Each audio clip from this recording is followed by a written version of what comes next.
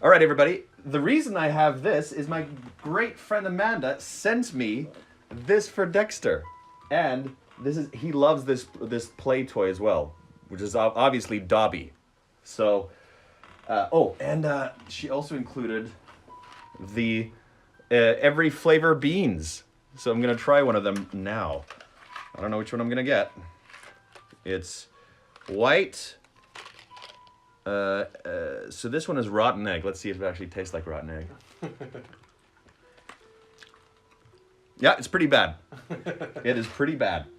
Okay, let's pick this up from where we left off. What was the last thing that happened here? Oh yeah, they just got to Hogwarts, and apparently something's going to be happening over this year. I don't know what, but everybody, the parents, the kids, there's some mysterious thing happening at Hogwarts. So we're starting from page 152 from this book. All right? Oh gosh, that was so bad. Okay. Chapter 12, The Triwizard Tournament. Through the gates, flanked with statues of winged boars, and up the sweeping drive the carriages trundled, great word, swaying dangerously in what was fast becoming a gale. Leaning against the window, Harry could see Hogwarts coming nearer, its many lighted windows blurred and shimmering behind the thick curtain of rain. Lightning flashed across the sky as their carriage came to a halt before the great oak front doors, which stood at the top of a flight of stone steps. People who had occupied the carriages in front were already hurrying up the stone steps into the castle. Harry, Ron, Hermione, and Neville jumped down from their carriage and dashed up the steps too, looking up only when they were safely inside the cavernous, torchlit entrance hall, with its magnificent marble staircase. "Blimey," said Ron, shaking his head and sending water everywhere. "If that keeps up, the lake's going to overflow. I'm sick." Ah! He's yelling at something. A large red water-filled balloon had dropped from out of the ceiling onto Ron's head and exploded. Drenched and spluttering, Ron staggered sideways into Harry, just as a second water bomb dropped, narrowly missing Hermione. It burst at Harry's feet, sending a wave of cold water over his trainers into his socks. People all around them shrieked and started pushing each other in their efforts to get out of the line of fire. Harry looked up and saw, floating 20 feet above them, Peeves the poltergeist. Yes! Got your cock! A little man in a bell-covered hat and orange bow tie, his wide, malicious face contorted with concentration as he took aim again. "Peeves!" yelled an angry voice. "Peeves, come down here at once!" Professor McGonagall, deputy headmistress and head of Gryffindor House, had come dashing out of the great hall. She skidded on the wet floor and grabbed Hermione around the neck to stop herself falling. Just like starts choking her as she's falling. "Ouch! Sorry, Miss Granger." "That's all right, Professor." "That's all right, Professor," Hermione gasped, massaging her throat. "Peeves, get down here now!" barked Professor McGonagall, straightening her pointed hat and glaring upwards through her square-rimmed spectacles. "Not doing nothing," cackled Peeves, lobbing a water bomb at several fifth-year girls. Oh, and he's out of here again. He just wants to peace out constantly. Where are you going? He's going underneath the table again. He's found a new spot that he likes. I don't know why. Sorry, everybody. You got a little look at him. Now he's just hiding under the table. Camera shy. Oh, and the wine is back. Okay. Lobbing a water bomb at several fifth-year girls who screamed and dived into the great hall. "Already wet, aren't they, little squirts? Whee!" And he aimed another bomb at a group of second-years who had just arrived. "I shall call the headmaster," shouted Professor McGonagall. I'm warning you, Peeves." Peeves stuck out his tongue, threw the last of his water bombs into the air, and zoomed off them up the marble staircase, cackling insanely. "Well, move along then," said Professor McGonagall sharply to the bedraggled crowd. "Into the great hall. Come on." Harry, Ron, and Hermione slipped and slid across the entrance hall and through the double doors on the right, Ron muttering furiously under his breath as he pushed his sopping hair off his face. The great hall looked its usual splendid self, decorated from the start of term feast. Golden plates and goblets gleamed. Golden plates and goblets gleamed. That's good. By the light of hundreds and hundreds of candles floating over the tables in midair. The 4 long house tables were packed with chattering students. At the top of the hall, Dexter, come here. No. The staff sat along one side of a 5th table, facing their pupils. It was much warmer in here. Harry, Ron, and Hermione walked past the Slytherins, the Ravenclaws, and the Hufflepuffs, and sat down with the rest of the Gryffindors at the far side of the hall, next to nearly headless Nick, the Gryffindor ghost. Pearly white and semi-transparent, Nick was dressed tonight in his usual doublet, with a particularly large ruff, which served the dual purpose of looking extra festive and ensuring that his head didn't wobble too much on his partially severed neck. Good evening, he said, beaming at them. Says who? Said Harry, taking off his trainers and emptying them of water. Hope they hurry up with the sorting. I'm starving. The sorting of the new students into houses took place at the start. Oh, I hope we get to hear the sorting hat. I hope we get to hear him. He's so constipated. But by an unlucky combination of circumstances, Harry hadn't been present at one since his own. He was quite looking forward to it. Just then, a highly excited, breathless voice called down the table. Who's this? Oh, Colin Creevey. Hiya, Harry! It was Colin Creevey, a 3rd year to whom Harry was something of a hero. Hi, Colin, said Harry wearily. Harry, guess what? Guess what, Harry? My brother's starting. My brother Dennis. Good, said Harry. He's really excited, said Colin, practically bouncing up and down in his seat. I just hope he's in Gryffindor. Keep your fingers crossed, eh, Harry? Yeah, all right, said Harry. He turned back to Hermione, Ron, and nearly headless Nick. Brothers and sisters usually go in the same houses, don't they? He said. He was judging by the Weasleys, all 7 of whom had been put into Gryffindor. Oh, no, not necessarily, said Hermione. Parvati Patil's twins in Ravenclaw, and they are identical. You'd think they'd be together, wouldn't you? Harry looked up at the staff table. There seemed to be rather more empty seats than usual. Hagrid, of course, was still fighting his way across the lake with the first years. Professor McGonagall was presumably supervising the drying of the entrance hall floor, but there was another empty chair too, and he couldn't think who else was missing. Where's the new Defense Against the Dark Arts teacher? Said Hermione, who was also looking up at the teachers. They had never yet had a defense against the dark arts teacher who had lasted more than 3 terms. Yeah. I'm curious who they're going to put in this year. Harry's favorite by far had been Professor Lupin, who had resigned last year. He looked up and down the staff table. There was definitely no new face there. Maybe they couldn't get anyone, said Hermione, looking anxious. Harry scanned the table more carefully. Tiny little Professor Flitwick, the charms teacher, was sitting on a large pile of cushions beside Professor Sprout, the herbology teacher, whose hat was askew over her flyaway gray hair. She was talking to Professor Sinistra. Oh, I forgot to show you this, actually. This is part of the gift as well. It's a time turner. It's pretty neat, huh? Now I got bling. Professor Sinistra's other side was the sallow-faced, hook-nosed, greasy-haired potions master, Snape. Sallow-faced. Hook-nosed, greasy hair. Just so gross. He's just sitting there melting slowly. Harry's least favorite person at Hogwarts. Harry's loathing of Snape was matched only by Snape's hatred of him. A hatred which had, if possible, intensified last year, when Harry had helped Sirius escape right under Snoop's overlarge nose. Snape and Sirius had been enemies since their own school days.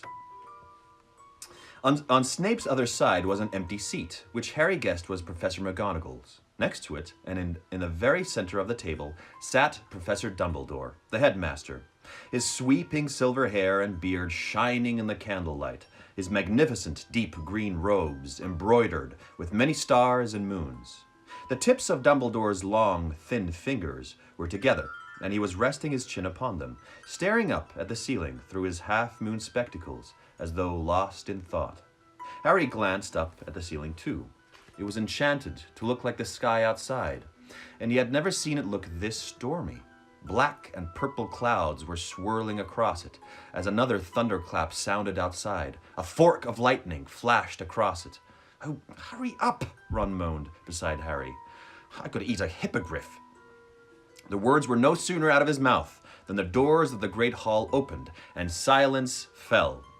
Professor McGonagall was leading a long line of first years up to the top of the hall.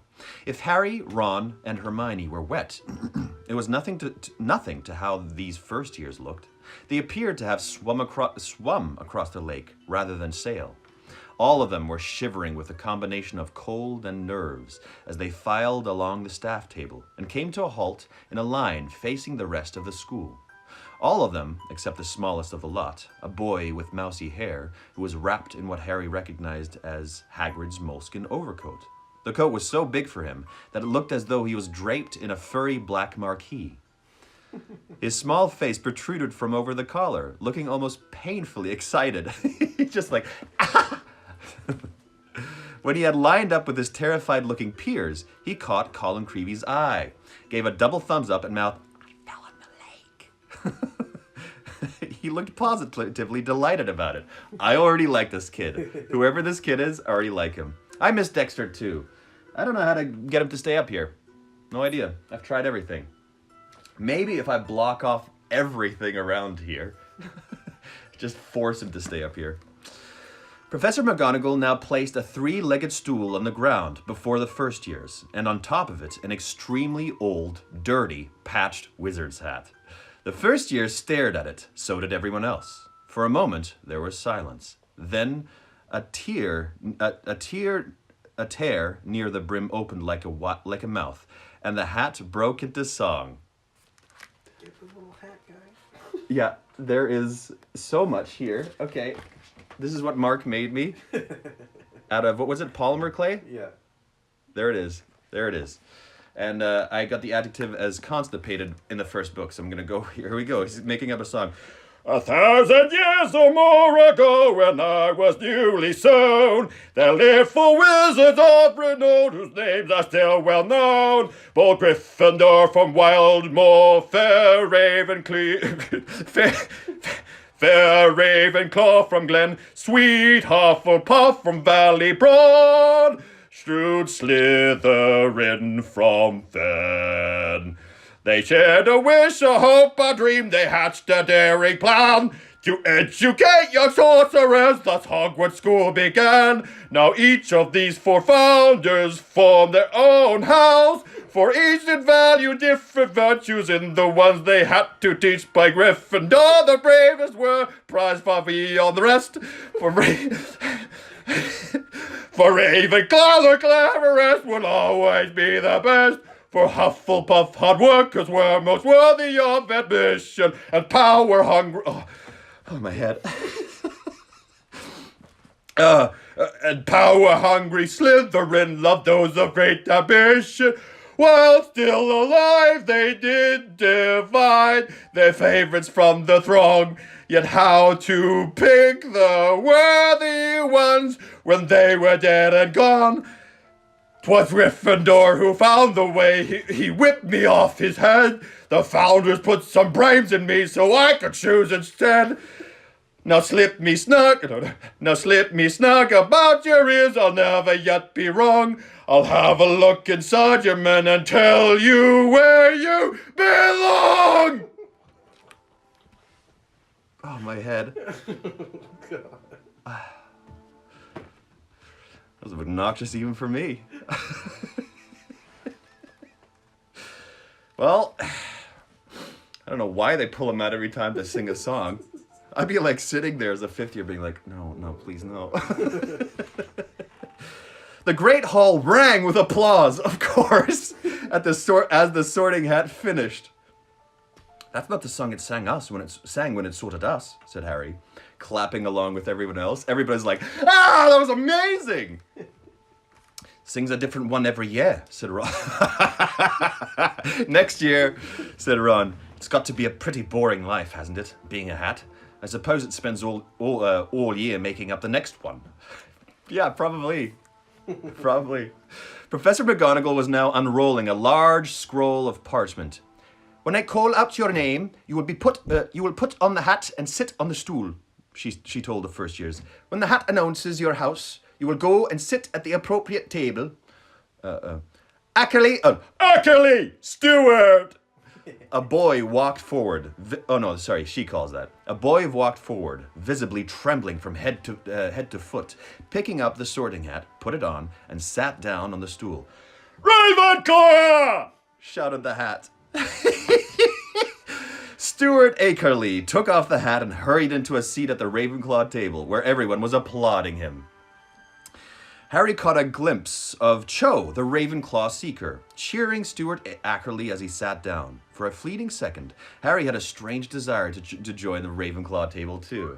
Oh. Badok, Malcolm, Slytherin!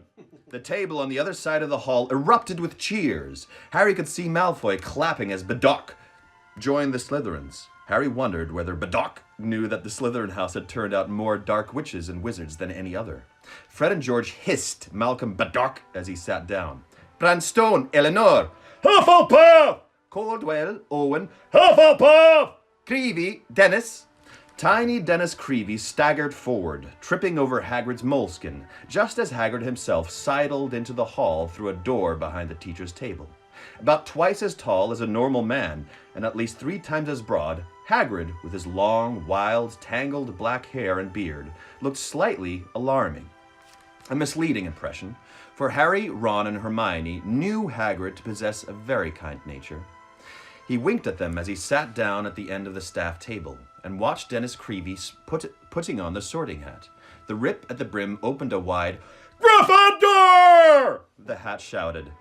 Hagrid clapped along with the Gryffindors as Dennis Creevy, beaming wildly, took off the hat, placed it back on the stool, and hurried over to join his brother. What's his voice? He seems really excited. He said something like this. "Colin, I fell in," he said shrilly, throwing himself into an empty seat. "It was brilliant." Let me know. And something in the water grabbed me and pushed me back in the boat. Cool, said Colin just as excitedly. "It was probably the giant squid, Dennis." "Wow," said Dennis, as though nobody in their wildest dreams could hope for more than being thrown into a storm-tossed, fathoms-deep lake and pushed out of it again by a giant sea monster.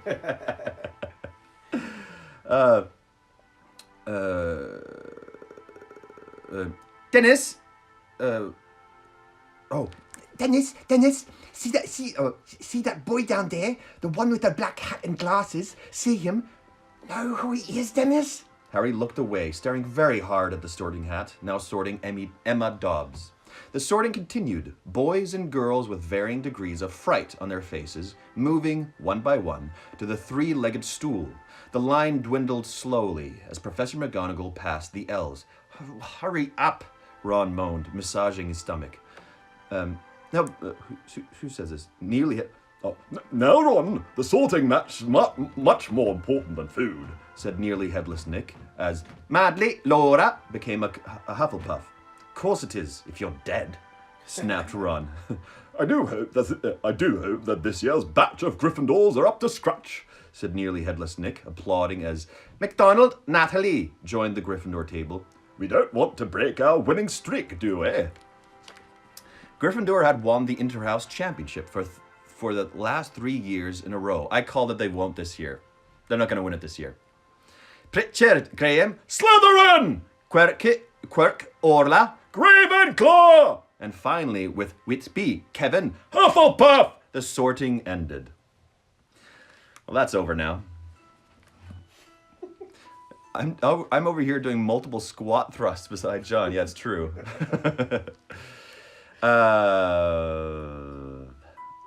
Professor McGonagall picked up the hat and the stool and carried them out. "About time," said Ron, seizing his knife and fork and looking expectantly at his golden plate.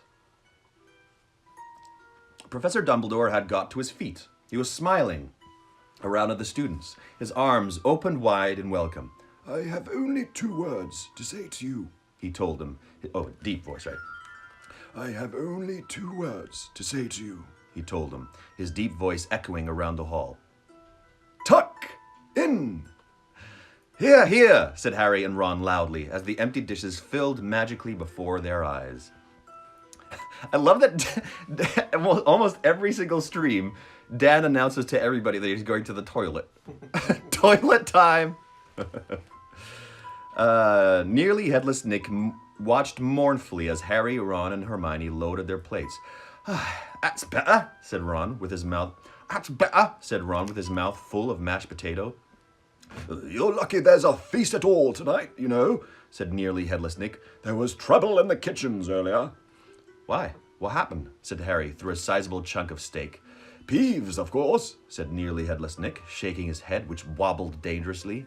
He pulled his ruff a little higher up on his neck. The usual argument, you know. He wanted to attend the feast. Well, it's quite out of the question, you know, what he's like. Utterly uncivilized. Can't see a plate of food without throwing it. We held a ghosts' council. The fat friar was all for giving him the chance. But most wisely, in my opinion, the Bloody Baron put his foot down.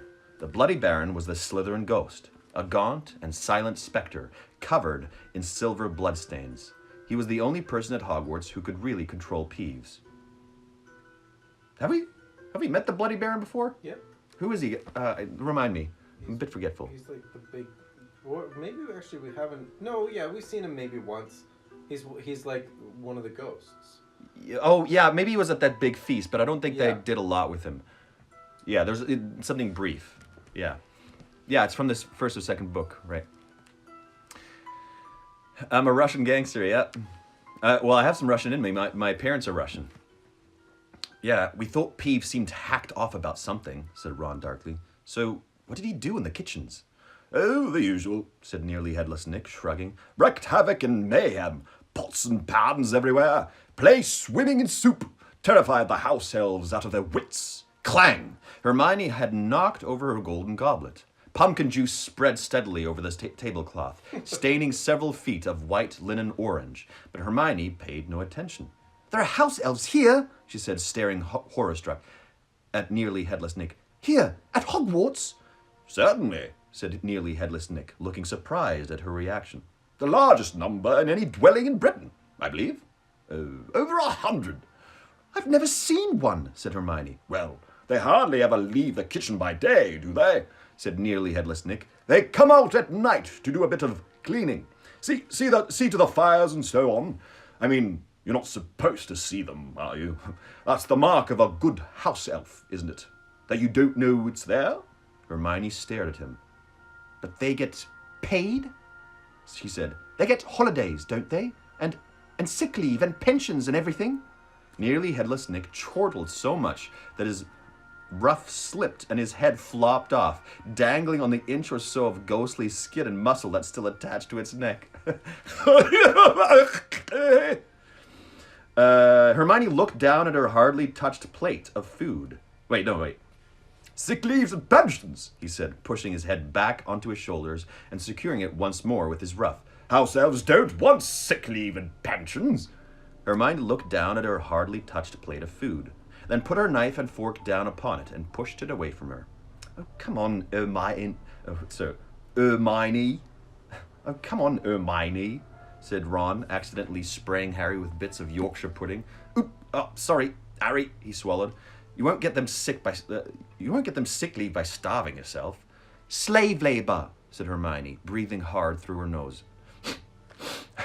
That's what made this dinner. Slave labor. And she refused to eat another bite. Got your conk. Oh, man. You haven't met him directly, but Harry imitated him to scare Peeves in the first book.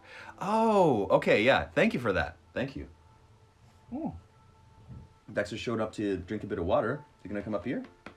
I don't know. Let him finish drinking. Hey, buddy, come here. Nope. Back he goes. The rain was still drumming heavily against the high, dark windows. Another clap of thunder shook the windows, and the stormy ceiling flashed, illuminating the golden plates as the remains of the first course vanished and were replaced instantly with puddings. Treacle tart, Hermione, said Ron, deliberately wafting its smell towards her. Spotted Dick, look! Huh? What? That's a dish. What is it? It's a kind of fish, isn't it? Spotted Dick? Yeah. It's the first I'm hearing of it. What? It's a dish. Well, I've never in my life heard of this dish. Oh, it's a pudding. It's a pudding. It's a pudding. Okay. Why would anybody call it that? It's like a custard. Why would anybody call it that? Because Dick is also a name, John. I understand that. I understand that. Chocolate gâteau. But Hermione gave him a look so reminiscent of Professor McGonagall that he gave up. She's going to turn into Professor McGonagall, pretty much. When the puddings, too, had been demolished, and the last crumbs had faded off the plates, leaving them sparkling clean, Albus Dumbledore got to his feet again. The buzz of chatter filling the hall ceased almost at once, so that only the howling wind and pounding rain could be heard. It's a dessert, like bread pudding, okay. So, said Dumbledore, smiling around at them all. Now that we are all fed and watered, said Hermione, I must once more ask for your attention, while I give out a few notices.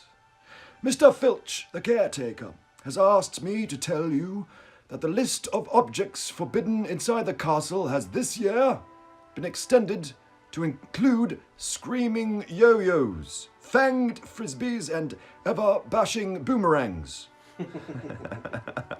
I want one of those. Whichever one, I want one of those. The full list comprises some 437 items, I believe, and can be viewed in Mr. Filch's office, if anybody would like to check it. Wow, how many? 437 items? How many items are there? The corners of Dumbledore's mouth twitched. He continued, As ever, I would like to remind you all that the forest in the grounds is out of bounds to students, as is the village of Hogsmeade to all below third year. It is also my painful duty to inform you that the Inter-House Quidditch Cup will not take place this year. What? Harry gasped. He looked around at Fred and George, his fellow members of the Quidditch team. They were mouthing soundlessly at Dumbledore, apparently too appalled to speak. Dumbledore continued, This is due to an event that will be starting in October and continuing throughout the school year, taking up much of the teachers' time and energy, but I am sure you will all enjoy it immensely. I have great pleasure in announcing that this year at Hogwarts... But at that moment, there was a deafening rumble of thunder, and the doors of the great hall banged open. A man stood in the doorway, leaning upon a long staff, shrouded in a black traveling cloak. Every head in the great hall swiveled towards the stranger, suddenly brightly illuminated by a fork of lightning that flashed across the ceiling.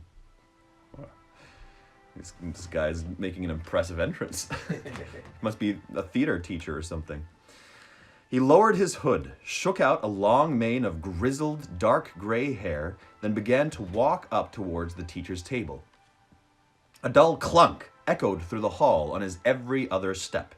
He reached the end of the top table, turned right, and limped heavily towards Dumbledore. Another flash of lightning across the ceiling. Hermione gasped. This guy is just being super intimidating right off the top. The lightning had thrown the man's face into sharp relief, and it was a face unlike any Harry had ever seen.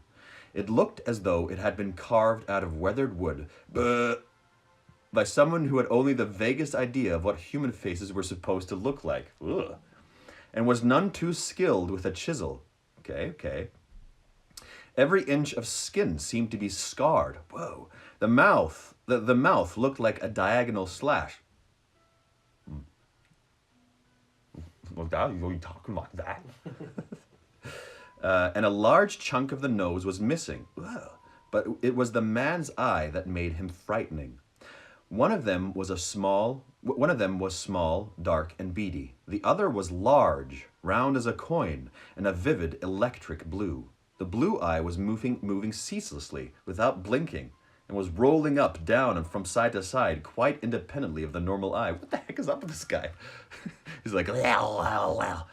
And then it rolled right over, pointing into the back of the man's head. If you feel there needs to be extra adjectives given to me than this description already, let me know. Without ruining anything about the character, please. But only if it's needed. So that all they could see was whiteness. The stranger reached Dumbledore. He stretched out a hand that was as badly scarred as his face, and Dumbledore shook it, muttering words Harry couldn't hear. He seemed to be making some enquiry of the stranger, who shook his head unsmilingly and replied in an undertone, mad-eye, moody, gruff voice. Intense, paranoid, growling type, okay. Like Quasimodo-ish, but he's like sarcastic and bitter. Gruff like a pirate. Okay, cool. One-eyed, scruffy, beat up, tough and rough. Deepish, gravelly voice. Pretty hard-boiled or gruff. Okay, great. Thank you. Dumbledore nodded and gestured the man to the empty seat on his right-hand side. The stranger sat down, shook his mane of dark gray hair out of his face, pulled a plate of sausages towards him, raised it to what was left of his nose, and sniffed it. He then took a small knife out of his pocket and speared the sausage on the end of it and began to eat. His normal eye was fixed upon the sausages, but the blue eye was still darting restlessly around in its socket, taking in the hall and the students. "May I introduce our new defense against the dark arts teacher?" Of course, said Dumbledore brightly into the silence. "Professor Moody." Moody. Okay, that says something too. It was usual for new staff members to be greeted with applause. Super paranoid aware. But none of the staff or students clapped except Dumbledore and Hagrid. Both put their hands together and applauded, but the sound echoed dismally into the silence and then stopped fairly quickly. Everyone else seemed too transfixed by Moody's bizarre appearance to do more than stare at him. "Moody?" Harry muttered to Ron. "Mad-Eye Moody? The one your dad went to help this morning?" "Must be," said Ron in a low, awed voice. "What happened to him?" Hermione whispered. "What happened to his face?" "Dunno," Ron whispered back, watching Moody with fascination. Moody seemed totally indifferent to his less than warm welcome. Ignoring the jug of pumpkin juice in front of him, he reached again into his traveling cloak, pulled out a hip flask. Cheers, Moody. And took a long draught from it. As he lifted his arm to drink, his cloak was pulled a few inches from the ground, and Harry saw below the table several inches of carved wooden leg, ending in a clawed foot. He's a total pirate! She was like, "I want to write a pirate, but I can't make this pirate theme," so she created a pirate and put him in. That's awesome. Okay, I think I get what he's like.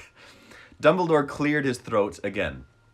"As I was saying," he said, smiling at the sea of students before him, all of whom were still gazing transfixed at Mad-Eye Moody. "We are to have the honor of hosting a very exciting event over the coming months, an event which has not been held for over a century. It is my very great pleasure to inform you that the Triwizard Tournament will be taking place at Hogwarts this year." "You're joking," said Fred Weasley loudly. The tension that had filled the hall ever since Moody's arrival suddenly broke. Nearly everyone laughed, and Dumbledore chuckled appreciatively. "I am not joking, Mr. Weasley," he said. "Though, now you mention it, I did hear an excellent one over the summer about a troll, a hag, and a leprechaun who had all gone into a bar."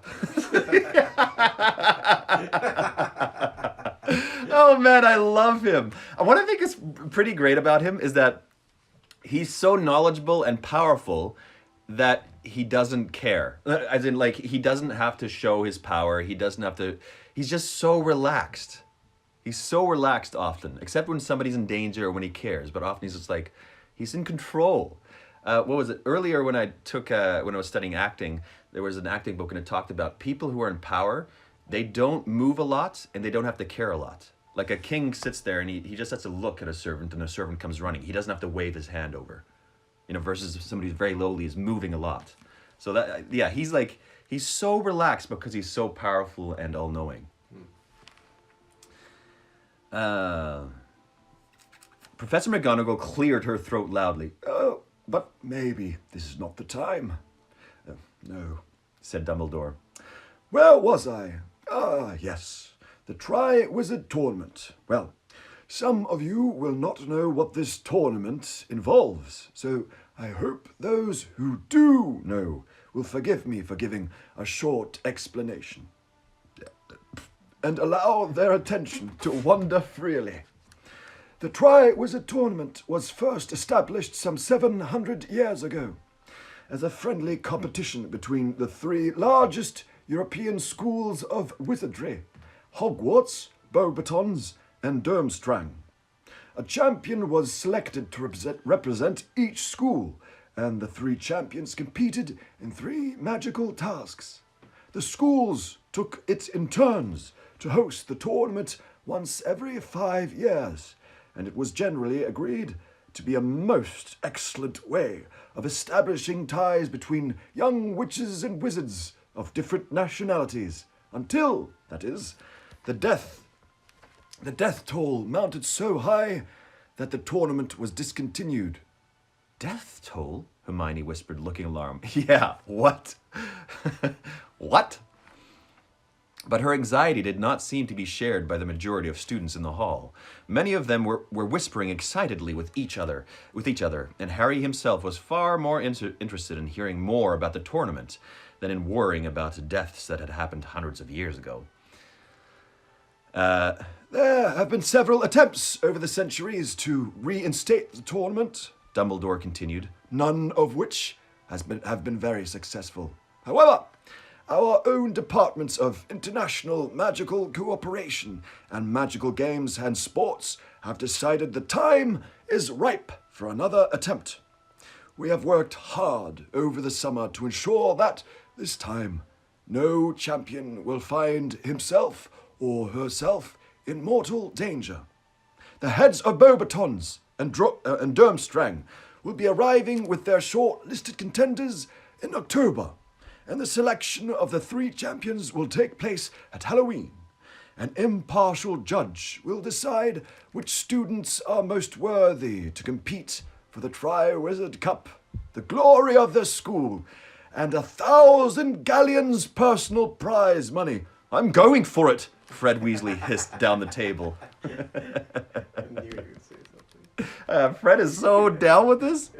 So how I'm kind of trying to differentiate Fred and George. Actually, Fred is a bit more like Fred is a bit more like this, and Fred is a bit more forward.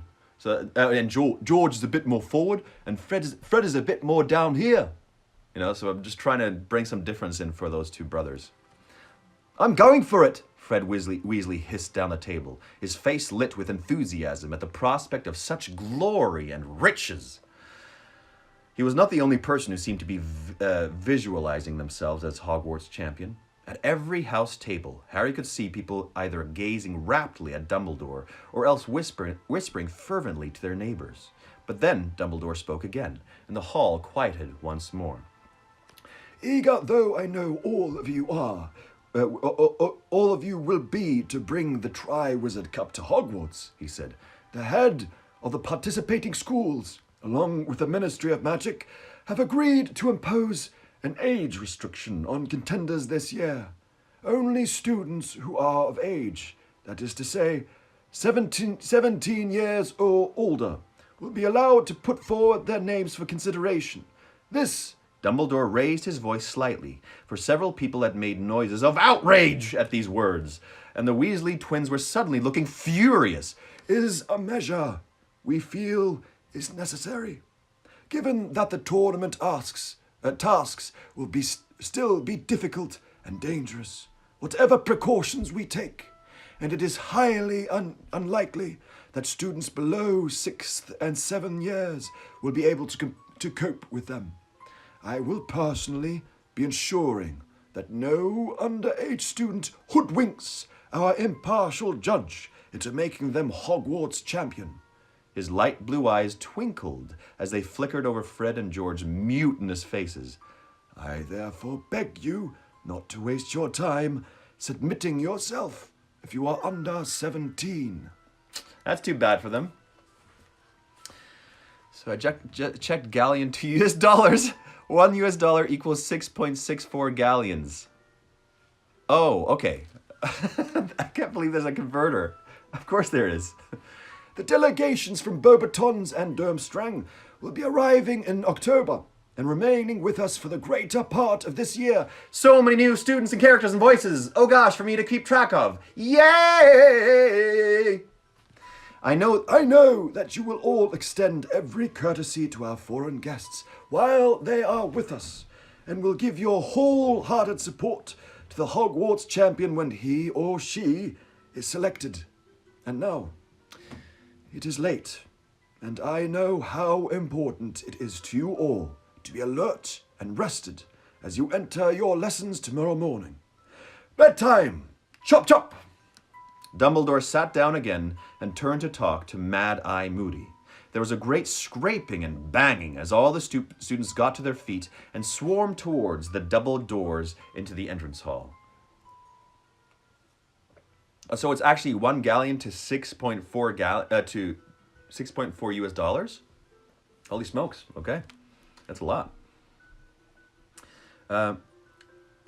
They can't do that, said George Weasley, who had not joined the crowd moving towards the door, but was standing up and glaring at Dumbledore. We're 17 in April. Why can't we have a shot? They're not stopping me entering, said Fred stubbornly, also scowling at the top table. The champions'll get to do all sorts of stuff you'd never be allowed to do normally. And 1,000 galleons prize money. Yeah, said Ron, a faraway look in his face. Yeah, 1,000 galleons. Come on, said Hermione. We'll be the only ones left here if we don't move. Harry, Ron, Hermione, Fred and George set off for the entrance hall. Fred and George debating the ways in which Dumbledore might stop those who were under 17 entering the tournament. You do nail Dumbledore's voice. Thank you very much, Carla. Appreciate that. Who's this impartial judge who's going to decide who the champions are? Said Harry. Dunno, said Fred, but it's them we'll have to fool. I reckon a couple of drops of aging potion might do it, George. Dumbledore knows you're not of age, though, said Ron. Yeah, but he's not the one who decides who the champion is he? Said Fred shrewdly. Sounds to me like once this judge knows who wants to enter, he'll choose the best from each school, and never mind how old they are. Dumbledore's trying to stop us giving our names. People have died, though, said Hermione in a worried voice, as they walked through a door concealed behind a tapestry and started up another, narrower staircase. Yeah, said George Fred airily, but that was years ago, wasn't it? Anyway, where's the fun without a bit of risk? Hey, Ron, what if we find out how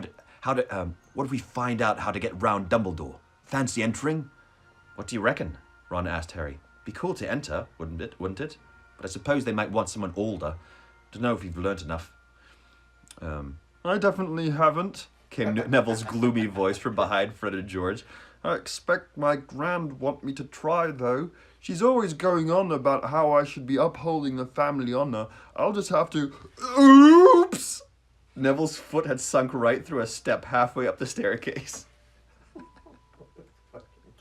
This character. There were many of these trick stairs at Hogwarts. It was second nature to most of the older students to jump this particular step, but Neville's memory was notoriously poor. Harry and Ron seized him under the armpits and pulled him out, while a suit of armor at the top of the stairs creaked and clanked, laughing wheezily. There's this suits of armor just laughing. And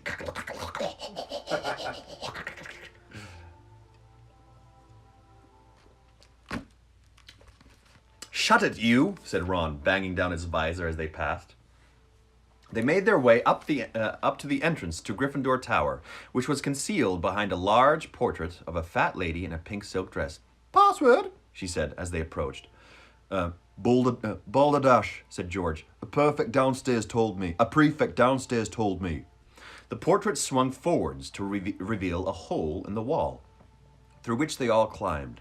A crackling fire was warming the circular common room, which was full of squashy armchairs and tables. Hermione cast the merrily dancing flames a dark look, and Harry distinctly heard her mutter, "Slave labor," before bidding them good night, and disappearing through the doorway to the girls' dormitory. She's like so passionate about this cause. She's awesome. I love her. Harry, Ron, and Neville climbed up the last spiral staircase until they reached their own dormitory, which was situated at the top of the tower. I think she's my favorite out of the three. She's my favorite character out of the three right now. 5 four-poster beds with deep crimson hangings stood against the walls, each with its owner's trunk at the foot. Dean and Seamus were already getting into bed. Seamus had pinned his Ireland rosettes to his headboard, and Dean had tacked up a poster of Victor Crumb over his bedside table. His old poster of West Ham football team was pinned right next to it. Mental, Ron sighed, shaking his head at the completely stationary soccer players. Fun accents. Oh, foreign students, right. Cool. Hey, you're my favorite too. AMAC Design, it's my ex-roommate from, oh gosh, I think it's like almost 10 years ago or something like that. Whoa. That's crazy. Yeah, miss you, dude. Harry, Ron, and Neville got into their pajamas and into bed. Someone, a house elf no doubt, had placed warming pans between the sheets. It was extremely comfortable, lying there in bed and listening to the storm raging outside. That's one of the best feelings. If you're warm and comfy in bed and it's good to hear the raining noise, that's the best. I might go in for it, you know, Ron said sleepily through the darkness. If Fred and George find out how to, the tournament, you never know, do you? Suppose not. Harry rolled over in bed, a series of dazzling new pictures forming in his mind's eye. He had hoodwinked the impartial judge into believing he was 17.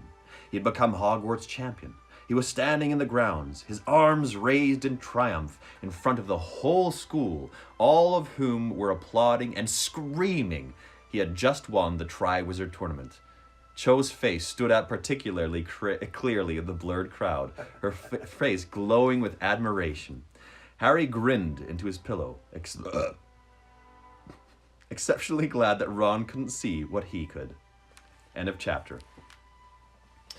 So, I like this. This is good because Rowling has now changed up the format. It's not going to be another... Well, maybe there's going to be Quidditch. I don't know. But at least it's not going back to... And then they have another Quidditch method. Another crazy thing happens. She's good. She keeps on changing things up. She sets up routines, sets up your expectations, and then you get into her... she breaks that routine and breaks that expectation. That's my exact situation right now. I'm jealous, Amanda. And also... Harry's a little fame crazy. He's already got so much fame throughout the last 3 books, and he's still like, I want more. A little power hungry. Ooh, maybe that's some hints. Maybe that's some hints of what he's gonna have to struggle with in the future. About this desire to be liked by everybody and in power in a way. Maybe. That'd be interesting. Announced no Quidditch this year. No Quidditch, okay. Well, that's probably why she put a whole bunch of Quidditch in the beginning. She was like, okay, for everybody who loves Quidditch, I'm going to get this out of the way, get all these people who love Quidditch, give them what they want, and then get into the story I want to. Chapter 13, and I am going to end at an hour today. Mad Eye Moody. The storm had blown itself out by the following morning, though the ceiling in the great hall was still gloomy. Heavy clouds of pewter gray swirled overhead as Harry, Ron, and Hermione examined their new timetables at breakfast. A few seats along, Fred, George, and Lee Jordan were discussing magical methods of aging themselves and bluffing their way into the Triwizard Tournament. Today's not bad. Outside all morning, said Ron, who was running his finger down the Monday column of his timetable. Herbology with the Hufflepuffs and care of magical creatures. Damn it, still with the Slytherins. Double divination this afternoon, Harry groaned, looking down. Divination was his least favorite subject, apart from potions. Professor Trelawney kept predicting Harry's death, which he found extremely annoying. You will die today! You should have given it up like me. You should have given it up like me, shouldn't you? Said Hermione briskly, buttering herself some toast. Then you'd be doing something sensible like arithmancy. You're eating again, I notice, said Ron, watching Hermione add liberal amounts of jam to her buttered toast. I've decided there are better ways of making a stand about elf rights, said Hermione haughtily. Yeah?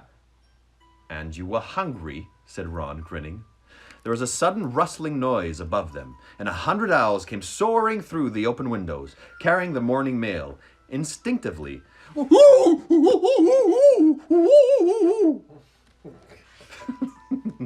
Harry looked up, but there was no sign of white among the mass of brown and gray.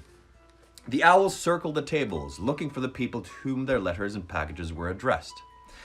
A large, tawny owl soared down to Neville Longbottom. Do voices for all 100. I did voices for like 3, maybe. A large, tawny owl soared down to Neville Longbottom and deposited a parcel in his lap. What's it going to be this time? Neville almost always forgot to pack something. On the other side of the hall, Draco Malfoy's eagle owl had landed on his shoulder, carrying what looked like his usual supply of sweets and cakes from home. Hi, buddy. Hi. Just getting some water? Oh well. Trying to ignore the sinking feeling of disappointment in his stomach, Harry returned to his porridge. Was it possible that something had happened to Hedwig, and that Siri hadn't got his letter? Dexter, come here. Come here, buddy. Come here. Come here, buddy. Come on. Come on. Yeah, there you are. 1 second. He's gonna be here for the last little couple minutes. Look at his little suit. Trying to ignore the sinking feeling of disappointment in his stomach, Harry returned to his porridge. Was it possible that something had happened to Hedwig, and that Sirius hadn't even got his letter? His preoccupation lasted all the way across the sodden vegetable path until they arrived in Greenhouse 3. But here he was distracted by Professor Sprout showing the class the ugliest plants Harry had ever seen. Something worse than mud babies? Indeed, they looked less like plants than thick black giant slugs protruding vertically out of the soil. There he goes. Each was squirming slightly and had a number of large, shiny swellings upon it, which appeared to be full of liquid. Ugh. Bobotubers, Professor Sprout told him briskly. They need squeezing. They will collect the pus. The what? said Seamus Finnegan, sounding revolted. Pus, Finnegan. Pus, said Professor Sprout.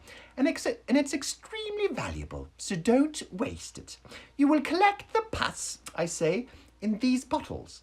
Wear your dragon hide gloves. It can do funny things to the skin when undiluted Botuber pus. Squeezing the Bobotubers was disgusting, but oddly satisfying. I feel like every single book or year when they go to Mrs. Sprout's class, she's gonna have something new, equally gross or grosser than last time. First it's mud babies, now it's pus slugs.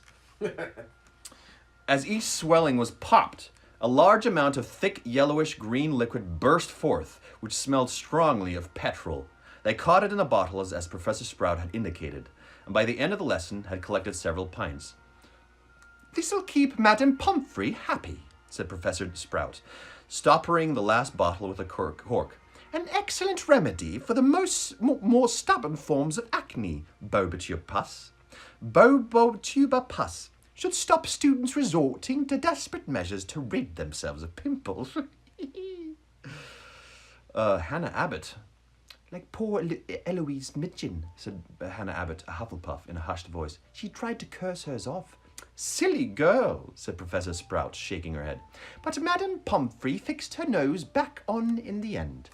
And that's where I'll end. Okay, that was fun. That Sorting Hat song was kind of crazy. Okay, before I answer questions and talk more, please go follow my brother, Mike Voth, 1984, for some cool art. Mark at yoc.creations. Go to the link in my bio for my Patreon and help out if you'd like to. I greatly appreciate it. And to catch up on any other of the YouTube links or the readings that you missed out on. Okay, so what kind of questions have we got for today? Would you ever try spotted dick? Of course, it's a fish. It's not fish. What is it? It's a bread pudding. Oh, okay. Yes, I would try it. Any predictions or expectations for the tournament? Yeah, okay, so yeah, because it's, well, I expect it has to do with what they're learning in school. So they have to like transform something to something else. They have to apparate or disapparate to various certain locations, and probably some surprises. Oh well, actually, they can die. So there's probably going to be certain monsters or creatures that they have to fight. Oh, it's probably like a gladiator tournament. I bet it's like that. That's what I think. It might be too soon, but what do you feel about Moody? Are you excited to read more of him? Oh yeah, for sure. Pirates? I'm down with pirates at any point. The moment he stumbled in, I was like, this guy is cool, badass, and intimidating. And I'm down with him. What do you think of Wes Tank's Dr. Seuss readings to Dr. Dre songs? They're awesome. So go on YouTube and type in Wes Tank. This dude is rapping to Dr. Dre instrumentals and using the books of Dr. Seuss. It's so good. He's really like talented guy. Where's Dexter today? The last couple of readings, he keeps on going underneath the table. I think maybe because, actually, what I think, it's getting hotter. And I think it just feels cooler, more comfortable down there. And there's also lights shining on him here, so that could be what's happening. How old is John Voth? Hope not a weird question, just simply curious. No, not a weird question at all. I'm 22, and I just finished. I just graduated university, and I can't wait to get out into the bright world. Yeah. I'm 32 or 33. I don't know. I genuinely don't know how old I am. Which Hogwarts class would you most want to take? Dark arts. For sure. I would dig getting the dark arts. Will you do some Harry Potter themed improv when the pandemic ends? Sure, why not? I'd be down with that. Where did you get all the Harry Potter treats today? My friend Amanda, I know her from university, my good friend Amanda sent me them. They arrived today in the mail. It's awesome. And one last question, we got 1 minute left. Would you rather take herbology or divination? What is divination? Oh, divination is with Trelawney, right? Herbology seems so boring. Divination for sure. Today, somebody who listens almost every single day, it's Crocodile's birthday. So happy birthday! You're welcome. Okay, and where did we end off? We ended off. Let me see. What just happened? We're in chapter 13 of Mad Eye Moody. Right. They told that this Triwizard Tournament was happening, and that this new teacher of the dark arts, Mad Eye Moody, popped in, and I like him already. He's a pretty sweet teacher. So and check it out. Dexter's got a little wizard costume. So that's where we're at. Okay. Chapter 13, Mad Eye Moody. And I'm not going to be... Buddy, stay here. No! I don't know what's going on. I played Eiffel 64, Move Your Body.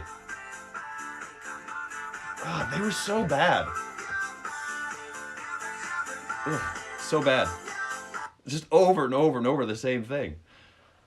Not unlike this live stream. And then they kissed. Oh, it's funny. It's funny by the 30th time, John. Oh, you want to come back up? Here, come here. Come here, buddy. Okay, 1 second. Getting Dexter set up, and then we'll start. Okay. There we go. There we go. He wanted up, now he wants down. I don't know what's up with him. Okay, here we go. I like how they rhyme body with body. Okay, chapter 13. Mad Eye Moody.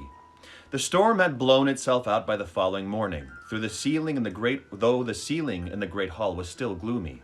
Heavy clouds of pewter gray swirled overhead as Harry, Ron, and Hermione examined their new timetables at breakfast. A few seats along, Fred, George, and Lee Jordan were discussing magical methods of aging themselves and bluffing their way into the Triwizard Tournament. Oh, actually, I think we might have done this page. Sorry, yeah. Skipping on to the next page. Harry is preoccupied. His preoccupation lasted all the way across the sodden vegetable path until they arrived in Greenhouse 3. Right, okay, so that... Yeah, sorry. where we were just at, they were in Professor Sprout's class, and they were pulling the pus off of little slugs, basically. Those are the new creatures they're dealing with. Okay. A booming bell echoed from the castle across the wet grounds, signaling the end of the lesson. And the class separated, the Hufflepuffs climbing the stone steps for Transfiguration, and the Gryffindors heading in the other direction, down the sloping lawn towards Hagrid's small wooden cabin. I wonder what that is, Mark. Which stood on the edge of the Forbidden Forest. Hagrid was standing outside his hut. Yay, Hagrid! One hand on the collar of his enormous black boarhound, Fang. There were several open wooden crates on the ground at his feet, and Fang was whimpering and straining at his collar, apparently keen to investigate the contents more closely. As they drew nearer, an odd rattling noise reached their ears, punctuated by what sounded like minor explosions. Come again? Oh, no, wait, sorry.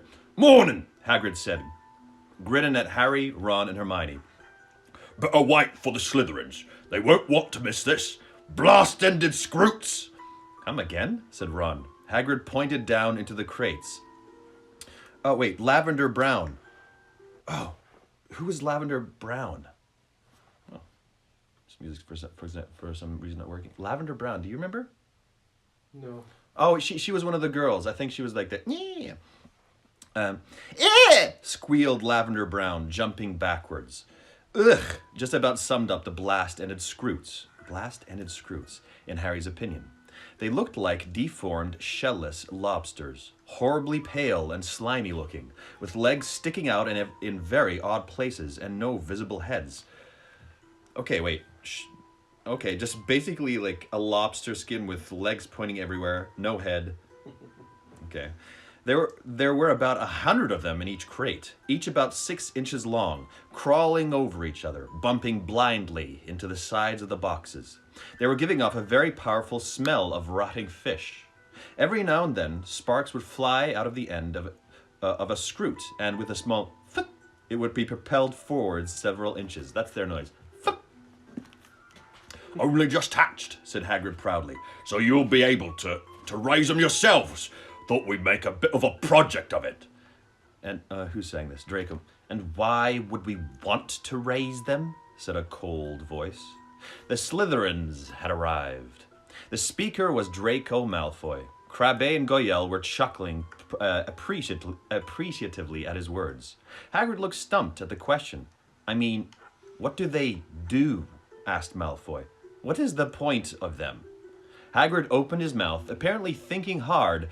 There was a few seconds pause. Then he said roughly, That's next lesson, Malfoy. You're just feeding them today. Now, you'll want to try them on a few different things. I've never had them before. Not sure what they'll go for. I got an ants in frog livers and a bit of grass snake. Just try them up with a bit of each. First pus, now this, muttered Seamus. Nothing but deep affection for Hagrid could have made Harry, Ron, and Hermione pick up squelchy handfuls of frog liver and lower them into the crates to tempt the blast-ended scroots. Harry couldn't suppress the suspicion that the whole thing was entirely pointless, because the scroots didn't seem to have mouths. Ouch! Yelled Dean Thomas after about 10 minutes. It got me! That's his voice from now on. Just really complainy. Hagrid hurried over to him, looking anxious. Its end exploded, said Dean angrily, showing Hagrid a burn on his hand.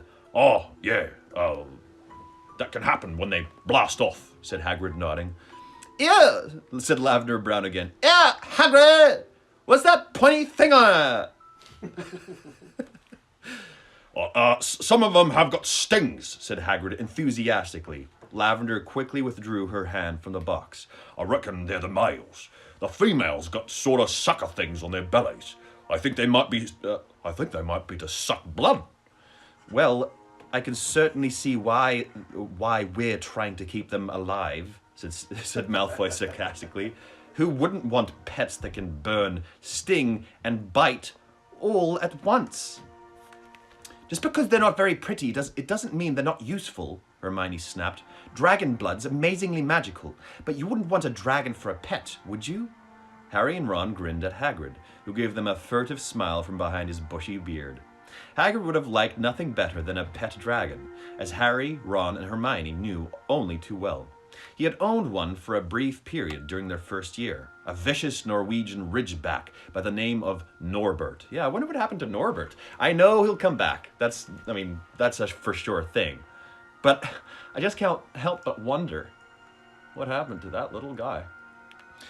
Hagrid simply loved monstrous creatures. The more lethal, the better. Well, at least the Scroots are small, said Ron, as they made their way back up the castle for lunch an hour later. They are now, said Hermione in an exasperated voice, but once Hagrid's found out what they eat, I expect they'll be 6 feet long. Well, that won't matter if they turn out to cure seasickness or something, will it? Said Ron, grinning slyly at her. You know perfectly well I only said that to shut Malfoy up, said Hermione. As a matter of fact, I think he's right. The best thing to do would be to stamp on the lot of them before they start attacking us all. They sat down at the Gryffindor table and helped themselves to lamb chops and potatoes. Hermione began to eat so fast that Harry and Ron stared at her. Is this the new stand on elf rights? said Ron. You're going to make yourself puke instead? No, said Hermione, with as much dignity as she could muster with her mouth bulging with sprouts. I just want to get to the library. What? Said Ron in disbelief. Hermione, it's the first day back. We haven't even got homework yet. Hermione shrugged and continued to shovel down her food as though she had not eaten for days. Then she leapt to her feet and said, See you at dinner, and departed at high speed. When the bell rang to signal the start of afternoon lessons, Harry and Ron set off. Wait, I just gotta flex a little bit. There we go. You know, that's my secret. Every 10 minutes or so, flex every single muscle in your body. It builds up strength throughout the day. So every 10 minutes. There we go. Just actually looks like I'm taking a poop. Yeah. When the bell rang to signal the start of afternoon lessons, Harry and Ron set off for the North Tower, where, at the top of the tightly spiraling staircase, a silver stepladder led to a circular trapdoor in the ceiling. And the room where Professor Trelawney lived. The familiar sweet perfume emanating from the fire met their nostrils as they emerged at the top of the stepladder. As ever, the curtains were all closed. The circular room was bathed in a dim reddish light cast by the many lamps, which were all draped with scarves and shawls. Harry and Ron walked through the mass of occupied chintz chairs and poufs that cluttered the room, and sat down at the same small circular table. Good day, said the misty voice of Professor Trelawney right behind Harry, making him jump. Oh, I forgot my glasses. They got to go on, too.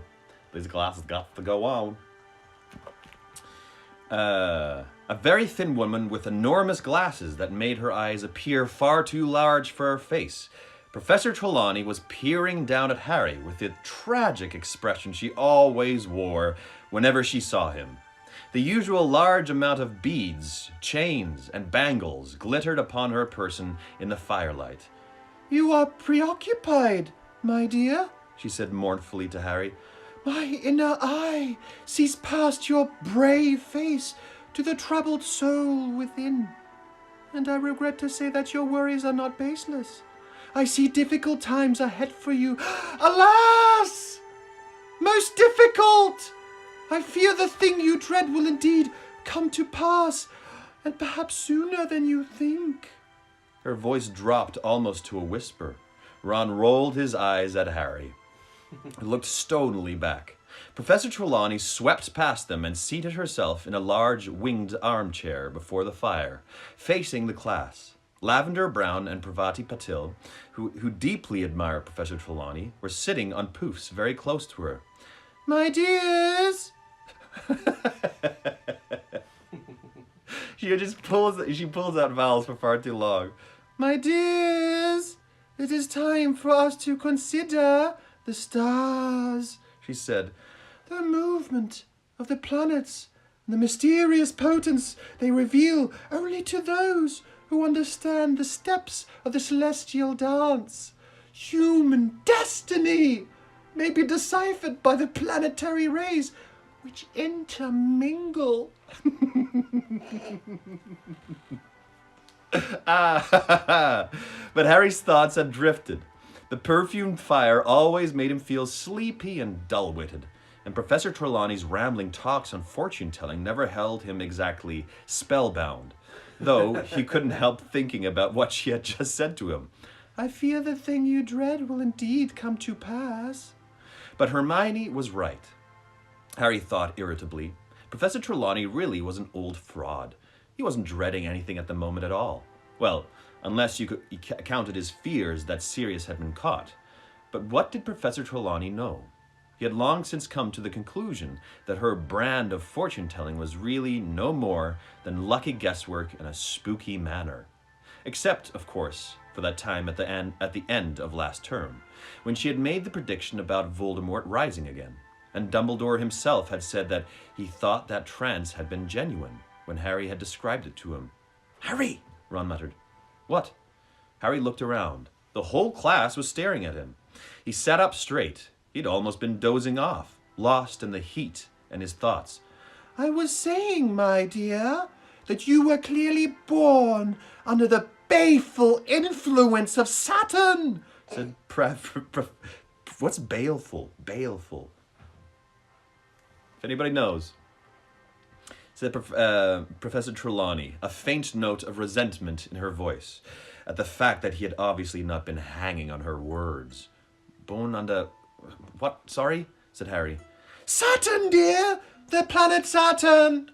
Said Professor Trelawney, sounding definitely irritated that he wasn't riveted by this news. I was saying that...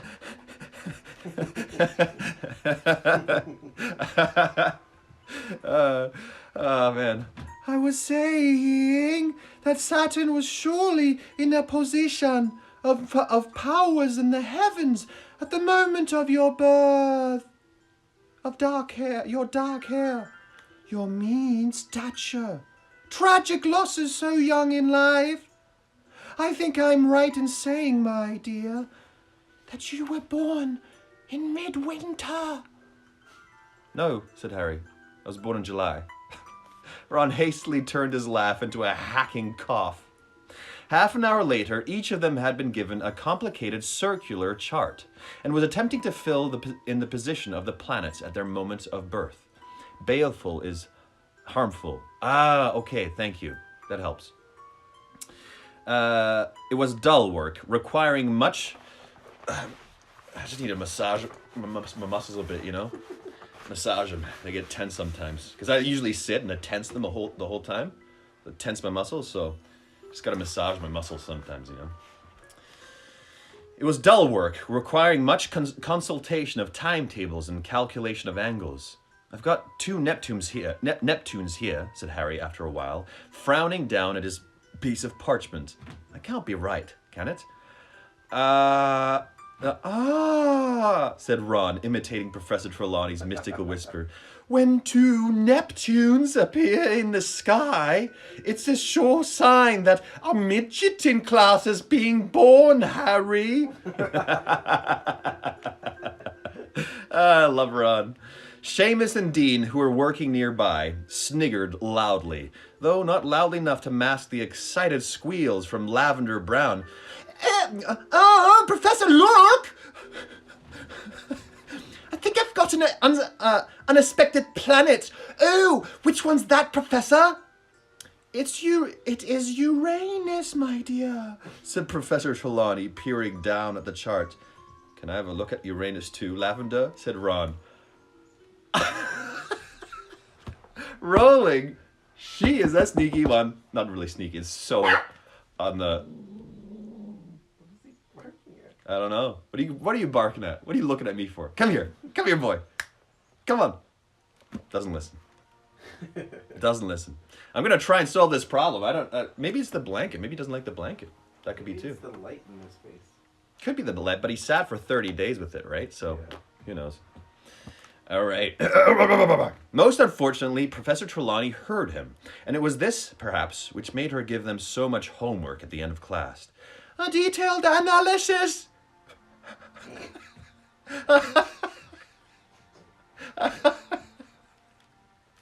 She just never learned how to speak properly, or what words to enunciate over others.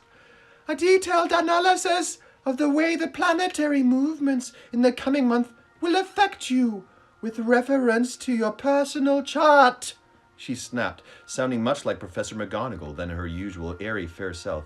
I want it ready to hand in next Monday, and no excuses!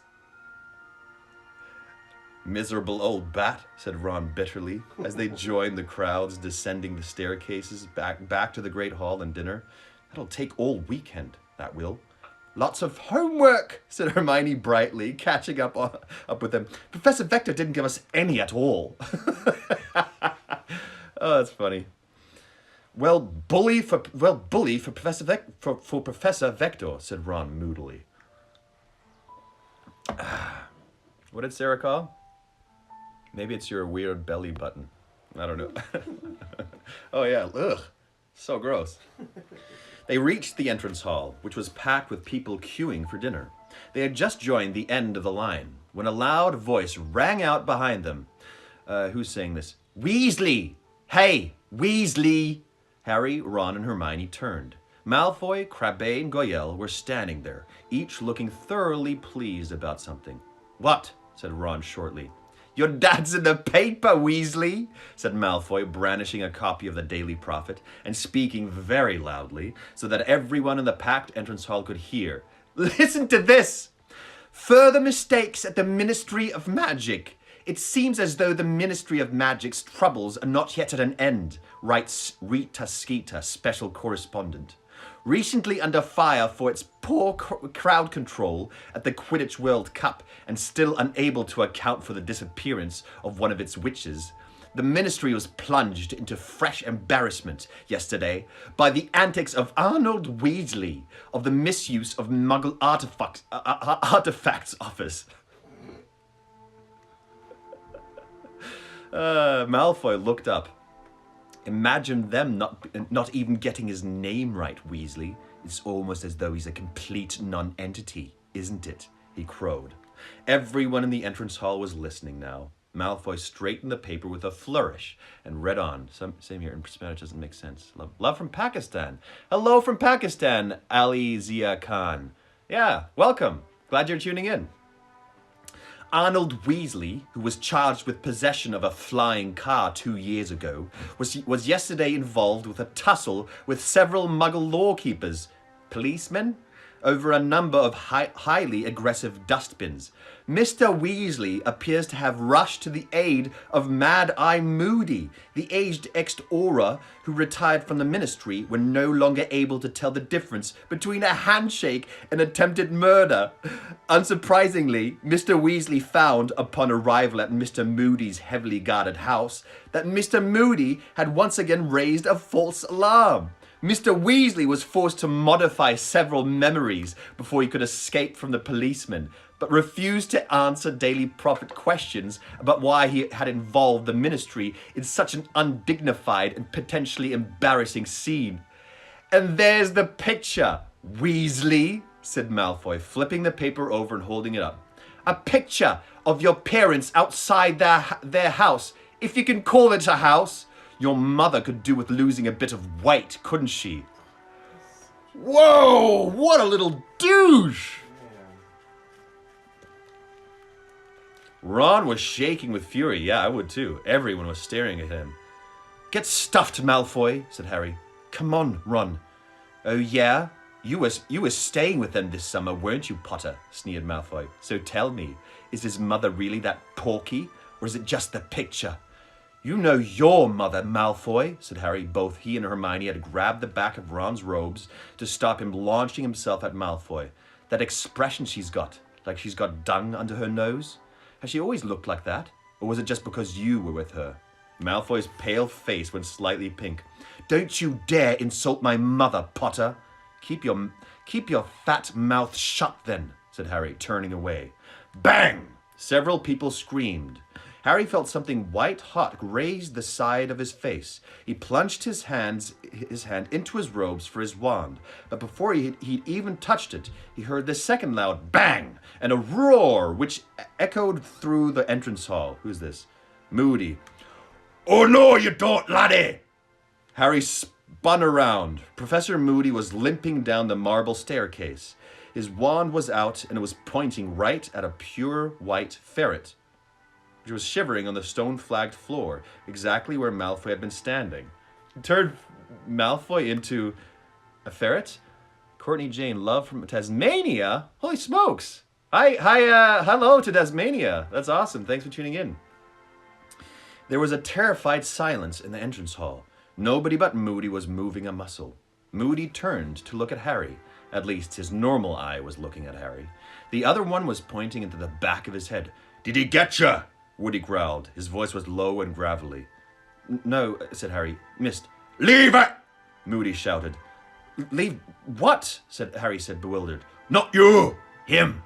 Moody growled, jerking his thumb over his shoulder at Crabbe, who had just frozen, about to pick up the white ferret. It seemed that Moody's rolling eye was magical and could see at the back of his head. What? Oh, what a freak. That's awesome.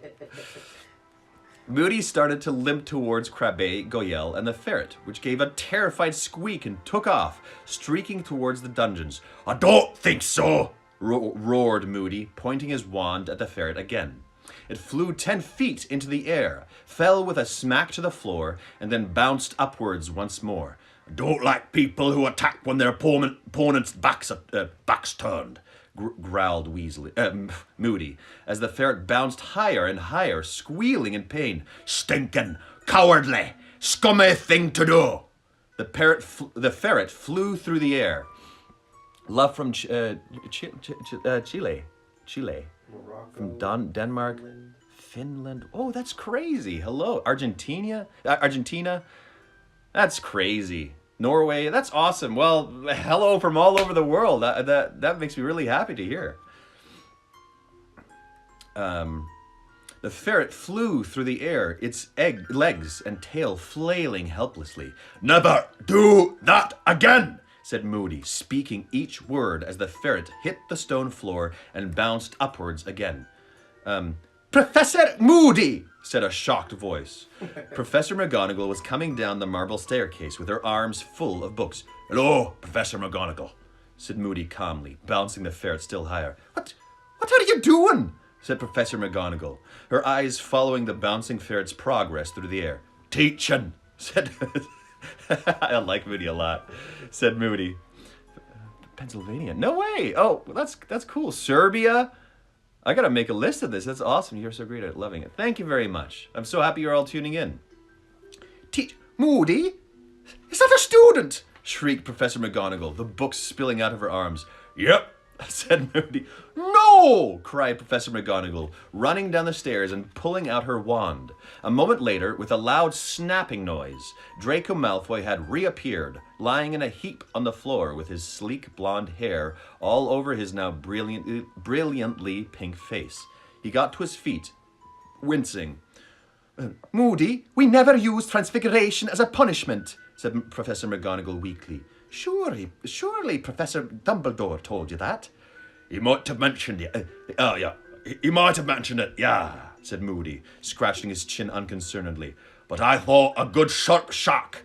We give detentions, Moody, or speak to the offender's head of house. I'll do that then, said Moody, staring at Malfoy with great dislike.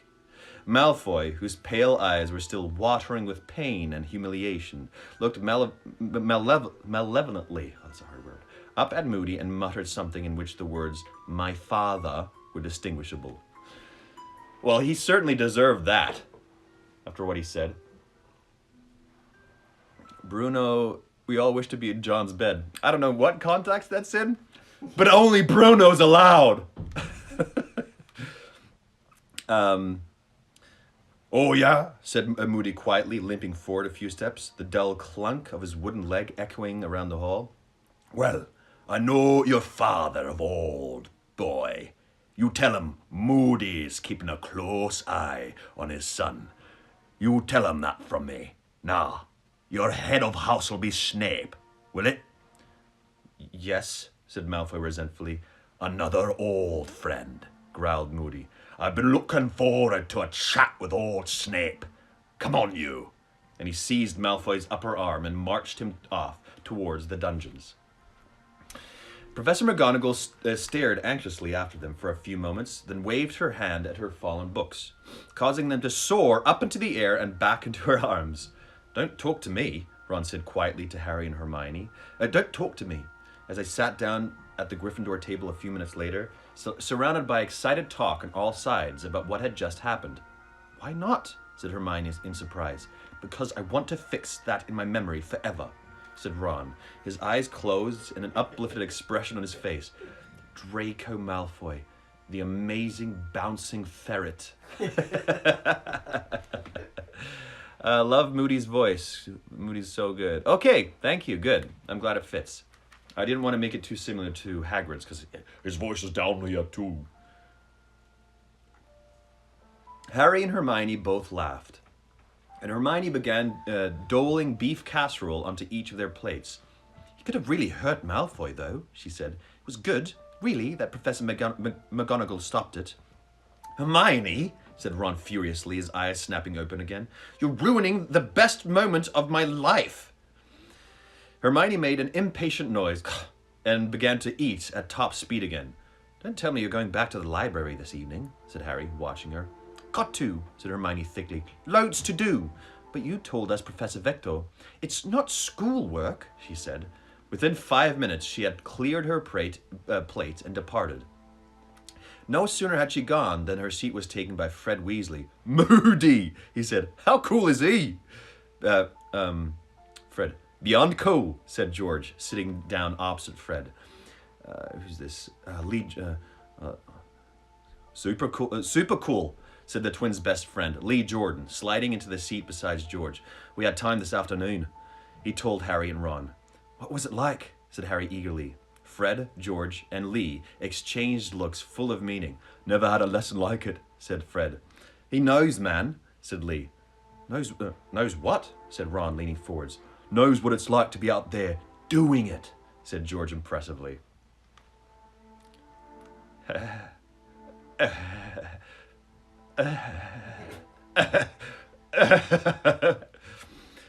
Doing what? Said Harry. Intercourse, said Fred.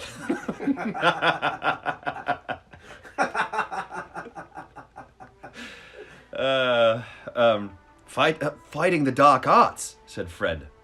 He's seen it all, said George. Amazing, said Lee. Ron dived into his bag for his timetable. We haven't got time till Thursday, he said in a disappointed voice. End of chapter. What's one of your... A question for you now. What's one of your most embarrassing high school memories? Most embarrassing high school memories. That'll be fun to read later on. Chapter 14. The Unforgivable Curses!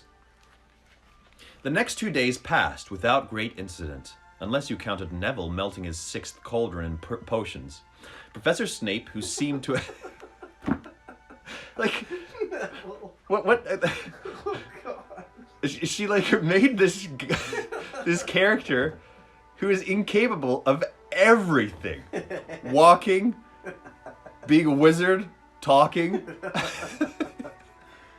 He's just something that everybody takes pity on. Is like, we gotta help him out. He just he's like a fresh-born puppy that just cannot function all his life. It's like, help me, please.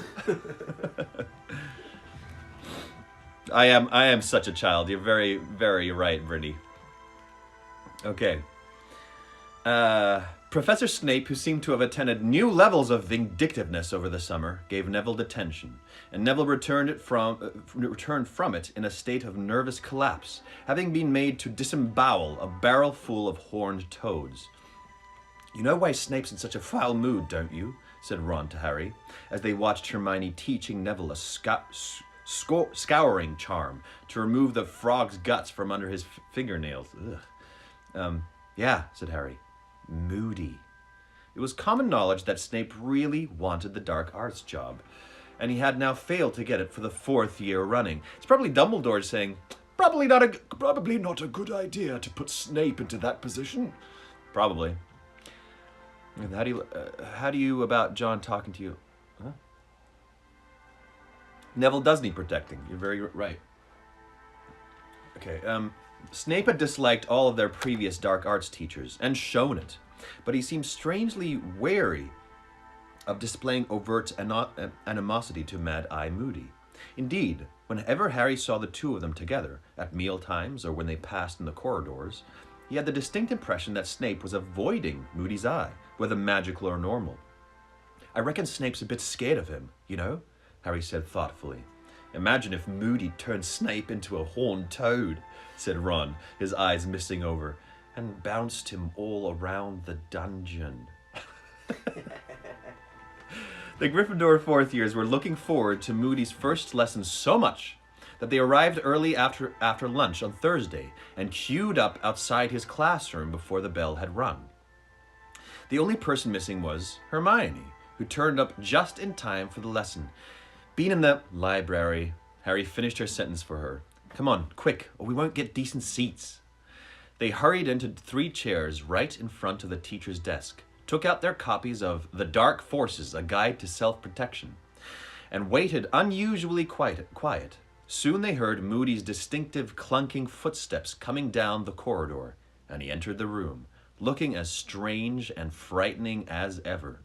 They could just see his clawed wooden foot protruding from underneath his robes. "You can put those away," he growled, stumping over to his desk and sitting down. "Those books, you won't need 'em." They returned the books to their bags, Ron looking excited. Moody took out a register, shook his long mane of grizzled gray hair out of his twisted and scarred face, and began to call out names, his normal eye moving steadily down the list while his magical eye swiveled around, fixed upon each student as he or she answered. "Right then," he said, when the last person had declared themselves present. "I've had a letter from Professor Lupin about this class. Seems you've had a pretty thorough grounding in tackling dark creatures. You've covered boggarts, red caps, hinky punks, grindylows, kappas, and werewolves. Is that right?" There was a general murmur of assent. "But you're behind, very behind, on dealing with curses," said Moody. "So, I'm here to bring you up to scratch on what wizards can do to each other. I've got 1 year to teach you how to deal with dark..." "What, aren't you staying?" Ron blurted out. Moody's magical eyes spun around to stare at Ron. Ron looked extremely apprehensive, but after a moment, Moody smiled, the first time Harry had seen him do so. The effect was to make his heavily scarred face look more twisted and contorted than ever. But it was nevertheless a relief to know that he ever did anything as friendly as a smile. Ron looked deeply relieved. "You'll be Arthur Weasley's son, eh?" Moody said. "Your father got me out of a very tight corner a few days ago. Yeah, I'm staying just the 1 year. Special favour to Dumbledore. 1 year, and then back to my quiet retirement." He gave a harsh laugh. No, what's his... No, what's it? That's when he's laughing really hard. But I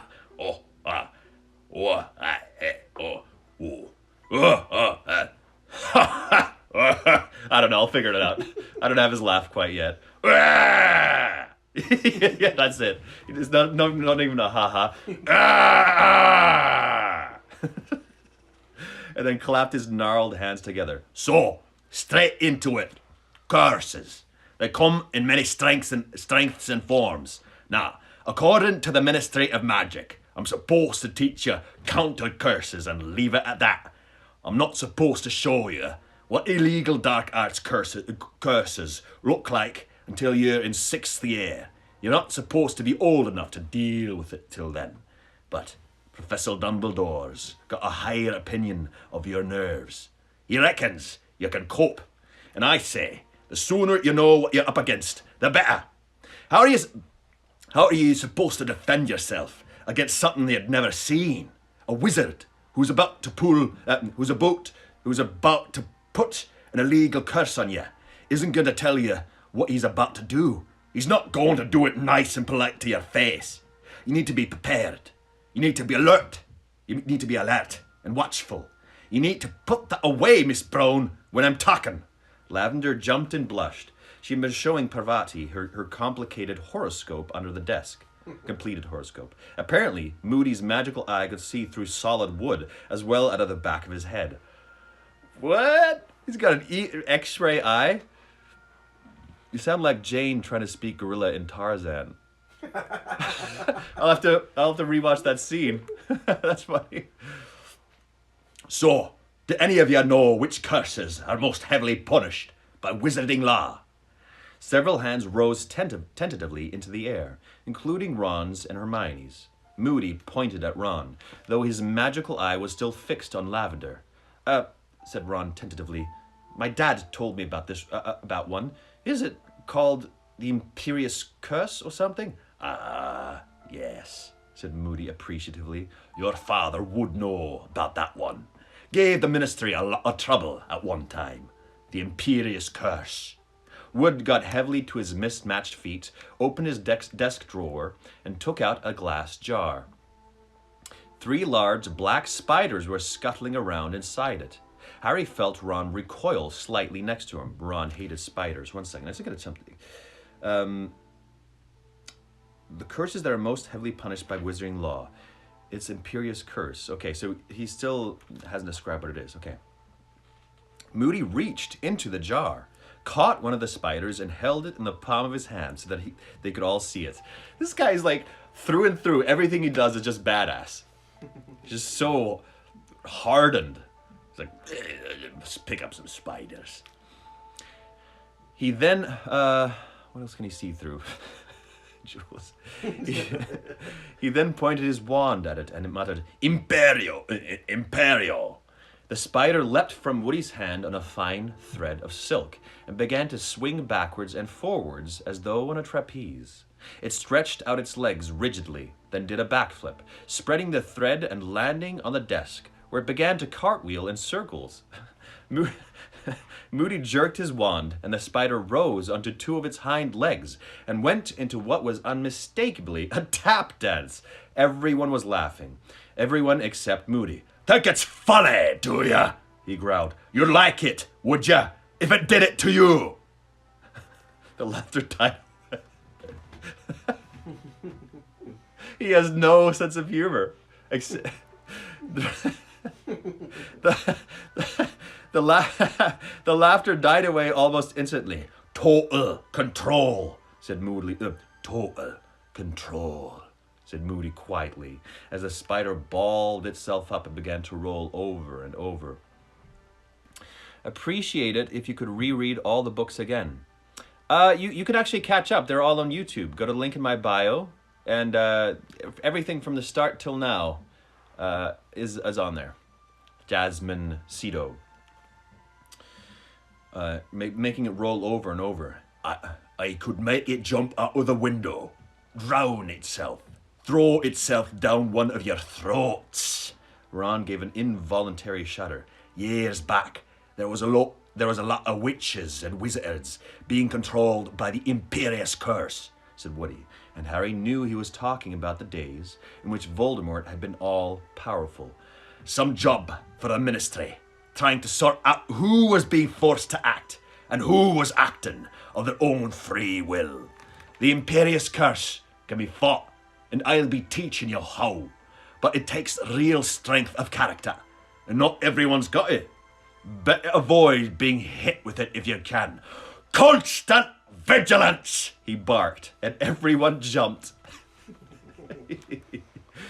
Moody picked up the somersaulting spider and threw it back into the jar. Anyone else know one? Another illegal curse?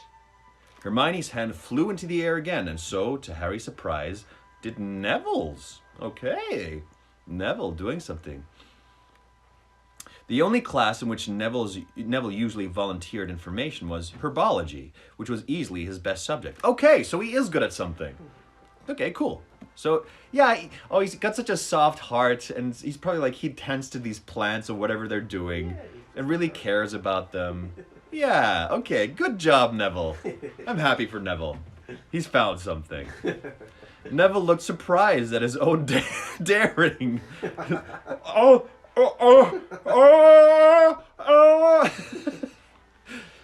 Yes, said Moody, his magical old eye rolling over to fix on Neville.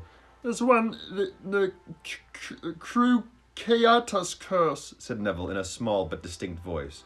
Moody was looking very intently at Neville, this time with both eyes. Your name's Longbottom, he said, his magical eye swooping down to check the register again. Neville nodded nervously, but Moody made no further inquiries. Turning back to the class at large, he reached into the jar for the next spider and placed it upon the desktop, where it remained motionless, apparently too scared to move. The Cruciatus curse, said Moody, needs to be a bit bigger for you to get the idea, he said, pointing his wand at the spider. Engorgio! Engorgio! The spider swelled. It was now larger than a tarantula. Whoa! Abandoning all pretense, Ron pushed his chair backwards as far away from Moody's desk as possible. Yeah, he hates spiders and snakes and all that kind of stuff. Yeah. Cruciatus. Cruciatus. I don't say this in a derogatory term at all because I'm a Batman nerd, but y'all are nerds.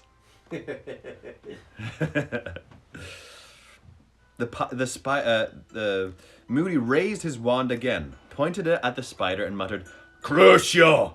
At once, the spider's legs bent in upon its body. It rolled over and began to twitch horribly, rocking from side to side.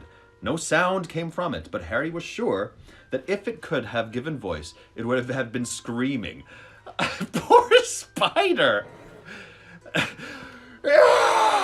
End this pain! Take my life! This is torturing this poor spider. Moody did not remove his wand. It all comes from the lattice. Yeah, especially Deletrius. Especially that one. Moody did not remove his wand, and the spider started to shudder and jerk more violently. Stop it! Hermione said shrilly. Yeah, that's good. You're all proud of it. Good. I'm a proud Batman and video game nerd. I'll proudly say that. Harry looked around at her. She was looking not at the spider, but at Neville. And Harry, following her gaze, saw that Neville's hands were clenched upon the desk in front of him, his knuckles white, his eyes wide and horrified. Moody raised his wand. The spider's legs relaxed, but it continued to twitch. Reducio. Like, reduce? That's also done from the Latin. Reducio. Moody muttered, and the spider shrank back to its proper size. He put it back into the jar. Pain, said Moody softly. You don't need thumb screws or knives to torture someone if you can perform the Cruciatus curse once. A curse. That one was very popular once too. Right. Anyone know any others? Harry looked around. From the looks on everyone's faces, he guessed they were all wondering what was going to happen to the last spider.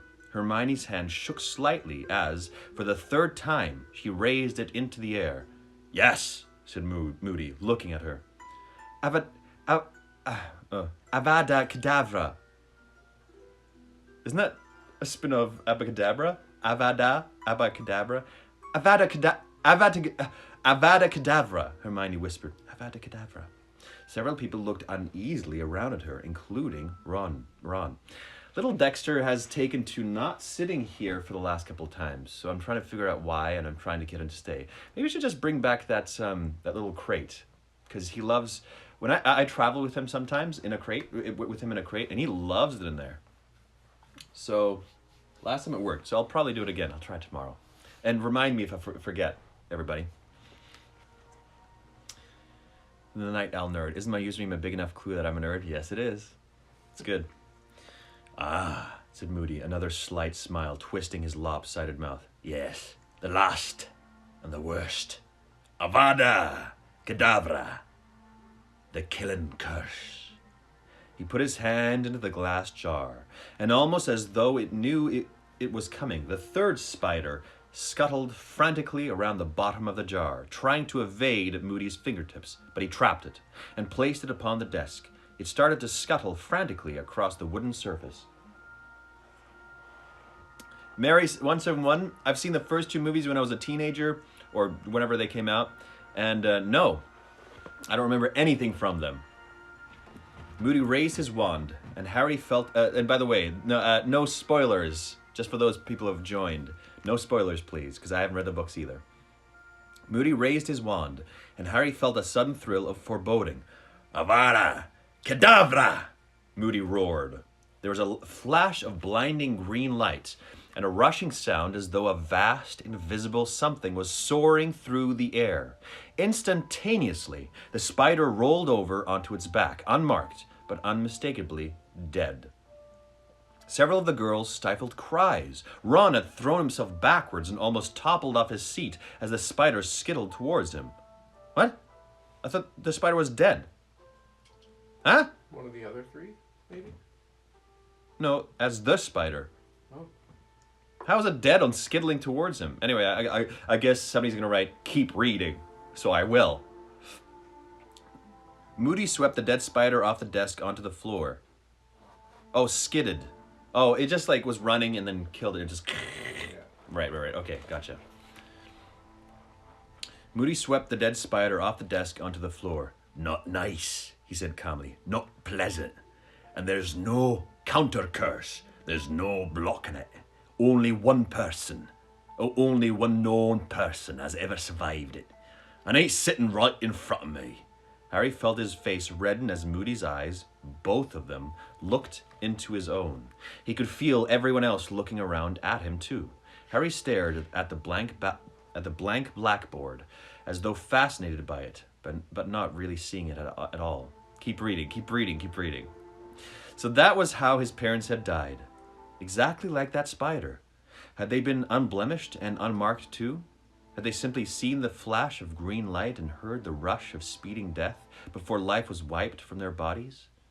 Harry had been picturing his parents' death over and over again for 3 years now, ever since he had found out they had been murdered, ever since he found out what had happened that night, how Wormtail had betrayed his parents' whereabouts to Voldemort, who had come to find them at their cottage, how Voldemort had killed Harry's father first, how James Potter had tried to hold him off while he shouted at his wife to take Harry and run, and Voldemort had advanced on Lily Potter, told her to move aside so that he could kill Harry, how she had begged him to kill her instead, refused to stop shielding her son, and so Voldemort had murdered her too, before turning his wand on Harry. Harry knew these details because he had heard his parents' voices when he had fought the Dementors last year, for that was the terrible power of the Dementors, to force their victim to relive their worst memories of their life and drown, powerless, in their own despair.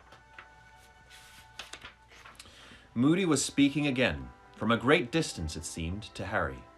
With a massive effort, he pulled himself back to the present and listened to what Moody was saying. Avada Kedavra's a curse that needs a powerful bit of magic behind it. You could get all your wands out now and point them at me and say the words, and I doubt I get so much as a nosebleed. But that doesn't matter. I'm not here to teach you how to do it. Now, if there's no counter curse, why am I showing you? Because you've got to know. You've got to appreciate what the worst is. You don't want to find yourself in a situation where you're facing it. Constant vigilance! He roared, and the whole class jumped again.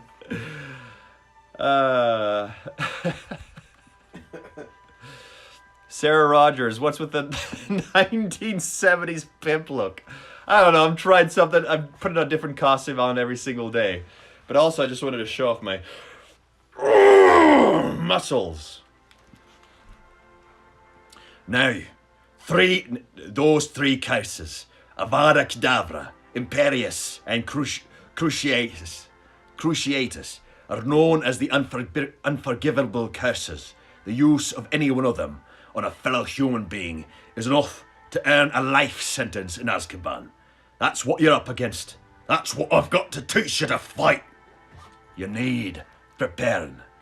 You need arming. But most of all, you need to practice constant, never-ceasing vigilance. Get out your quills. Copy this down. They spent the rest of the lesson taking notes on each of the unforgivable curses. No one spoke until the bell rang, but when Moody had dismissed them and they had left the classroom, a torrent of talk burst forth. Most people were discussing the curses in awed voices. Did you see it twitch? And when he killed it, just like that. They were talking about the lesson, Harry thought, as though it had some sort of spectacular show, but he hadn't found it very entertaining, and nor, it seemed, had Hermione. Hurry up, she said tensely to Harry and Ron. Not the ruddy library again, said Ron. No, said Hermione curtly, pointing up a side passage. Neville. Neville was standing alone, halfway up the passage, staring at the stone wall opposite him, with the same horrified, wide-eyed look he had worn when Moody had demonstrated the Cruciatus curse. I'm going to have to look that up again. Neville? Okay, this is going on for a while. So I'm actually going to end here. I'm going to end here. Man, I love that character. I love him. I'm a big fan of him. Big fan. Because he's just no temper, so intense. He knows the danger. He's doing it at the kindness of his own heart. There we go. Okay, let's look at some, before I go to questions and everything else, if you'd like to support me, go to the link in my bio. There's my Patreon. I'm actually going to try and do this and create other stuff like this YouTube show that I'm creating where I'm going to interview a whole bunch of different people. I'm going to try and make that really fun and entertaining. So I'm trying to go that path. If you're interested in supporting me that way, go to the link in my bio to get to my Patreon and also other perks you can get through it. I'm going to be reading another book every single week that only certain Patreon members can get. So that's my spiel. Let's get to I know it's a horrible place to end, but it's coming up to 3 minutes here. There's some questions. Most embarrassing moment in high school. Oh, 1 second. Colored my hair in sorry, it was too long. I can't actually read it, can I? I'm sorry. Sorry about that. I colored my hair you colored your hair rainbow. That's cool. Blast-ended scroot is a good insult phrase. It really is. You're right.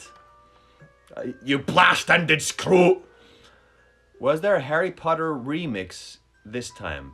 No, I'm sometimes throwing those in, but I'm also just throwing in songs that fit to the costume or whatever song I like in the day. Because there's only so many Harry Potter remixes that I could find.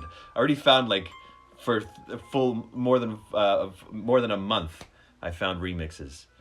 Which Harry Potter character would you want to befriend in real life? I think I've had this question before. It's for sure Hagrid. Hagrid is up there. And who else? I think Hermione would be a great friend. Dumbledore. Those three. Yeah, they're all up there with my favorites. Okay, so we just ended after that intense, awesome class with Mad Eye Moody. Love that teacher. Neville gave the answer to one spell, and when that forbidden spell was demonstrated, he went into a very shocked state. So they just left class, and they're coming back to Neville to see what is up with him. Yeah, it's supposed to be a scar. I tried. Okay, here we go. I'm gonna go a tiny little bit back to when it started with Hermione talking to Harry and Ron outside of class. Your glasses. Oh, my glasses! My glasses! Can't forget the glasses either. There we go. Wham. Hurry up, she said tensely to Harry and Ron. Not the ruddy library again, said Ron. No, said Hermione curtly, pointing up a side passage. Neville. Neville was standing alone, halfway up the passage, staring at the stone wall opposite him with the same horrified, wide-eyed look he had worn when Moody had demonstrated the Cruciatus curse. I think so. Cruciatus. Neville, Hermione said gently. Neville looked around. Oh, hello, He said, his voice much higher than usual. interesting lesson, wasn't it? I wonder what's for dinner. I'm starving, aren't you? Neville, are you all right? Said Hermione. Oh yes, I'm fine. Neville gabbled in the same unnaturally high voice. Very interesting dinner. I mean, lesson. What's for eating? Ron gave Harry a startled look. Neville, what? But an odd clunking noise sounded behind them, and they turned to see Professor Moody limping towards them. All four of them fell silent, watching him apprehensively, but when he spoke, it was in a much lower and gentler growl than they had yet heard. It's all right, Sonny, he said to Neville. Why don't you come up to my office? Come on. We can have a cup of tea. Neville looked even more frightened at the prospect of tea with Moody. He neither moved nor spoke. Moody turned his magical eye upon Harry. You all right, Harry Potter? Yes, said Harry, almost defiantly. Moody's blue eye quivered slightly in its socket as it surveyed Harry. Then he said, You've got to know. It seems harsh, maybe, but you've got to know. No point pretending. Well, come on, Longbottom. I've got some books that might interest you. So I don't know what's up with Neville. It is concerning to me. It is concerning whatever's happening, but it's also very, very funny. He seems to be turning some sort of alien. What's for eating?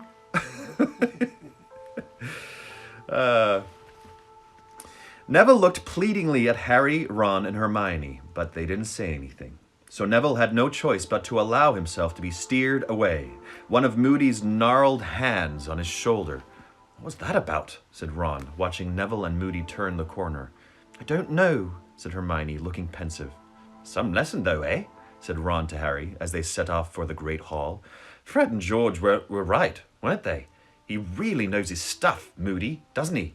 When he did Avada Kedavra, the way the spider just died, just snuffed it right, but Ron fell suddenly silent at the look on Harry's face, and he didn't speak again until they reached the great hall, when he said he supposed they had better make a start on Professor Trelawney's predictions tonight, as they would take hours.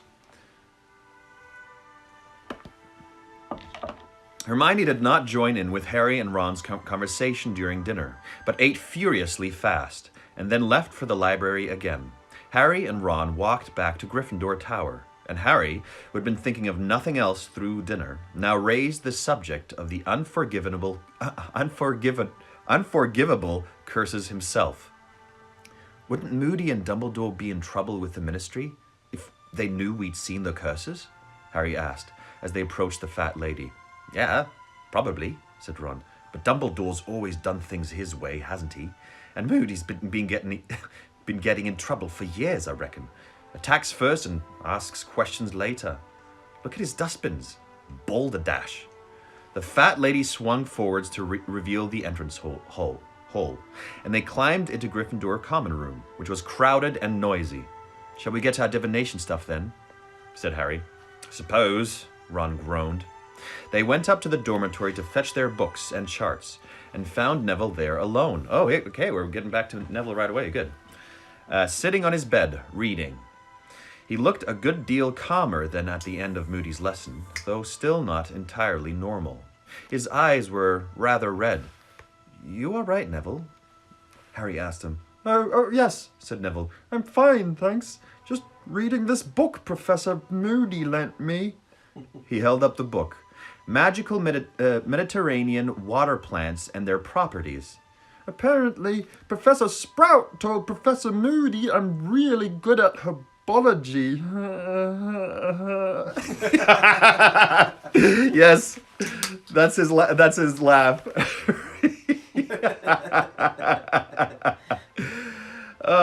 There was a faint note of pride in his voice that Harry had rarely heard before. He thought I'd like this. Telling Neville what Professor Sprout had said, Harry thought, had been a very tactful way of cheering Neville up, for Neville very rarely heard that he was good at anything. It was the sort of thing Professor Lupin would have done. Oh, see? That's why I already liked that teacher off the start. Moody. Loving him. And I love Neville too, but he's just... Oh, man. He's a task.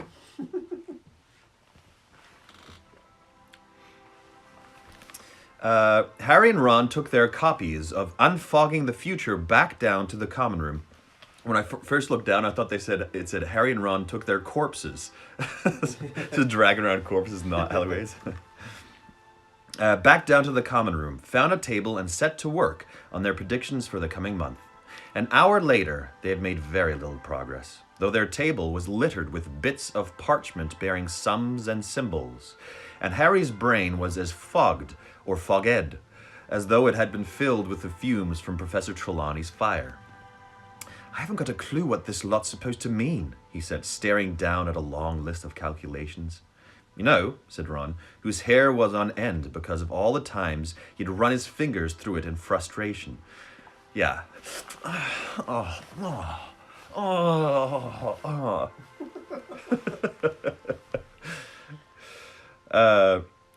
She just wrote it in there to make all the teenagers like hot and bothered. Oh, he must be so hot doing that. Ron's so hot. Probably from the movies. He's so hot. Who do you like better, Ron or Harry? I like...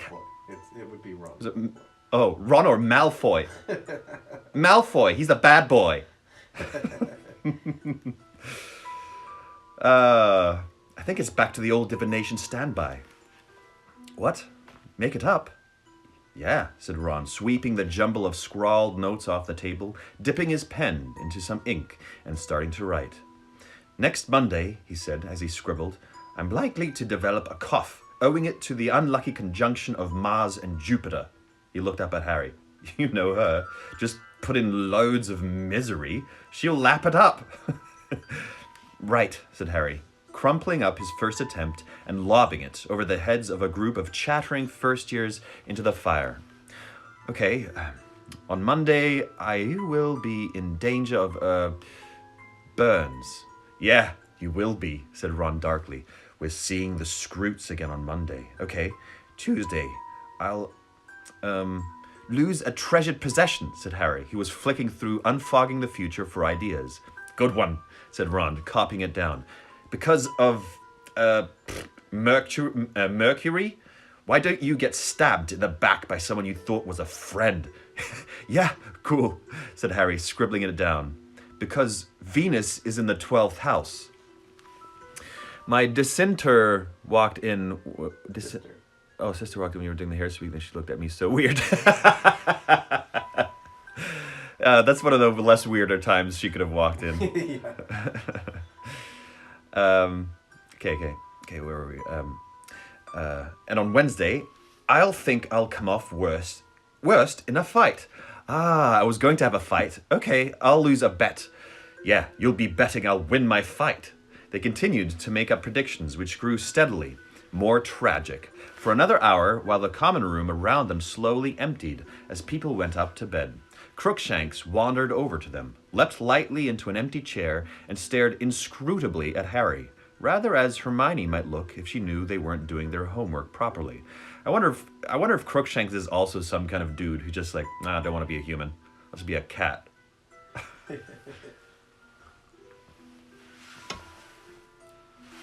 Staring around at the room, trying to think of a kind of misfortune he hadn't yet used, Harry saw Fred and George sitting together against the opposite wall, heads together, quills out, poring over a single piece of parchment. It was most unusual to see Fred and George hidden away in a corner and working silently. They usually liked to be in the thick of things and the noisy center of attention. There was something secretive about the way they were working on the piece of parchment, and Harry was reminded of how they had sat together, writing back at the Burrow. He had thought then that it was another order form for Weasley's Wizard Wheezes, Weasley's Wizard Wheezes, but it didn't look like that for this time. If it had been, they would surely have let Lee Jordan in on the joke. He wondered whether it had anything to do with entering the Triwizard Tournament. Oh yeah, I forgot about that already. As Harry watched, George shook his head at Fred, scratched something out with his quill, and said in a very quiet voice that nevertheless carried across the almost deserted room, that sounds like we're accusing him. Got to be careful." Then George looked over and saw Harry watching him. Harry grinned and quickly returned to his predictions. He didn't want George to think he was eavesdropping. Shortly after that, the twins rolled up their parchment, said goodnight, and went off to bed. Sounds like we're accusing him. Got to be careful. What are they writing? Okay, who would that be about? I hope not Moody. That'd be dumb. Fred and George had been gone 10 minutes or so when the portrait hole opened, and Hermione climbed into the common room, carrying a sheaf of parchment in one hand and a box whose contents rattled as she walked in the other. Crookshanks arched his back, purring. "Hello," she said. "I've just finished." "So have I," said Ron triumphantly, throwing down his quill. Hermione sat down, laid the things she was carrying in an empty armchair, and pulled Ron's predictions towards her. "Not going to have a very good month, are you?" she said sardonically. Sardonically? Yeah. What's that? Sarcastically? No. Sardonically. It's the first time I don't know that word. I can't really remember what it means. Descriptions. Not descriptions, explanations more like. Definition. Explain yourself, Internet! Sardonically, where is it? Oh, as Crookshanks curled up in her lap. At least I'm forewarned, Ron yawned. "You seem to be drowning twice," said Hermione. "Oh, am I?" said Ron, peering down at his predictions. "I'd better change one of them to get trampled by a rampaging hippogriff." "Don't you think it's a bit obvious you've made those up?" said Hermione. "How dare you?" said Ron in a mock outrage. "We've been working like house elves here." Hermione raised her eyebrows. "It's just an expression," said Ron hastily. Harry laid down his quill too, having just finished predicting his own death by decapitation, mockingly. "Okay, thank you very much." "What's in the box?" he asked, pointing at it. "A severed head." That's a reference to a movie from the 90s. 7, if you've seen it. Spoiler. Not really. I didn't tell him that. "Funny you should ask," said Hermione. With a nasty look at Ron, she took off the lid and showed them the contents. Inside were about 50 badges, all of different colors, but all bearing the same letters. SPEW for spew. "Spew?" said Harry, picking up a badge and looking at it. "What's this about?" "Not spew," said Hermione impatiently. "It's SPEW. Stands for the Society for the Promotion of Elfish Welfare." Oh, she started a society. "Never heard of it," said Ron. "Well, of course you haven't," said Hermione briskly. "I've only just started it." "Yeah?" said Ron in mild surprise. "How many members have you got?" "Well, if you two join..." "3," said Hermione. "And do you think we want to walk around wearing badges saying spew, do you?" said Ron. SPEW, said Hermione hotly. I was going to put stop the outrageous abuse of our fellow magical creatures. That would be so that wouldn't be anything. And campaign for a change in the legal status, but it wouldn't fit. So that's the heading of our manifesto. She brandished the sheaf of parchment at them. I've been researching it thoroughly in the library. Oh, that's what she's been doing.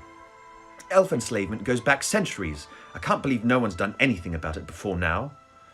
Hermione, open your ears, said Ron loudly. They like it. They like being enslaved. Our short-term aims, said Hermione, speaking even more loudly than Ron, top spewer, and acting as though she hadn't heard a word, are to secure house elves fair wages and working conditions. Our long-term aims include changing the law about non-wand use and trying to get an elf into the Department for the Regulation and Control of Magical Creatures because they're shockingly underrepresented. And how do we do all this? Harry asked. We start by recruiting members, said Hermione happily. I thought 2 sickles to join. That buys a badge. And the proceeds can fund our leaflet campaign. Your treasurer, Ron. I've got you a collecting tin upstairs. And Harry, your secretary. So you might want to write down everything I'm saying now as a record for our first meeting. I love Hermione, but she's she's such a dweeb in a good way. Like, it's a lot. It's a lot. There was a pause in which Hermione beamed at the pair of them. That's cute. And Harry sat, torn between exasperation at Hermione and amusement at the look on Ron's face. The silence was broken, not by Ron, who in any case looked as though he was temporarily dumbstruck, but by a soft tap-tap on the window. Harry looked across the now empty common room and saw, illuminated by the moonlight, a snowy owl perched on the windowsill. Hedwig! Hedwig's back! She's magical Leslie. Nope, that's so true. Hey, I just watched the Parks and Rec reunion. It was a lot of fun. In case you didn't know, they have a new reunion episode out. Hedwig! He shouted, and he launched himself out of his chair and across the room to pull open the window.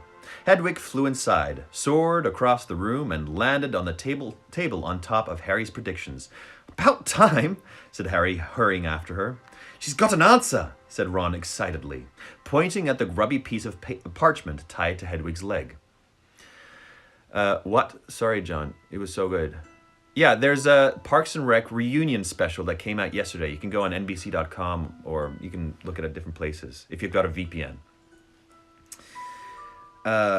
Harry hastily untied it and sat down to read it, whereupon Hedwig fluttered onto his knee, hooting softly.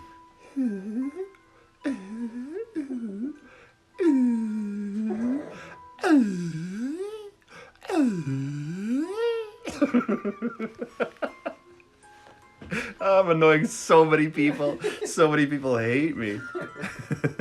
Oh, yeah. Harry, I'm flying north immediately. This news about your scar is the latest in a series of strange rumors that have reached me. If it hurts again, go straight to Dumbledore. They're saying he's got mad eye out of retirement, which means he's reading the signs, even if no one else is. I'll be in touch soon. My best to Ron and Hermione. Keep your eyes open, Harry. Sirius. People are really disliking it. Harry looked up at Ron and Hermione, who stared back at him. He's flying north? No, he's flying north, Hermione whispered. He's coming back? Dumbledore's reading what signs? Said Ron, looking perplexed. Harry, what's up? For Harry had just hit himself in the forehead with his fist, jolting Hedwig out of his lap. I shouldn't have told him, Harry said furiously. What are you on about? Said Ron in surprise. It's made him think he's got to come back, said Harry, now slamming his fist on the table so that Hedwig landed on the back of Ron's chair, hooting indignantly. Ooh-hoo-hoo. Coming back because he thinks I'm in trouble, and there's nothing wrong with me. And I haven't got anything for you, Harry snapped at Hedwig, who was clicking her beak expectantly. You'll have to go up to the owlery if you want food. Oh, that's a bit over the top. Hedwig gave him an extremely offended look, ooh, and took off for the open window, cuffing him around the head with her outstretched wing as she went. Yeah, that's okay. So that's a bit of sass. She went up in my book a little bit. Hedwig did. Harry, Hermione began in a pacifying sort of voice. I'm going to bed, said Harry shortly. See you in the morning. Upstairs in the dormitory, he pulled on his pajamas and got into his four-poster, but he didn't feel remotely tired. If Sirius came back and got caught, it would be his, Harry's fault. Why hadn't he kept his mouth shut? A few seconds pain, and he'd had to blab if he'd just had the sense to keep it to himself. He heard Ron come up into the dormitory a short while later, but did not speak to him. For a long time, Harry lay staring up at the dark canopy of his bed. The dormitory was completely silent, and had he been less preoccupied, Harry would have realized that the absence of Neville's usual snores meant that he was not the only one lying awake. Oh, something's happening to Neville. Action's gonna ramp up. I like that that Neville's a bit more of a player in this one, as in player in this story. That is awesome. Yes, it's yeah. Somebody spoiled something. Okay, good. Good. Did I already ask this question? I don't know if I did. Did I ask the question for everybody? What's the worst and best quality you've gotten from your parents? Did I already ask that? I think I might have.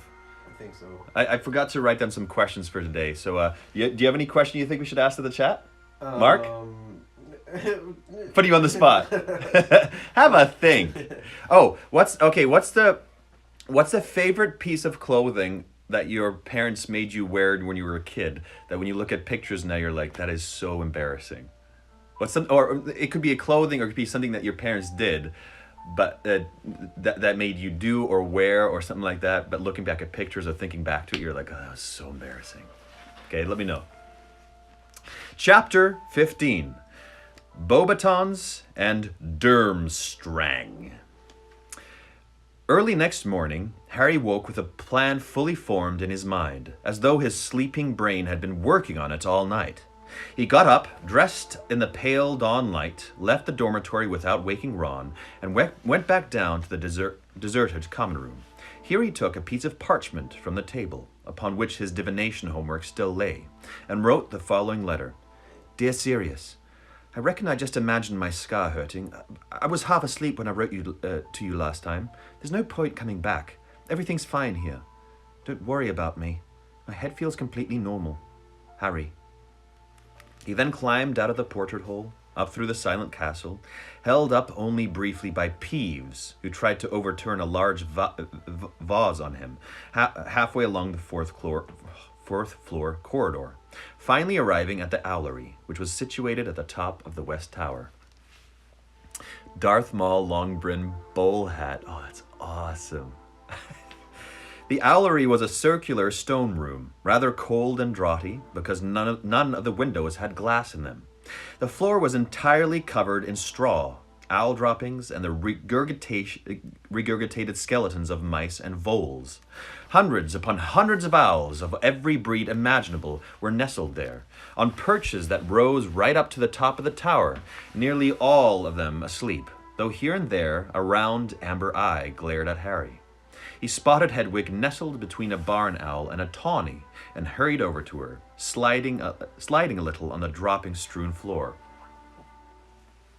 It'd be great if there was just like a whole gag bit with him like slipping, like, oh no, and just falling down the poop, trying to get up and slithering around. I can't get up! I can't get up!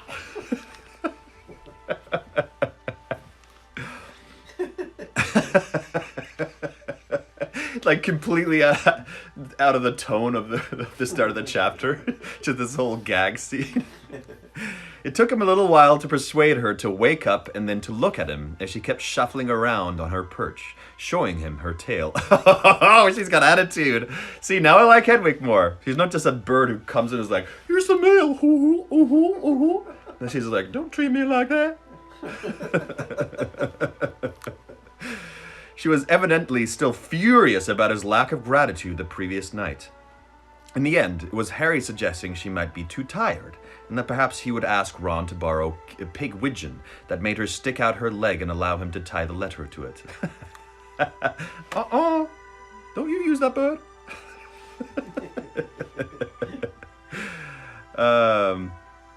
Just find him, all right? Harry said, stroking her back as he carried her on his arm to one of the holes in the wall, before the Dementors do.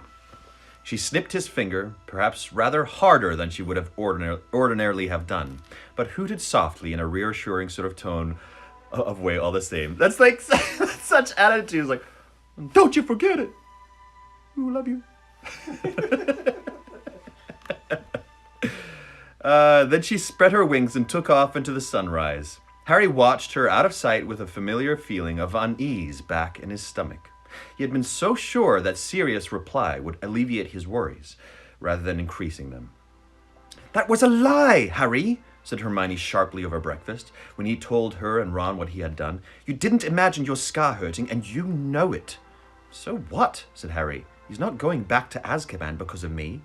"Drop it," said Ron sharply to Hermione, as she opened her mouth to argue some more. And for once, Hermione heeded him and fell silent. Harry! Harry did his best not to worry about Sirius over the next couple of weeks. True, he could not stop himself looking anxiously around every morning when the post owls arrived, nor late at night before he went to sleep, prevent himself seeing horrible visions of Sirius, cornered by Dementors down some dark London street. Love Hedwig's attitude voice. Yeah, that's going to be her voice from now on. But between times, he tried to keep his mind off his godfather. He wished he still had Quidditch to distract him. Nothing worked so well on a troubled mind as a good, hard training session. On the other hand, their lessons were becoming more difficult and demanding than ever before, particularly defense against the dark arts. Oh. To their surprise, Professor Moody had announced that he would be putting the Imperious Curse on each of them in turn, to demonstrate its power and to see whether they could resist its effects. Oh, there were 3 curses. The Imperious Curse. What one was that? Do you remember? It's the one where you can make somebody do anything. He made the spider dance. And right. You can make the spider do anything. Yeah. Okay, gotcha. Okay. Oh, so every single student? Wow. But you said it's illegal, Professor, said Hermione uncertainly, as Moody cleared away the desks with a sweep of his wand, leaving a large clear space in the middle of the room. Oh, wow. You said to use it against another human was Dumbledore, wants you to fight, oh gosh, I'm mixing up wants you to fight what it looks like, said Moody, his magical eye swiveling onto Hermione and fixing her with an eerie, unblinking stare. If you'd rather learn the hard way, when someone's putting on you so they can control you completely, fine by me. You're excused. Off you go. He pointed one gnarled finger towards the door. Hermione went very pink. I lost his voice a little. I'll find it again. And muttered something about not meaning that she wanted to leave. Harry and Ron grinned at each other. They knew Hermione would rather eat Bobatuber pus than miss such an important lesson. Moody began to beckon students forward in turn and put the Imperious Curse upon them. Harry watched, as one by one, his classmates did the most extraordinary things under its influence. Dean Thomas hopped 3 times around the room, singing the national anthem. Of what? Of the Wizarding Kingdom? Or of... Do they have a national anthem? That's a question for all you professors of Harry Potter. It'd probably be the British national anthem. Maybe, but is the Wizarding World a separate nation or a separate world? I mean, of course it's a separate world, but do they have their own nations, or do they just adhere to the country they live in? That'd be interesting to know. Lavender Brown imitated a squirrel. Neville performed a series of quite astonishing gymnastics he would certainly not have been capable of in his normal state. Not one of them seemed to be able to fight the curse off, and each of them recovered only when Moody had removed it. Potter, Moody growled. You next. Harry moved forward into the middle of the classroom, into the space that Moody had cleared of desks. John, they don't wear clothes and they don't sing songs. Nice one, Heather. There's just a nation of naked wizards. The British anthem. Okay, cool. Harry moved forward into the middle of the classroom, into the space that Moody had cleared of desks. Moody raised his wand, pointed it at Harry, and said, Imperio! It was the most wonderful feeling. Harry felt a floating sensation as every thought and worry in his head was wiped gently away, leaving nothing but a vague, untraceable happiness. He stood there feeling immensely relaxed, only dimly aware of everyone watching him. And then he heard Mad-Eye Moody's voice echoing in some distant chamber of his empty brain. Jump onto the desk. Jump onto the desk. Harry bent his knees obediently, preparing to spring. Jump onto the desk. Why, though? Another voice had awoken in the back of his brain. Stupid thing to do, really, said the voice. Jump onto the desk. No, I don't think I will. Thanks, said the other voice, a little more firmly. No, I don't really want to. Jump now! The next thing Harry felt was considerable pain. He had both jumped and tried to prevent himself from jumping. The result was that he'd smashed headlong into the desk, knocking it over, and by the feeling in his legs, fractured both his kneecaps.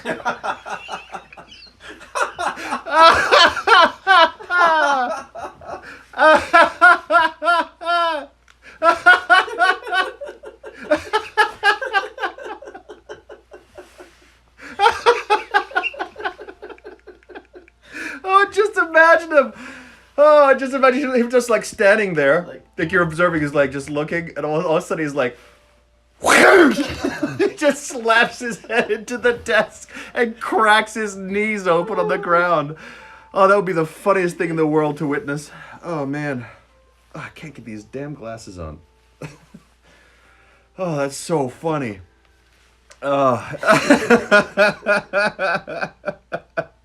I've got a very vivid imagination, and so that makes me laugh so much. Also, I watch fail army videos so often. I've got, you know, in Germany, in German, they've got the word Schadenfreude. It's the only language in the world that has this word. And it means joy in other people's suffering. So when you see somebody trip and you're like laughing at it, that's Schadenfreude. So this gives me complete Schadenfreude. Oh man, that's so funny. Nay, that's more like it.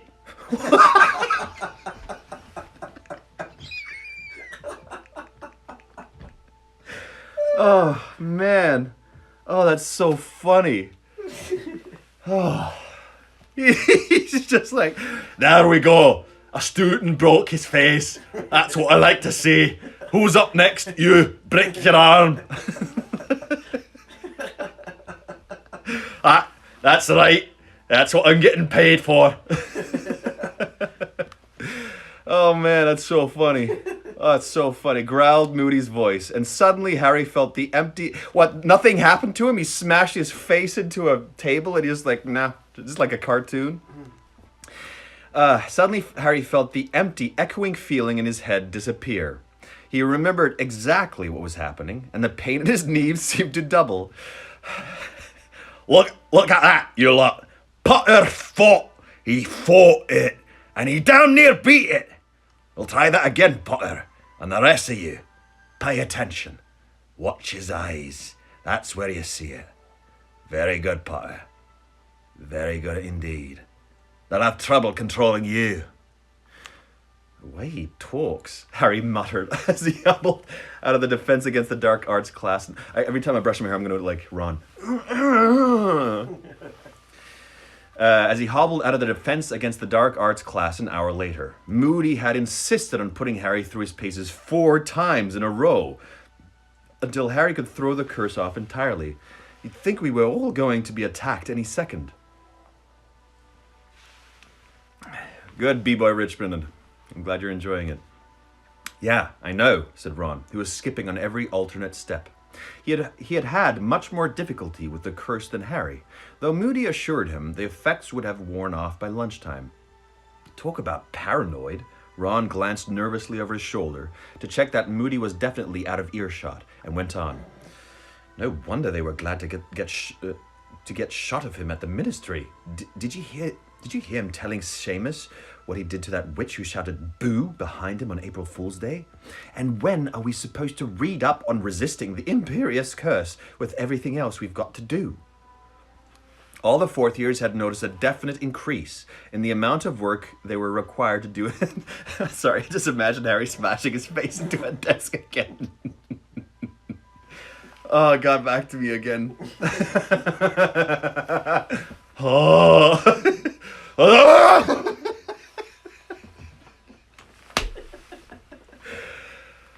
Oh man, so funny. Oh yeah, look at him. See that this little thing works. He likes. That's why he's underneath a table. He likes being contained. Contained. I'm turning to Harry. Okay. Professor McGonagall explained why. All the fourth years had noticed a definite increase in the amount of work they were required to do this term. Professor McGonagall explained why, when the class gave a particularly loud groan at the moment of transfiguration homework she had set. "You are now entering a most important phase of your magical education," she told them, her eyes glinting dangerously behind her square spectacles, more sharp. "Your ordinary wizarding levels are drawing closer. We don't take ours till 5th year, said Dean Thomas indignantly. Maybe not, Thomas, but believe me, you need all the preparation you can get. Miss Granger remains the only person in this class who has managed to turn a hedgehog into a satisfactory pincushion. I might remind you that your pincushion, Thomas, still curls up in fright if anyone approaches it with a pin." Hermione, who had turned rather pink again, seemed to be trying not to look too pleased with herself. She's so happy when she gets everything right. Harry and Ron were deeply amused when Professor Trelawney told them that they had received top marks for their homework in their next divination class. That's funny. She read out large portions of their predictions, commending them for their unflinching acceptance of the horrors in store for them. But they were less amused when she asked them to do the same thing for the next month after next. Both of them were running out of ideas for catastrophes. Meanwhile, Professor Binns, the ghost who taught history of magic, oh yeah, he was that really boring ghost. I have to remember his voice if it does pop up again. Had them writing weekly essays on the goblin rebellions of the 18th century. I would love to read that. I wouldn't find that boring at all. I'd be so down for that. Professor Snape was forcing them to research antidotes. They took this seriously, as he had hinted that he might be poisoning one of them before Christmas to see if their antidote worked. One of you might die. I'm looking at you, Neville. Professor Flitwick had asked them to read 3 extra books in preparation for their lesson on summoning charms. Even Hagrid was adding to their workload. The blast-ended Scroots were growing at a remarkable pace, given that nobody had yet discovered what they ate. Hagrid was delighted, and, as part of their project, suggested that they come down to his hut on alternate evenings to observe the Scroots and make notes on their extraordinary behavior. I will not, said Draco Malfoy flatly, when Hagrid had proposed this with the air of Father Christmas pulling an extra large toy out of his sack. Oh, so sweet. I see enough of those foul things during lessons, thanks. Hagrid's smile faded from his face. You'll do what I told you, he growled, or I'll be taking a leaf out of Professor Moody's book. I hear you made a good ferret, Malfoy. Nice. The Gryffindors roared with laughter. Malfoy flushed with anger, but apparently the memory of Moody's punishment was still sufficiently painful to stop him retorting. Harry, Ron, and Hermione returned to the castle at the end of the lesson in high spirits. Seeing Hagrid put down Malfoy was particularly satisfying, especially because Malfoy had done his very best to get Hagrid sacked the previous year. When they arrived in the entrance hall, they found themselves unable to proceed owing to the large crowd of students congregated there, all milling around a large sign which had been erected at the foot of the marble staircase. Ron, the tallest of the three, stood on tiptoe to see over the heads in front of them and read the sign aloud to the other two. I wanted to do this in a news voice, but it's Ron reading it. Triwizard Tournament. The delegations from Beauxbatons and Dormstrang will be arriving at 6 o'clock on Friday 30th of October. Lessons will end half an hour early. Brilliant, said Harry. It's potions last thing on Friday. Snope now. Snoop won't have time to poison us all. Students will return their bags and books to their dormitories and assemble in front of the castle to greet our guests before the welcoming feast. I have a crutch on Malfoy, though. Well, if he ever breaks a leg, you can help him out. That was the worst dad joke I've done till now. Worst dad joke I've done till now. Give me an award. Give me an award! Ernie Macmillan of Hufflepuff? We haven't met him yet. Let me try like a wide mouth one. Only a week away! Only a week away, said Ernie Macmillan of Hufflepuff. Unless he becomes a main character, give me some adjectives, but that's what I'm using for right now. Emerging from the crowd, his eyes gleaming. I wonder if Cedric knows. I think I'll go and tell him. Cedric, said Ron blankly as Ernie hurried off. Diggory, said Harry. He must be entering the tournament. That idiot? Hogwarts champion? Said Ron as they pushed their way through the chattering crowds towards the staircase. Oh, I have met him. He's the snotty one who thought Harry was the heir of Slytherin in book 2. Oh, yeah. Oh, right. He had a different voice. Damn it. Okay. I am actually going to spend time tomorrow on that spreadsheet. I'm going to complete it so I can actually just look through, go to E in the alphabet and be like, oh, yeah, that's who he is, and this is his... I usually have a sentence that helps me get into a character's voice or into an accent that I actually do in my warm-up every single day. So for McGonagall, for example, her intro sentence is Hermione Granger. That helps me get into it. So that will help me do it. It's not lies. I will do it. Oh, you see, I'll have it complete by tomorrow. Don't you doubt me. Don't you doubt me. Okay, there we go. That idiot Hogwarts champion, said Ron as they pushed their way through the chattering crowd towards the staircase. He's not an idiot, you just don't like him because he beat Gryffindor at Quidditch, said Hermione. I've heard he's a really good student. And he's a prefect. Oh, is there going to be a little love triangle there? Hermione's into, what's his name again, Diggory? Oh yeah, that's what's going to happen. That's what I predict. You need help from someone who can Google and not be worried about spoilers. I think Mark's pretty good at this. She spoke as though this settled the matter. You only like him because he's handsome, said Ron scathingly.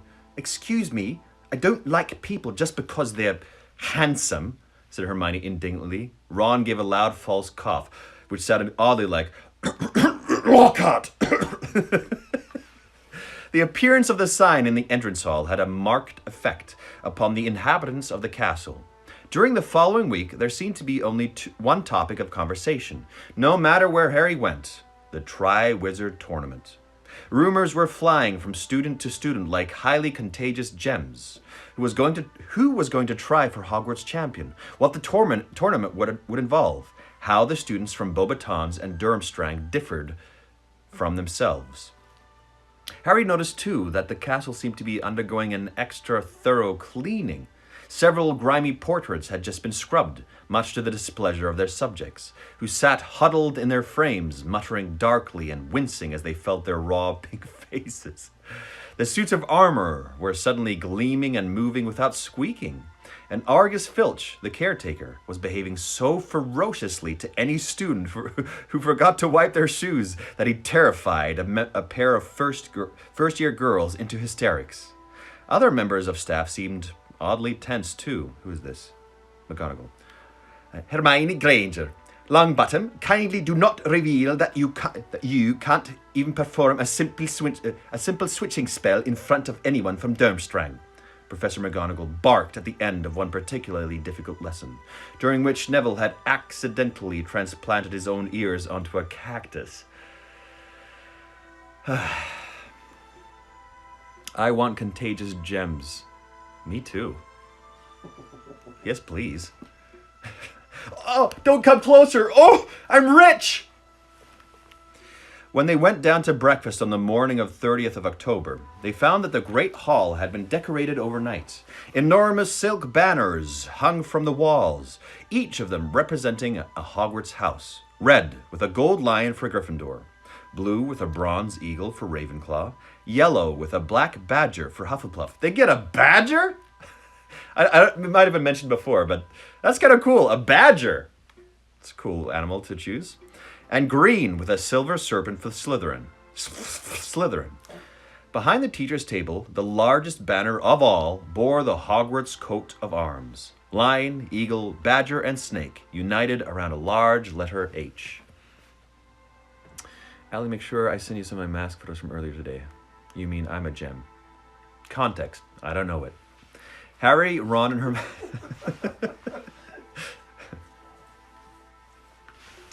Harry, Ron, and Hermione spotted Fred and George at the Gryffindor table.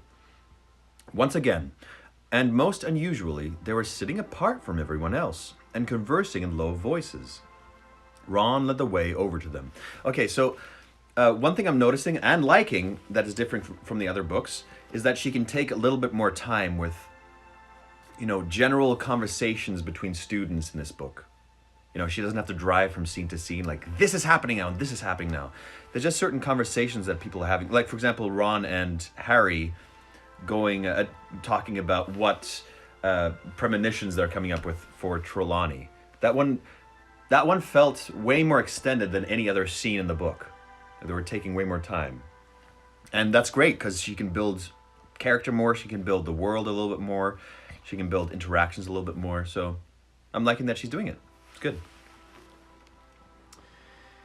They were sitting apart from everyone else and conversing in low voices. Ron led the way over to them. It's a bummer, all right, George was saying gloomily to Fred. But if he won't talk to us in person, we'll have to send him the letter after all. Or we'll stuff it into his hand. He can't avoid us forever. Who's avoiding you? Said Ron, sitting down next to them. Wish you would, said Fred, looking irritated at the interruption. What's a bummer? Ron asked George. Having a noisy jit like you for a brother, said George. You two got any ideas on the Triwizard Tournament yet? Harry asked. Thought any more about trying to enter? I asked McGonagall how the champions are chosen, but she wasn't telling, said George bitterly. She just told me to shut up and get on with transfiguring my raccoon. Wonder what the tasks are going to be, said Ron thoughtfully. You know, I bet we could do them. Harry, we've done dangerous stuff before. Not in front of a panel of judges, you haven't, said Fred. McGonagall says the champions get awarded points according to how well they've done the tasks. Who are the judges? Harry asked. Well, the heads of the participating schools are always on the panel, said Hermione, and everyone looked around at her, rather surprised, because all three of them were injured during the tournament of 1792, when a cockatrice the champions were supposed to be catching went on the rampage. Cockatrice. What is that? It's a mystical creature. What kind of mystical creature? I can't really remember. It's like some kind of like weird bird horse thing. A bird horse. Another bird horse. She's just like, I love myself some bird horses, and throws them in there in every book. She noticed them all looking at her and said with her usual air of impatience. It's a dragon, serpent, freaky rooster head thing. Oh. It was went on the rampage. Oh gosh. Okay. She noticed them all looking at her and said with her usual air of impatience that nobody else had read the books that she had. It's all in Hogwarts, a history. Though, of course, that book's not entirely reliable. A revised history of Hogwarts would be a more accurate title. Or a highly biased and selective history of Hogwarts, which glosses over the nastier aspects of school. What are you on about? Said Ron, though Harry thought he knew what was coming. House elves, said Hermione loudly and providing Harry right. Not once in over 1,000 pages does Hogwarts, a history, mention that we're all colluding in the oppression of 100 slaves.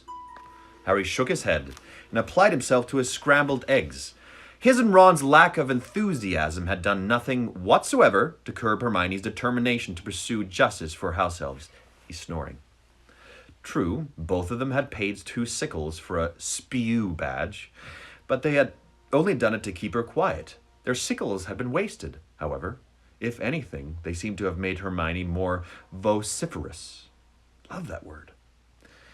She had been badgering Harry and Ron ever since. Firstly, to wear the badges, then to persuade others to do the same.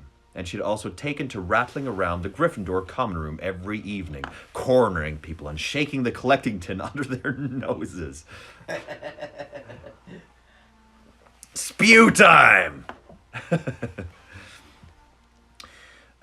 You do realize that your sheets are changed, your fires lit, your classrooms cleaned, and your food cooked by a group of magical creatures who are unpaid and enslaved, she kept saying fiercely. Some people, like Neville, had paid up just to stop Hermione glowering at them. She keeps using that word, glowering. I don't know if it's glowering or glowering. Glowering. Okay. A few seemed mildly interested in what she had to say, but were reluctant to take a more active role in campaigning. Many regarded the whole thing as a joke. Ron now rolled his eyes at the ceiling, which was flooding them all in autumn sunlight, and Fred became extremely interested in his bacon. Both twins had refused to buy a spew badge. Okay, I'm gonna go long today. Yeah. I'm having a fun time. Okay, I'm gonna look at these questions that you wrote down. Hello, Melody! My gosh. Melody is a dear, sweet friend from university that I miss greatly. Hope you're doing well. Can you make an Azkaban sign for Dexter's basket? I don't even know what an Azkaban sign is, so you'd have to write me a message and let me know what that is. If a new Hogwarts house was created and named after you, what would your house colors and animal be? House colors: love blue, and probably like a mustard yellow, mustard yellow and blue. Weird colors, but I think I would dig that. And my animal would be a bear. I love bears, or a monkey. A bear or a monkey. I relate to both creatures. So one of those two. Yeah. What subject at Hogwarts would you be most interested in? It was the dark arts. Do you mean defense against the dark arts? The defense against the dark arts. Yeah, that's what I meant. That's what I would... Every single class seems really fun and weird. Yeah. So probably that class over the others. And herbology would be last on my list. I do not want to be handling mud babies. If there was a remake of the movies, who would you want to play? Okay, assuming I was younger. Or I'll choose depending, like, which age. Hagrid would be a lot of fun. Of the main characters, I would probably... Oh, Draco Malfoy would be so fun to play. I'd want to play Dumbledore. Dumbledore would be a great one, too. Yeah, for sure. What is Dexter dreaming about? Okay, I read about this. It's the sweetest thing in the world. Dogs, like humans, dream of just collected experiences or images. So, anytime a dog dreams, they're dreaming about what they've been doing, which is playing with their owners, running in a field, chasing a squirrel, or just most of their time they spend time with you. So they're like dreaming about spending time with their owners. It's like the sweetest thing in the world. Who's hotter, Ron or Malfoy? Well, I'm straight and I'm not a pedophile, so I won't answer that. What do you have against owls? Nothing. They're great. But have you ever looked at an owl? Which house would the sorting house place you into? I've already done the test. And I am Gryffindor. Gryffindor. Are you Gryffindor too? No, I'm Ravenclaw. Ravenclaw, right. Yeah. Yeah, actually, now I'm starting to get a little sense of it, and it makes sense. Yeah, see? You're Ravenclaw. Oh, interesting. I wonder if I heard other people's houses if it make as much sense as it does for that. Nathan Hufflepuff? I think so. Yeah, that makes sense. Would you ever read Harry Potter fan fiction? You know what? After the books are done, I'll do that for 1 or 2 lives. Not like a consistent thing at all. But actually, I think that'd be pretty fun, exploring that world. Depends what kind of fan fiction. Okay, I got 1 minute 13 remaining. How are you? Oh, that's very nice, Harry Potter addict. I'm doing well. You know, this is a great thing in my day.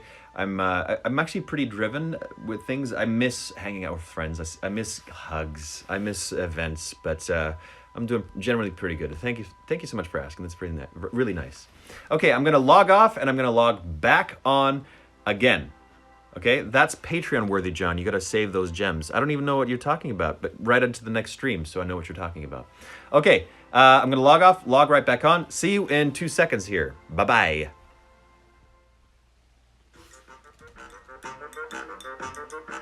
It's 7 o'clock. Thank you, healthcare workers! You're the best. Healthcare workers, healthcare workers, you are the best. You've saved many lives and probably my own too at some point. Thank you for every healthcare worker that has logged in. There's so many that I don't go through the list anymore of everybody that's logged in, but we love you. Thank you so much for what you do. You're amazing and awesome, and honestly a dream to everyone. Okay, let's get back into it. Time for some more reading. Oh, yeah, okay. Hermione was going on about her new spew campaign. Okay, where were we? Yeah, vociferous. Okay. Ron now rolled his eyes at the ceiling, which was flooding them all in autumn sunlight. And Fred became extremely interested in his bacon. Both twins had refused to buy a spew badge. George, however, leant towards Hermione. Listen, have you ever been down into the kitchens, Hermione? No, of course not, said Hermione curtly. I hardly think students are supposed to. Well, we have, said George, indicating Fred. Loads of times, to nick food. And we've met them, and they're happy. They think they've got the best job in the world. That's because they're uneducated and brainwashed, Hermione began hotly. But her next few words were drowned by the sudden whooshing noise from overhead, which announced the arrival of the post owls. Harry looked up at once and saw Hedwig soaring towards him. You know what? Interesting system she set up there, and interesting questions she's asking actually about the whole. There's a whole industry and ethical questions she's putting forward in this world. It's pretty cool. Harry looked up and saw at once and saw Hedwig soaring towards him. Hermione stopped talking abruptly. She and Ron watched Hedwig anxiously as she fluttered down onto Harry's shoulder, folded her wings, and held out her leg wearily. Harry pulled off Sirius' reply and offered Hedwig his bacon rinds, which she ate gratefully. Then, checking that Fred and George were safely immersed in further discussion about the Triwizard Tournament, Harry read out Sirius' letter in a whisper to Ron and Hermione. Nice try, Harry. I'm back in the country and well hidden. I want you to keep me posted on everything that's going on at Hogwarts. Don't use Hedwig. Keep changing owls, and don't worry about me. Just watch out for yourself. Don't forget what I said about your scar. Sirius. Why'd you have to keep changing owls? Ron asked in a low voice. Hedwig will attract too much attention, said Hermione at once. She stands out. A snowy owl that keeps returning to wherever he's hiding. I mean, they're not native birds, are they? Surprised she doesn't know that. Harry rolled up the letter and slipped it inside his robes, wondering whether he felt more or less worried than before. He supposed that Sirius managing to get back without being caught was something. He couldn't deny, either, that the idea that Sirius was much nearer was reassuring. At least he wouldn't have to wait so long for a response every time he wrote. Thanks, Hedwig, he said, stroking her. She hooted sleepily. I'm so damn tired. Dipped her beak briefly into his goblet of orange juice, then took off again, clearly desperate for a good long sleep in the owlery. There was a pleasant feeling of anticipation in the air. that day. Nobody was very attentive in lessons, being much more interested in the arrival that evening of the people from Beauxbatons and Durmstrang. Even potions was more bearable than usual, as it was half an hour shorter. When the bell rang early, Harry, Ron, and Hermione hurried up to Gryffindor Tower, deposited their bags and books as they had been instructed, pulled on their cloaks, and rushed back downstairs into the entrance hall. The heads of the houses were ordering their students into lines. "Weasley, straighten your hat!" Professor McGonagall snapped at Ron. "Miss Patil, take that ridiculous thing out of your hair!" Parvati scowled and removed a large ornament butterfly from the end of her plait.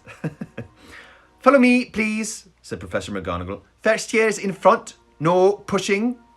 They filed down the front steps and lined up in front of the castle. It was a cold, clear evening. Dusk was falling, and a pale, transparent-looking moon was already shining over the Forbidden Forest.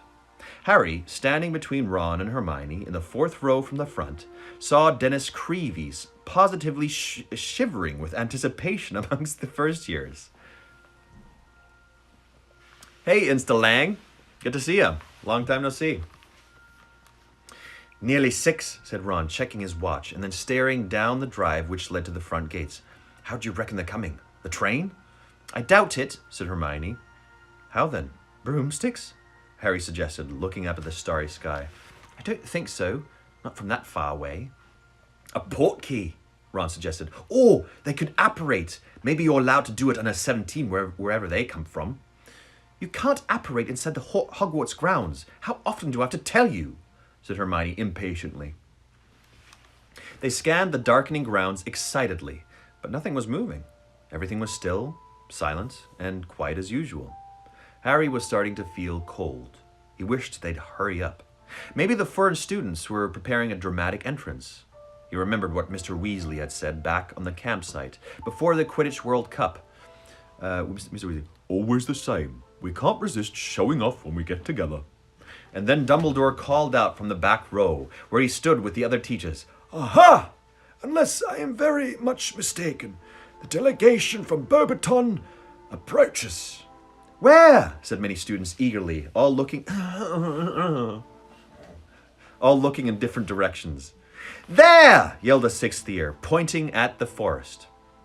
Something large, much larger than a broomstick, or indeed 100 broomsticks, was hurtling across the deep blue sky towards the castle, growing larger all the time. "It's a dragon!" shrieked one of the first years, losing her head completely. "Oh yeah, so Colin Creevey's, yeah, and the other one's a bit higher. Yeah, right. "Don't be stupid, it's a flying house," said Dennis Creevey. Dennis's guess was closer, as the gigantic black shape skimmed over the treetops of the Forbidden Forest, and the lights shining from the castle windows hit it. They saw a gigantic powder blue horse-drawn carriage, the size of a large house, soaring towards them, pulled through the air by a dozen winged horses, all palominos. If anybody knows what that is, if it doesn't ruin anything, let me know. And each the size of an elephant. The front 3 rows of students drew backwards as the carriage hurtled ever lower, coming in to land at a tremendous speed.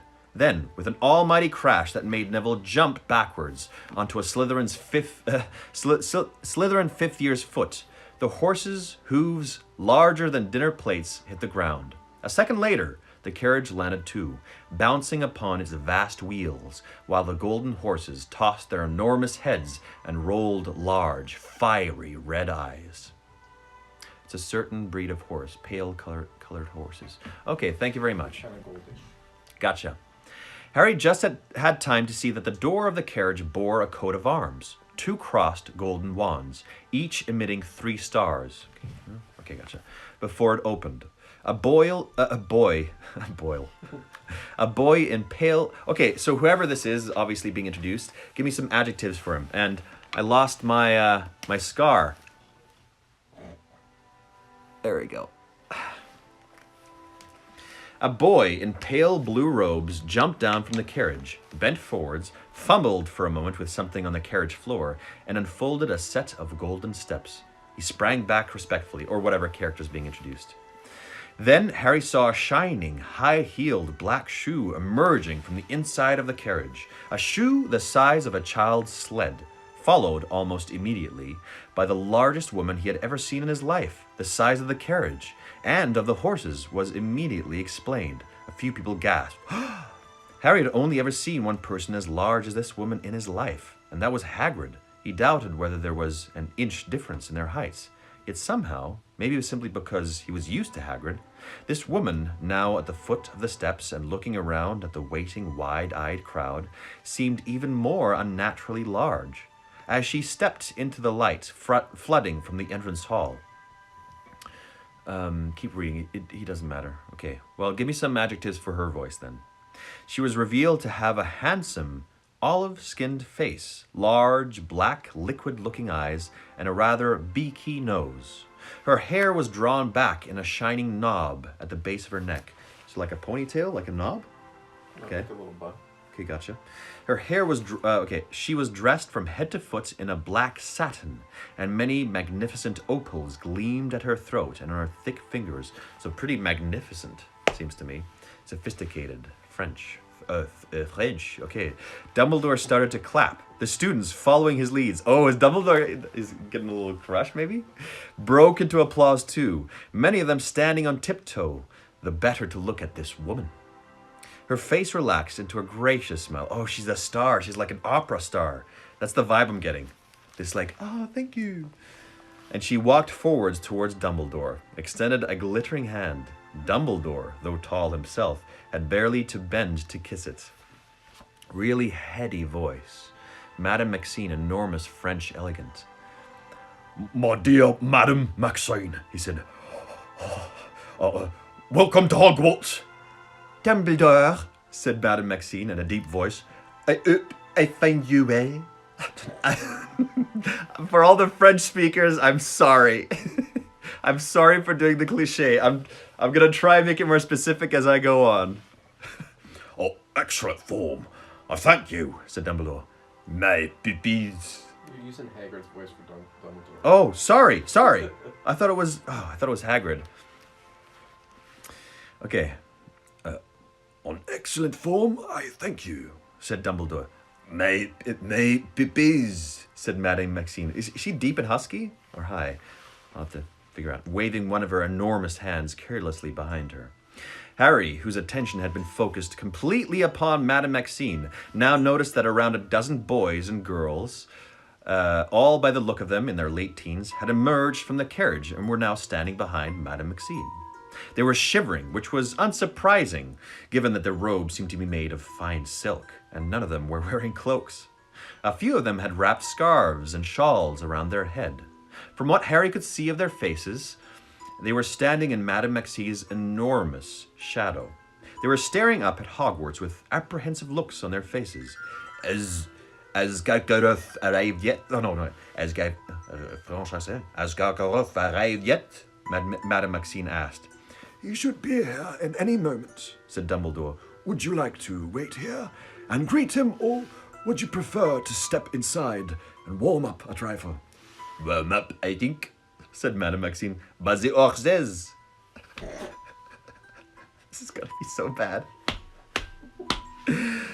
Our care of magical creatures teacher will be delighted to take care of them, said Dumbledore.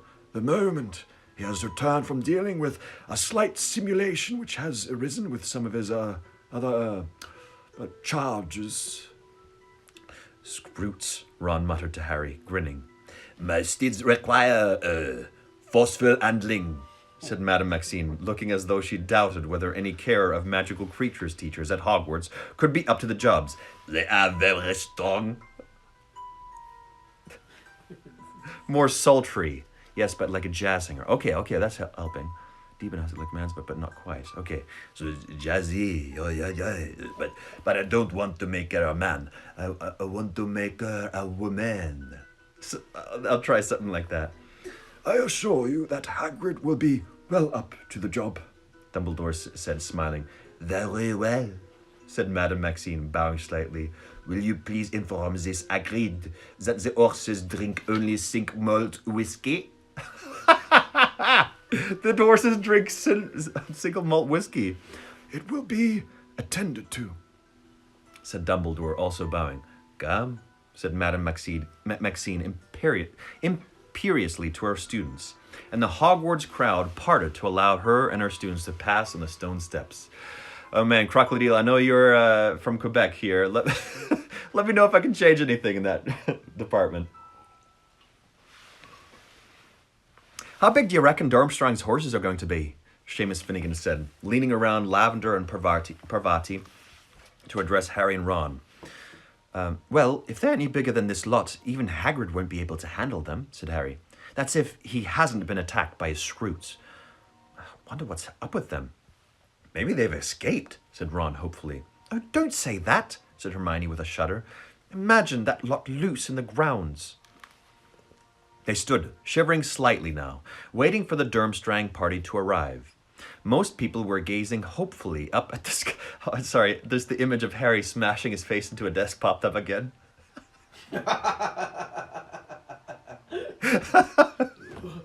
Just standing and suddenly smashing his face. So funny.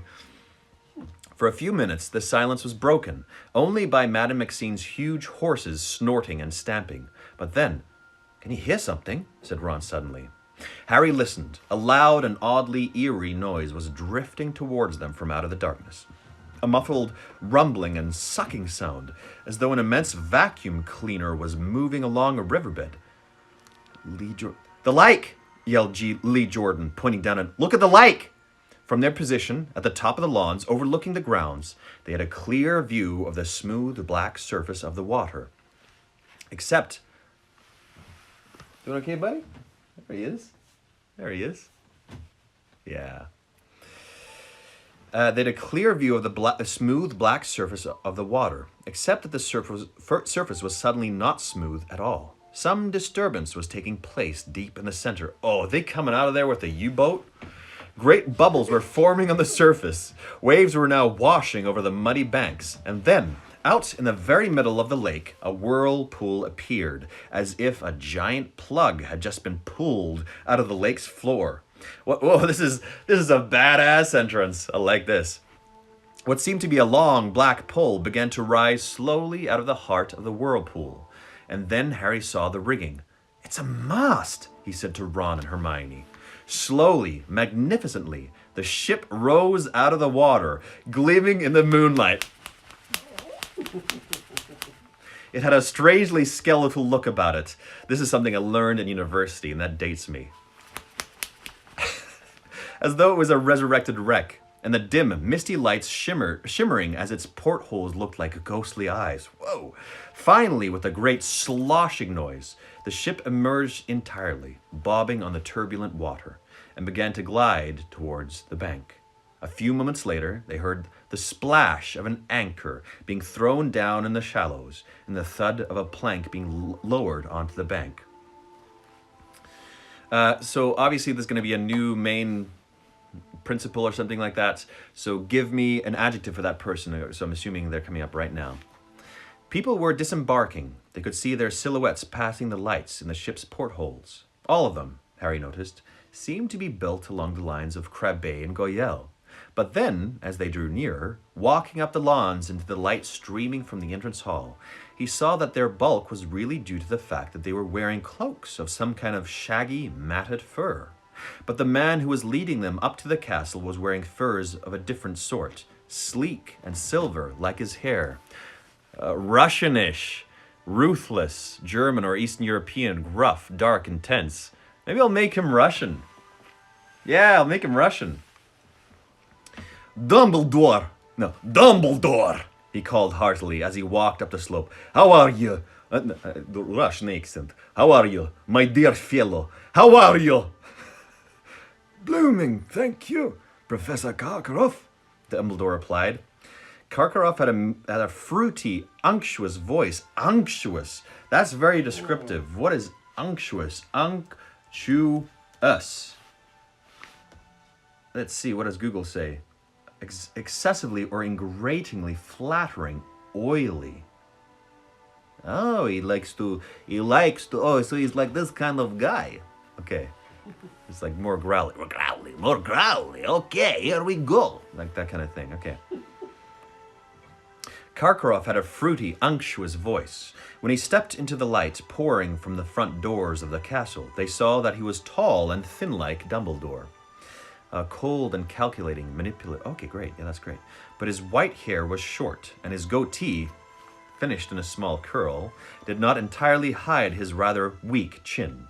When he reached Dumbledore, he shook hands with both of his own. Dear old Hogwarts, dear old Hogwarts, he said, looking up at the castle and smiling. His teeth were rather yellow, and Harry noticed that his smile did not extend to his eyes, which remained cold and shrewd. How good it is to be here.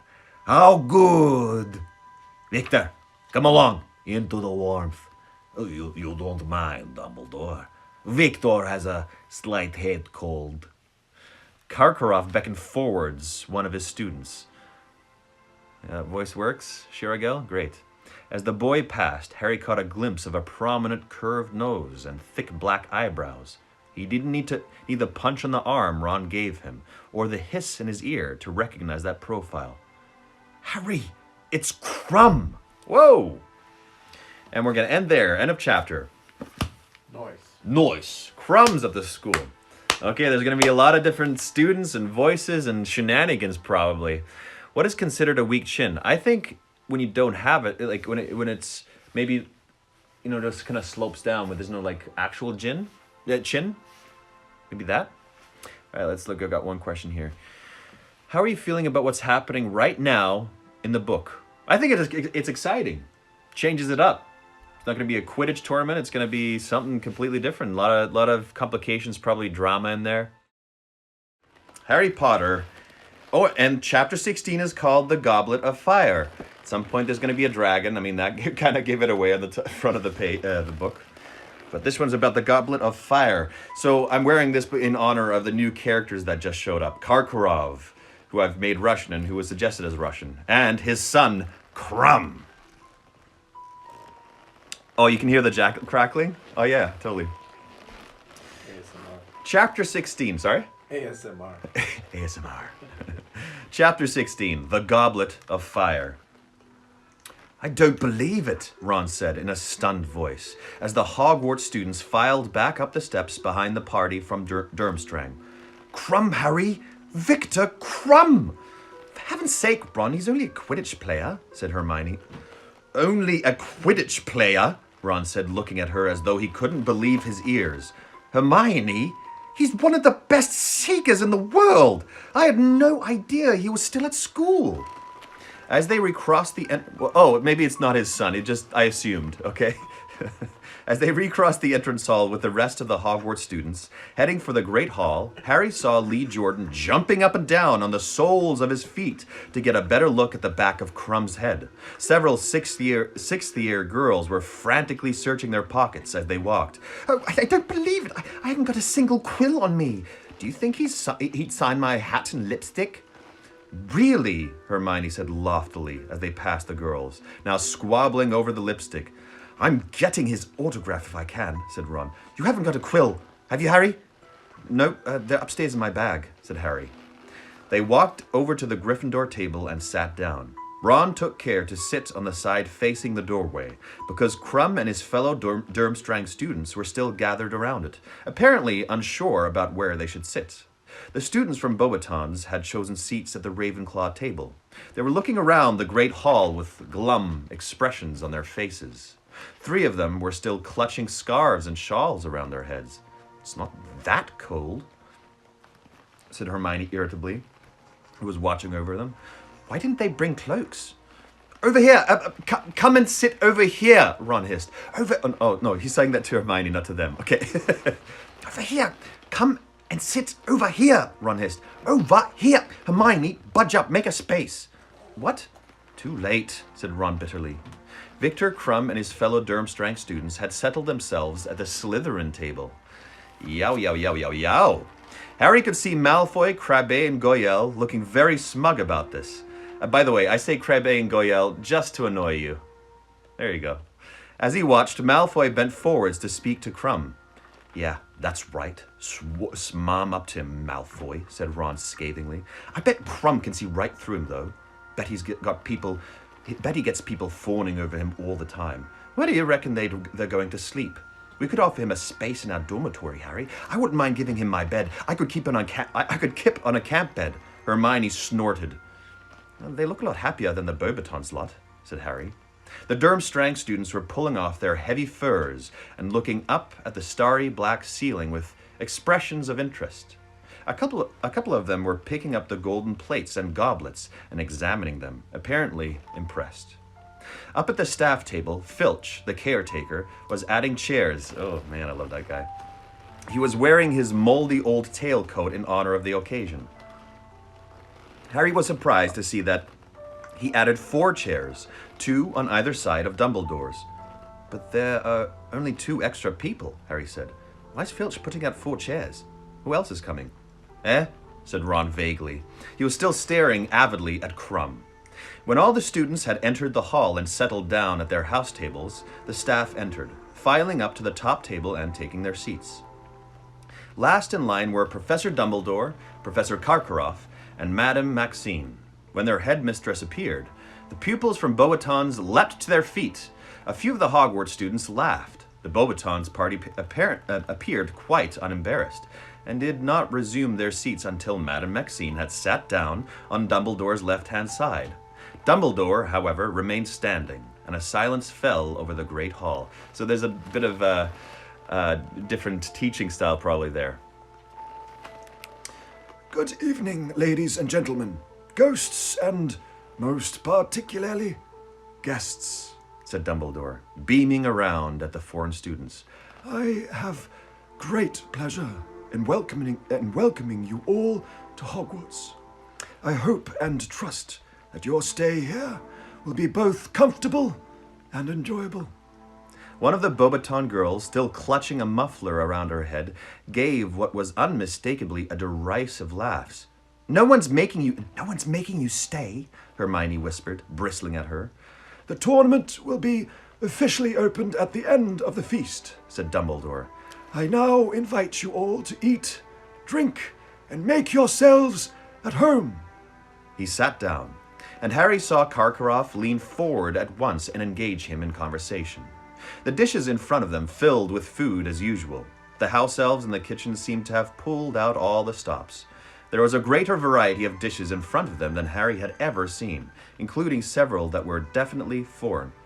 What's that? Said Ron, pointing at a large dish of some sort of shellfish stew that stood beside a large steak and kidney pudding.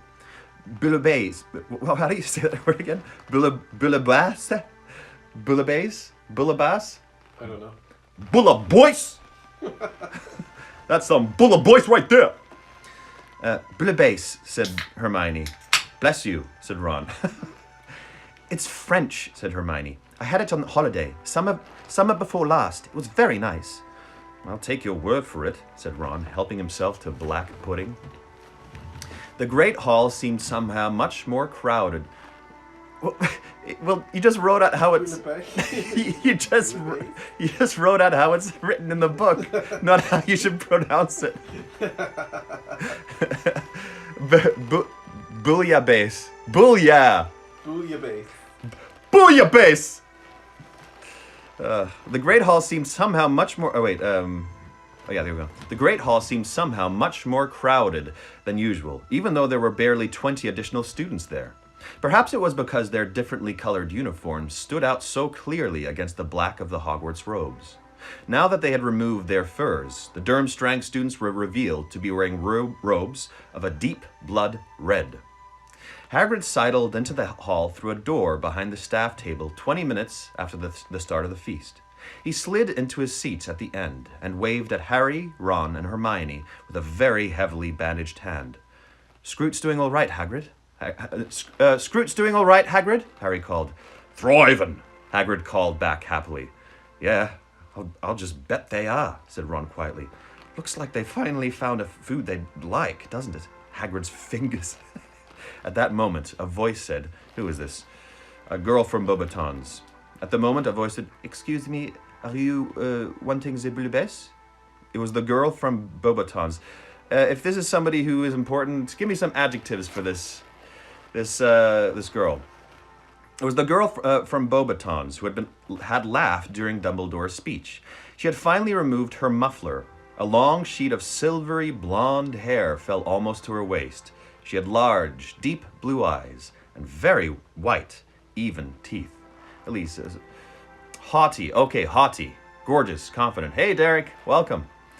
Ron went purple. He stared up at her, opened his mouth to reply, but nothing came out except a faint gurgling noise.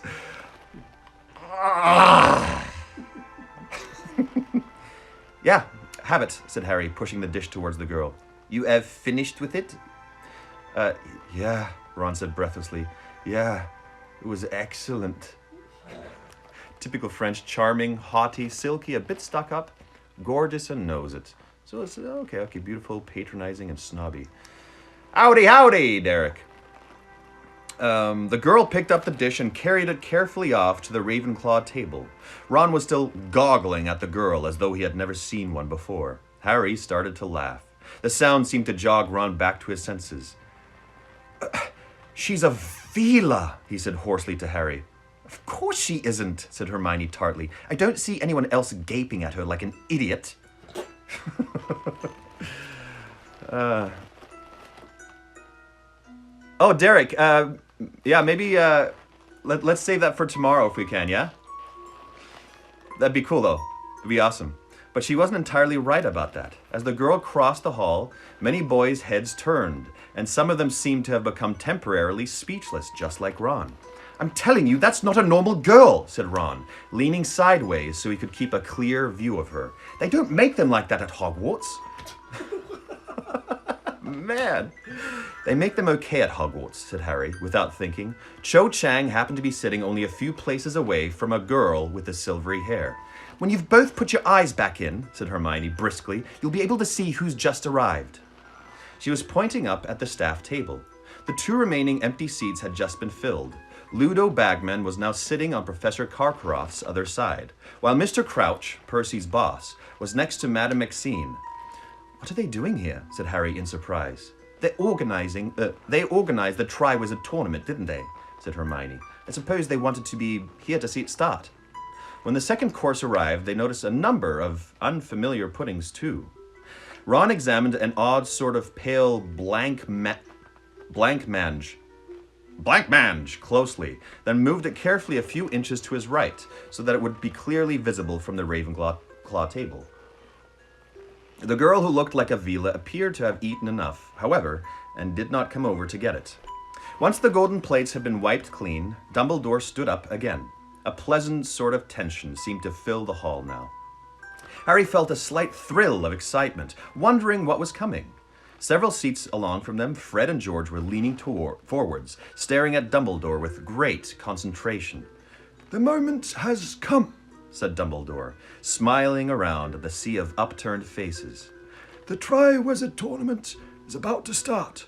I would like to say a few words of explanation before we bring in the casket. The what? Harry muttered. Ron shrugged. Just to clarify the procedure which we will all be following this year. But firstly, let me introduce, for those who do not know them, Mr. Bartemius Crouch, head of the Department of International Magical Cooperation. There was a smattering of polite applause. And Mr. Ludo Bagman, head of the Department of Magical Games and Sports. There was a much louder round of applause for Bagman than for Crouch, perhaps because of his fame as a beater, or simply because he looked so much more likable. He acknowledged it with a jovial wave of his hand. Bartemius Crouch did not smile or wave when his name was announced. Remembering him in his neat suit at the Quidditch World Cup, Harry thought he looked strange in wizard's robes. His toothbrush mustache and severe parting looked very odd next to Dumbledore's long white hair and beard. Mr. Bagman and Mr. Crouch have worked tirelessly over the last few months on the arrangement for the Triwizard Tournament, Dumbledore continued, and they will be joining myself, Professor Karkaroff, and Madame Maxine on the panel which will judge the champions' efforts. At the mention of the word champions, the attentiveness of the listening students seemed to sharpen. Perhaps Dumbledore had noticed their sudden stillness, for he smiled, and he said, The casket, then, if you please, Mr. Filch. Filch, who had been lurking unnoticed in a far corner of the hall, now approached Dumbledore, carrying a great wooden chest encrusted with jewels. It looked extremely old. A murmur of excited interest rose from the watching students. Dennis Creevey actually stood in his chair to see it properly, but being so tiny, his head hardly rose above anyone else's. Just to clarify, Dennis is younger than Colin, right? Because he just entered, right? Yeah, okay. The instructions for the tasks the champions will face this year have already been examined by Mr. Crouch and Mr. Bagman, said Dumbledore, as Filch placed the chest carefully on the table before him. And they have made the necessary arrangements for each challenge. There will be 3 tasks spaced throughout the school year, and they will test the champions in many different ways. Their magical prowess, their daring, their powers of deduction, and, of course, their ability to cope with danger. At this last word, the hall was filled with a silence so absolute that nobody seemed to be breathing. As you know, 3 champions compete in the tournament. Dumbledore went on calmly. 1 from each of the participating schools. They will be marked on how well they perform each of the tournament tasks, and the champion with the highest total after task 3 will win the Triwizard Cup. The champions will be chosen by an impartial selector. The Goblet of Fire. Dumbledore now took out his wand and tapped 3 times upon the top of the casket. The lid creaked slowly open. Dumbledore reached inside it and pulled out a large, roughly hewn wooden cup. It would have been entirely unremarkable had it not been full to the brim with dancing blue-white flames. Oh yeah, Anika, you're building Harry Potter Lego sets or something like while you're listening. That's pretty cool. Hi, Ruben. Welcome. Hope you had a good birthday yesterday. Dumbledore closed the casket and placed the goblet carefully on top of it, where it would be clearly visible to everyone in the hall. Anybody wishing to submit themselves as champion must write their name and school clearly upon a slip of parchment and drop it into the goblet, said Dumbledore. Aspiring champions have 24 hours in which to put their names forward. Tomorrow night, Halloween, the goblet will return the names of the 3 it has judged most worthy to represent their schools. The goblet will be placed in the entrance hall tonight, where it will be freely accessible to all those wishing to compete. To ensure that no underage student yields to temptation, said Dumbledore, I will be drawing an age line around the Goblet of Fire once it has been placed in the entrance hall. Nobody under the age of 17 will be able to cross the line. Finally, I wish to impress upon any of you wishing to compete that this tournament is not to be entered into lightly. Once a champion has been selected by the Goblet of Fire, he or she is obliged to see the tournament through to the end. The placing of your name in the goblet constitutes a binding, magical contract. There can be no change of heart once you've become champion. Please be very sure, therefore, that you are wholeheartedly prepared to play before you drop your name into the goblet. Now, I think it is time for bed. Good night to you all. An age line, Fred Weasley said, his eyes glinting, as they all made their way across the hall to the doors into the entrance hall. Well, that should be fooled by an aging potion, shouldn't it? And once your name's in that goblet, you're laughing. It can't tell whether you're 17 or not. But I don't think anyone under 17 will stand a chance, said Hermione. We just haven't learnt enough. Speak for yourself, said George shortly. You'll try and get in, won't you? You'll try and get in, won't you, Harry? Harry thought briefly of Dumbledore's insistence that nobody under 17 should submit their name. But the wonderful picture of himself winning the Triwizard Cup filled his mind again. He wondered how angry Dumbledore would be if someone younger than 17 did find a way to get over the age line. "Where is he?" said Ron, who wasn't listening to a word of this conversation, but looking through the crowd to see what had become of Crumb. Dumbledore didn't say where the Durmstrang people are sleeping, did he? But this query was answered almost instantly. They were level... So, obviously Harry is going to be picked. That's my my thoughts about what's going to happen. Obviously he's going to be picked. So it's going to be interesting to see how they're going to get past that age line. Well, like an aging potion, sure, but still. Even if he is selected, he won't be allowed to by Dumbledore. Dumbledore. But this query was answered almost instantly. They were level with the Slytherin table now, and Karkaroff had just bustled up to his students. "Back to the ship then," he was saying. "Victor, how are you feeling? Did you eat enough? Should I send for some mulled wine from the kitchens?" So worried about his star player. Love you too, Evan. Harry saw Crumb shake his head as he pulled his furs back on. "Professor, I would like some wine," said one of the other Durmstrang boys hopefully. I wasn't offering it to you, Pulyakov. Snapped Karkaroff, his warmly paternal air vanishing in an instant. I notice you have dribbled food all down the front of your robes again. Disgusting, boy! I love Karkaroff too. Karkaroff turned and led his students towards the doors. "Hey, buddy. Hi. How you doing?" Turned and led his students towards the doors, reaching them at exactly... He sometimes just gets up and just thinks for a second. They want to sleep? Where are they going to go? Karkaroff turned and led his student towards the doors, reaching them at exactly the same moment as Harry, Ron, and her... Oh, what are you doing, buddy? There's nothing underneath there. Harry stopped to let him walk through first. Thank you, said Karkaroff carelessly, glancing at him. And then Karkaroff froze. He turned his head back to Harry and stared at him as though he couldn't believe his eyes. Behind their...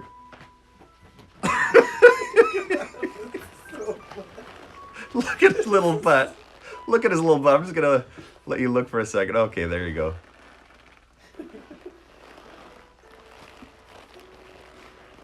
He couldn't believe his eyes. Behind their headmaster, the students from Durmstrang came to a halt too. Karkaroff's eyes moved slowly up Harry's face and fixed upon his scar. Yes, right up Robbie. I'm going to call him Robbie instead. The students from... here we go. The Durmstrang students were staring curiously at Harry too. Out of the corner of his eye, Harry saw comprehension dawn on a few of their faces.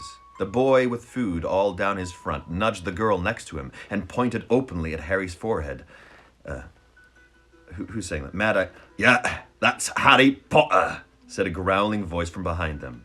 Professor Karkaroff spun around. Mad-Eye Moody was standing there, leaning heavily on his staff, his magical eye glaring unblinkingly at the Durmstrang headmaster. The color drained from Karkaroff's face as Harry watched. A terrible look of mingled fury and fear came over his face. Oh, wow. So Mad-Eye Moody has some kind of reputation, or they've got history.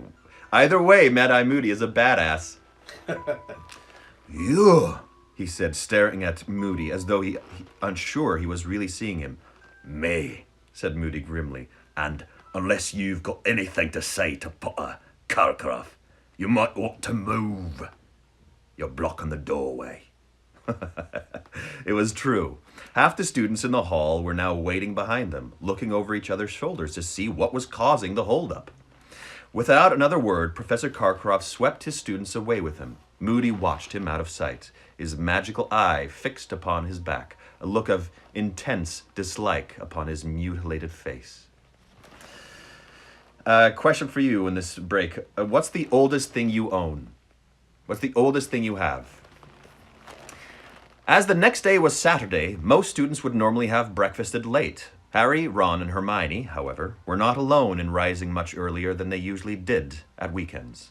When they went down into the entrance hall, they saw about 20 people milling around it, some of them eating toast, all examining the Goblet of Fire. It had been placed in the center of the hall, on the stool that normally bore the sorting hat. A thin golden line had been traced on the floor, forming a circle 10 feet around it in every direction. "Anyone put the name in yet?" Ron asked a third-year girl eagerly. "Oh, the Durmstrang lot," she replied. "But I haven't seen anyone from Hogwarts yet." "Bet some of them put in last night after we'd all gone to bed," said Harry. "I would have done it if it had been me. Wouldn't have wanted everyone watching. What if the goblet just gobbed you right back out again?" Someone laughed behind Harry. Turning, he saw Fred, George, and Lee Jordan hurrying down the staircase, all three of them looking extremely excited they did something. "Done it!" Fred said in a triumphant whisper to Harry, Ron, and Hermione. "Just taken it." "What? What?" said Ron. "The aging potion dung brains," said Fred. The aging potion dung brains. 1 drop each," said George, rubbing his hands together with glee. "We only need to be a few months older." We're going to split... who's this? Lee Jordan. "We're going to split the 1,000 galleons between the three of us if one of us wins," said Lee, grinning broadly. "I'm not sure this is going to work, you know," said Hermione warningly. "I'm sure Dumbledore will have thought of this." Fred, George, and Lee ignored her. "Ready?" Fred said to the other two, quivering with excitement. Ugh. Quivering again.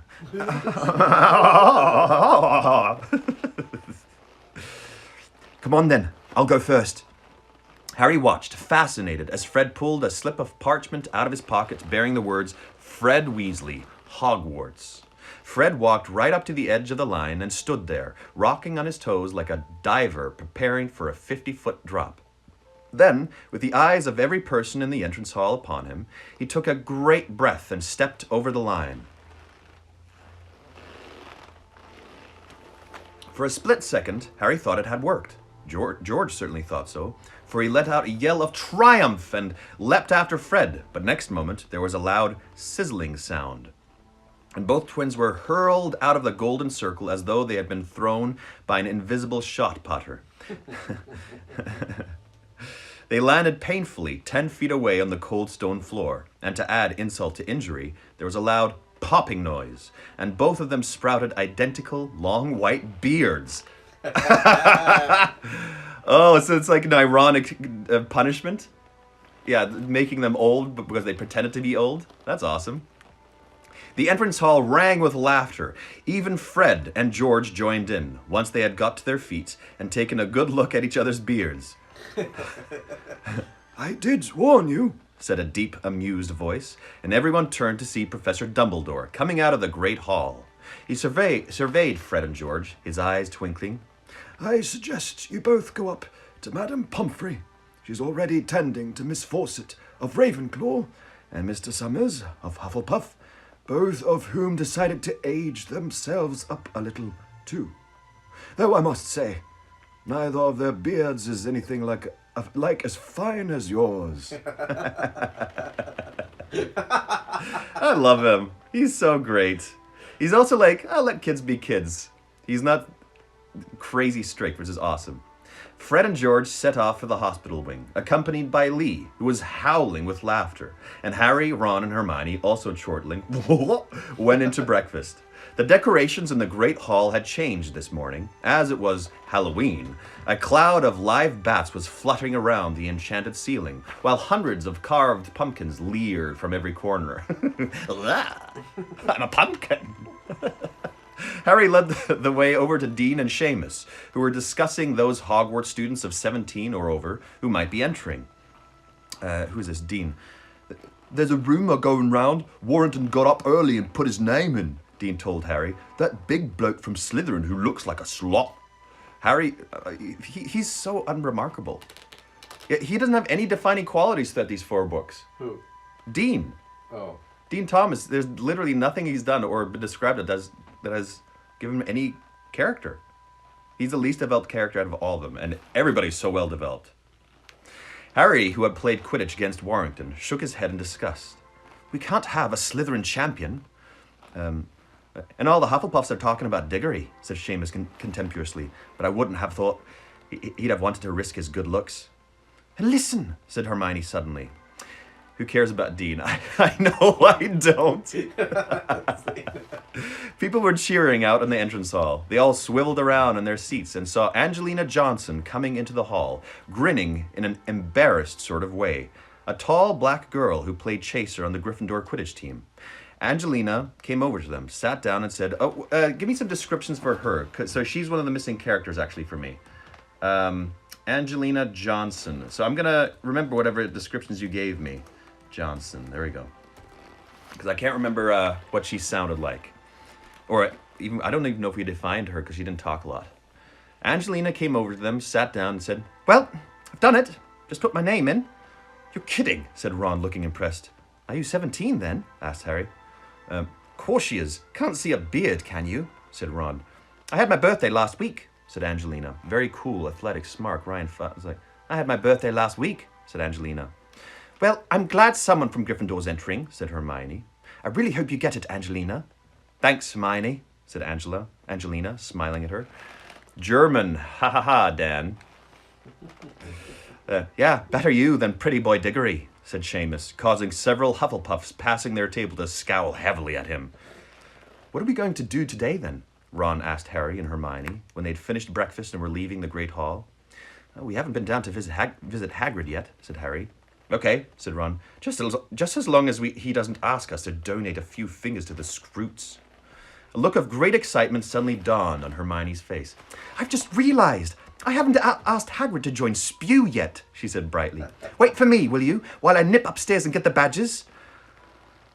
What's she like? Said Ron, exasperated as Hermione ran away up the marble staircase. What's she like? I don't understand that question. Hey, Ron, said Harry suddenly, it's your friend. The students from Beauxbatons were coming through the front doors from the grounds, among them the Vila girl.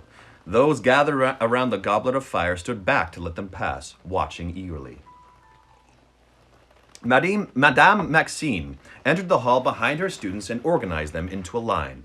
One by one, the Beauxbatons students stepped across the age line and dropped their slips of parchment into the blue-white flames. As each name entered the fire, it turned briefly red and emitted sparks. What do you reckon will happen to the ones that aren't chosen? Ron muttered to Harry, as the Vila girl dropped her parchment into the Goblet of Fire. Reckon they'll go back to school or hang around to watch the tournament? Dunno, said Harry. Hang around, I suppose. Madame Maxine's staying to judge, isn't she? Yeah, probably. Robbie says it when he's exasperated with me. What's she like? Oh, that's like a saying. I think I'm gonna pick that up when I'm annoyed with somebody. What's she like? What's he like? When all the Beauxbatons students had submitted their names, Madame Maxine led them back out of the hall and into the grounds again. Where are they sleeping then? Said Ron, moving towards the front doors and staring after them. A loud rattling noise behind them announced Hermione's reappearance with a box of Spew badges. Oh, good. Hurry up, said Ron, and he jumped down the stone steps, keeping his eyes on the back of the Vila girl, who was now halfway across the lawn with Madame Maxine. As they neared Hagrid's cabin on the edge of the Forbidden Forest, the mystery of the Beauxbatons' sleeping quarters was solved. The gigantic powder blue carriage in which they had arrived had been parked 200 yards from Hagrid's front door, and the students were climbing back inside. Oh, welcome, Seymour Butts, 44. The elephantine flying horses that had pulled the carriage were now grazing in a makeshift paddock alongside it. Harry knocked on Hagrid's door, and Fang's booming barks answered instantly. "'Bout time," said Hagrid, when he flung open the door and seen who was knocking. Thought you lot had forgotten where I live." "We've been really busy," Hermione started to say, but then she stopped dead, looking up at Hagrid, apparently lost for words. Hagrid was wearing his best and very horrible, hairy brown suit, plus a checked yellow and orange tie. This wasn't the worst of it, though. He had evidently tried to tame his hair, using large quantities of what appeared to be axle grease. Oh, he's so in love! Or not in love, but he's like crushing hard on Madame Maxine. Are you kidding me? This is the best. It was now slicked down into two bunches. Perhaps he had tried a ponytail like Bill's, but found he had too much hair. The look didn't really suit Hagrid at all. For a moment, Hermione goggled at him. Then, obviously deciding not to comment, she said, where are the Scroots? Out by the pumpkin patch, said Hagrid happily. They're getting massive. Must be nearly 3 foot long now. Only trouble is, they started killing each other. What is the point of these animals? It's going really well, but they're killing each other. Oh no, really? Said Hermione, shooting a repressive look at Ron, who, staring at Hagrid's odd hairstyle, had just opened his mouth to say something about it. Yeah, said Hagrid sadly. It's okay though. I've got them in separate boxes now. Still got about 20. Well, that's lucky, said Ron. Hagrid missed the sarcasm. Hagrid's cabin comprised a single room, in one corner of which was a gigantic bed covered in a patchwork quilt. A similarly enormous wooden table, and I'm just trying to imagine Hagrid on a date. Like what he would try to talk about. He'd probably talk about all his pets, about large animals. Oh yeah, I've got a large dragon. Yeah, a large dragon. You're pretty. A large dragon. He's vicious. He's terrifying. Anyway, I'm having a great time. Where were we? A gigantic bed covered in a patchwork quilt. A similarly enormous wooden table and chairs stood in front of the fire, beneath a quantity of cured hams and dead birds hanging from the ceiling. They sat down on the table while Hagrid started to make tea, and were soon immersed in yet more discussion of the Triwizard Tournament. Hagrid seemed quite as excited about it as they were. You wait, he said, grinning. You just wait. You're going to see some stuff you've never seen before. First task. But I'm not supposed to say. Come on, Hagrid, Harry, Ron, and Hermione urged him, but he just shook his head, grinning. Oh, no, I don't want to spoil it for you, said Hagrid, but it's going to be spectacular. I tell you that. Them champions are going to have their work cut out. Never thought I'd live to see the Triwizard Tournament played again. They ended up having lunch with Hagrid, though they didn't eat much. Hagrid had made what he said was a beef casserole, but after Hermione unearthed a large talon in hers, she, Harry, and Ron rather lost their appetites. They enjoyed themselves trying to make Hagrid tell them what the tasks in the tournaments were going to be, however, speculating which of the entrants were likely to be selected as champions, and wondering whether Fred and George were beardless yet. A light rain had started to fall by mid-afternoon. It was very cozy sitting by the fire, listening to the gentle patter of the drops on the window, watching Hagrid darning his socks and arguing with Hermione about house elves, for he flatly refused to join Spew when she showed him her badges. It'd be doing them an unkindness, Hermione, he said gravely, threading a massive bone needle with a thick yellow yarn. It's in their nature to look after humans. That's what they like, see? You'd be making them unhappy to try to take away their work, and insulting them if you tried to pay them. But Harry said they'll be free, and he was over the moon about it, said Hermione. And we heard he's asking for wages now. Yeah, well, you get weirdos in every breed. I'm not saying there isn't the odd elf who take freedom, but you'll never persuade most of them to do it. No, nothing doing, Hermione. Spew time. Imagine if you did that before you actually puked. You're like, spew time! Hermione looked very cross indeed, and stuffed her box of badges back into her cloak pocket. Box of badges back.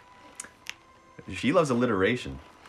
By 5:30, it was growing dark, and Ron, Harry, and Hermione decided it was time to get back up to the castle for the Halloween feast, and, more importantly, the announcement of the school champions.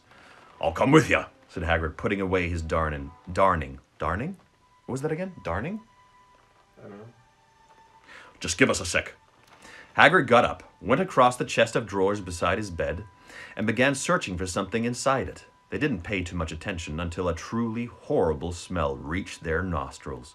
Coughing, Ron said, Hagrid, what's that? Hey, said Hagrid, turning around with a large bottle in his hand. Don't you like it?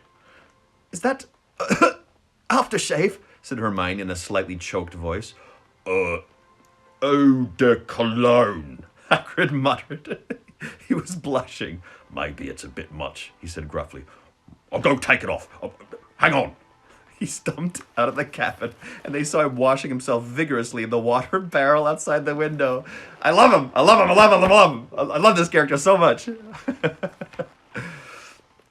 Eau de Cologne, said Hermione in amazement. Hagrid? And what's with the hair and the suit? Said Harry in an undertone. Look, said Ron suddenly, pointing out of the window. Hagrid had just straightened up and turned around. If he had been blushing before, it was nothing to what he was doing now.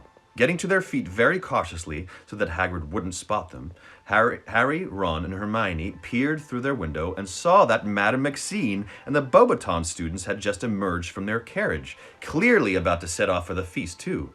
They couldn't hear what Hagrid was saying, but he was talking to Madame Maxine with a rapt, misty-eyed expression Harry had only ever seen him wear once before. Darning is repairing a knitted woven object, I believe. Oh, okay, gotcha, thank you. When he had been looking at the baby dragon, Norbert. He's going up to the castle with her, said Hermione indignantly. I thought he was waiting for us.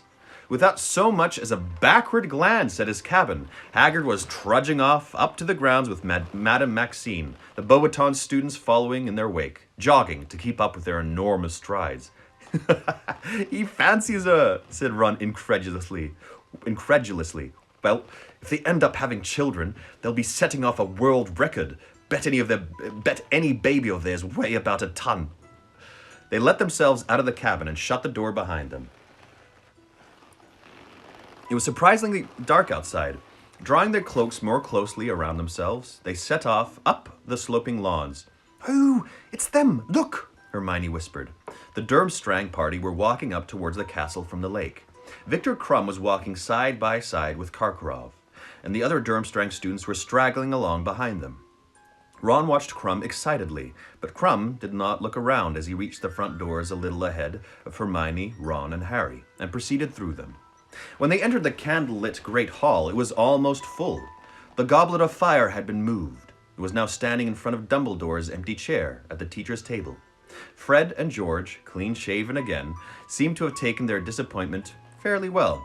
Hope it's Angelina, said Fred, as Harry, Ron, and Hermione sat down. So do I, said Hermione breathlessly. Well, we'll soon know. The Halloween feast seemed to take much longer. Watch us sipping on a little bit of sake. The Halloween feast seemed to take much longer than usual, perhaps because it was their second feast in 2 days. Harry didn't seem to fancy the extravagantly prepared food as much as he would normally have done. Like everyone else in the hall, judging by the constantly craning necks, the impatient expressions on every face, the fidgeting and the standing up to see whether Dumbledore had finished eating yet, Harry simply wanted the plates to be clear and to hear who had been selected as champions. At long last, the golden plates returned to their original spotless state. There was a sharp upswing in the level of noise within the hall, which died away almost instantly as Dumbledore got to his feet. On either side of him, Professor Karkaroff and Madame Maxine looked as tense and expectant as anyone. Ludo Bagman was beaming and winking at various students.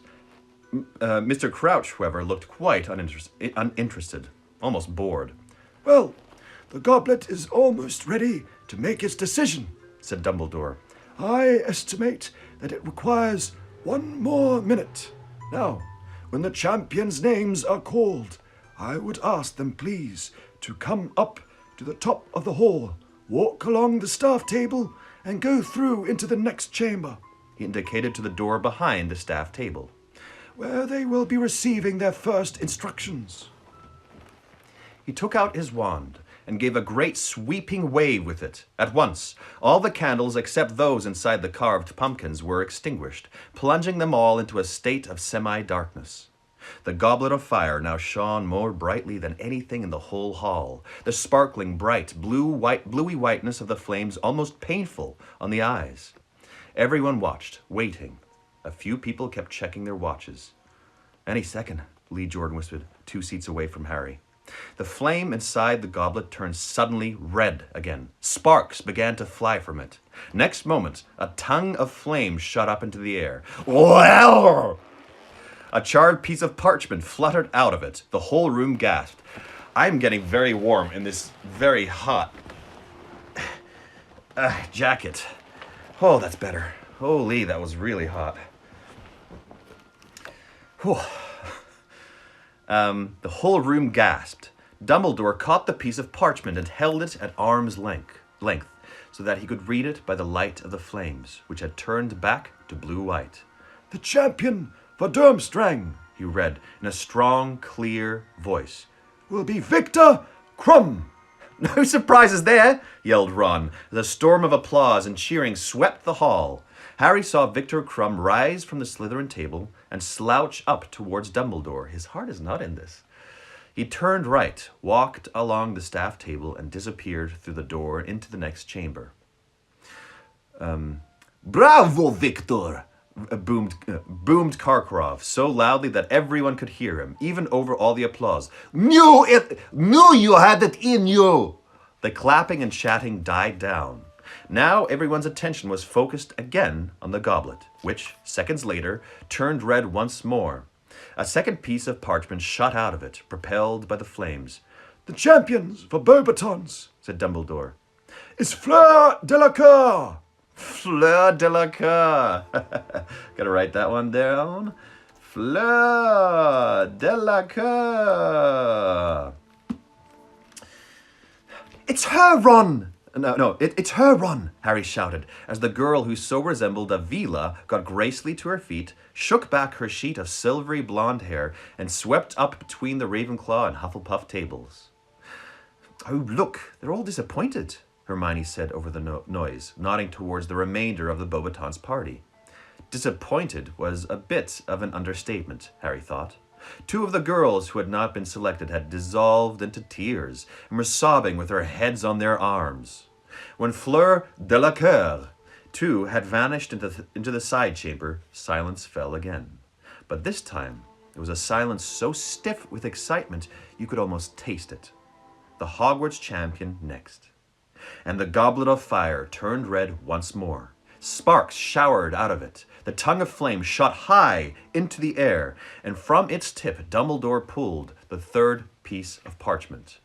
The Hogwarts champion, He called. is Cedric Diggory. No! Said Ron loudly. Cedric Diggory. Oh, interesting. That's a twist. But nobody heard him except Harry. The uproar from the next table was too great. Every single Hufflepuff had jumped to his or her feet, screaming and stamping as Cedric made his way past them, grinning broadly, and headed off towards the chamber behind the teacher's table. Indeed, the applause for Cedric went on for so long that it was some time before Dumbledore could make himself heard again. Excellent. Dumbledore called happily as at last the tumult died down. Well, we now have our 3 champions. I am sure I can count upon all of you, including the remaining students from Beauxbatons and Durmstrang, to give your champions every ounce of support you can muster. By cheering your champion on, you will contribute in a very real... But Dumbledore suddenly stopped speaking, and it was apparent to everyone what had distracted him. The fire in the goblet had just turned red again. Sparks were flying out from it. A long flame shot suddenly into the air, and borne upon it was another piece of parchment. Automatically, it seemed, Dumbledore reached out a long hand and seized the parchment. He held it out and stared at the name written upon it. There was a long pause, during which Dumbledore stared at the slip in his hands, and everyone in the room stared at Dumbledore. And then Dumbledore cleared his throat and read out, Harry Potter. That's crazy. What? Okay. I mean, I assumed that it would be him. And then when Cedric Diggory happened, I was like, nah, probably not. But okay, so that means they get 2 entries into this competition? And how is Dumbledore allowing it? Since he said nobody... Okay, well, I guess I'd have to read on, wouldn't I? Well, you know, they said that the Goblet of Fire, it determines everything. on its own. So I guess the Goblet of Fire picked 4. Yeah, And definitely. you just kind of have to be like, okay, well. If that's Oh, you have to the go with it. Okay. That is a twist. And he sparkled in the moonlight. I'm going to go long again today, too. Everybody? I'm going to go long. This next chapter doesn't seem too long. Wait, let me see. Let me see at first before I promise this. 240, 251. Yeah, okay, I'm going to go long. I'm going to do the questions now, and then I'm going to so many questions. I am going to keep reading. Can you wear a dress next time? Yes, I can. Hey, John, remember when Harry ran into the desk and broke his kneecaps? Thanks for reminding me, sure again. Oh, that was so funny. It's always going to be so funny to me. Just from standstill and straight into, Harry, what are you doing? Just watch this, bud. That was great. Thanks, Shurigel. What do you think about the Triwizard Tournament right now? I'm thinking it's going to be dope. I'm excited to see what the different competitions and dangerous things are going to be. This is awesome. What do you think about Madame Maxine and Hagrid? Well, I think it's adorable. Hagrid is adorable. Madame Maxine is very strict, and she's going to be, I think she's going to be very bossy if they do get into a relationship or a date or something, and Hagrid's going to be like, oh, yeah, sure. Like, that's what I think. That's what I'm going to predict that relationship's going to look like. And by the way, don't submit any more questions. Leave it for next time, just because I'm going to end this stream to jump into the next one. Did you count how many different countries people who watch this are from? If so, how many? Actually, I want to do that today. So, sorry, you already probably wrote it in. If you're tuning in from a different country, please write it in where you're from in the next stream. Not right now. Like in 3 minutes from now. I'm going to just re-mention it. Don't write it quite yet. Please get a blonde wig and dress up as Fleur. Oh, okay. Maybe I have one. I'll have to see if I do have one. Who do you think will win the Triwizard Tournament breakdancing contest? Probably Crabbe. Is that Nathan? Yeah, it's Nathan. Of course, it's Nathan. Okay, friends. If you're tuning out now, check out my Patreon and my link if you want to support. Otherwise, I'm going to log off and re-log back in to continue reading for the next chapter. Yay! Yeah! Yo, yo, yo, yo, yo, yo, yo. Yo yo yo yo yo yo yo yo yo yo yo yo yo yo.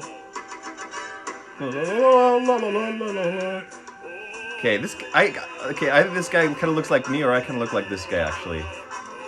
Look at Mr. Trollolo. Just waiting for everybody to get back on.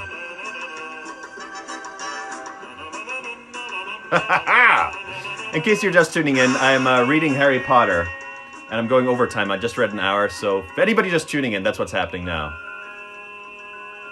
And I got to pin it at the bottom there, so people who are just joining know not to give any spoilers. That's awesome. Second cocktail assembled. Let's do this. Yay, the pin worked. Oh, 1 second.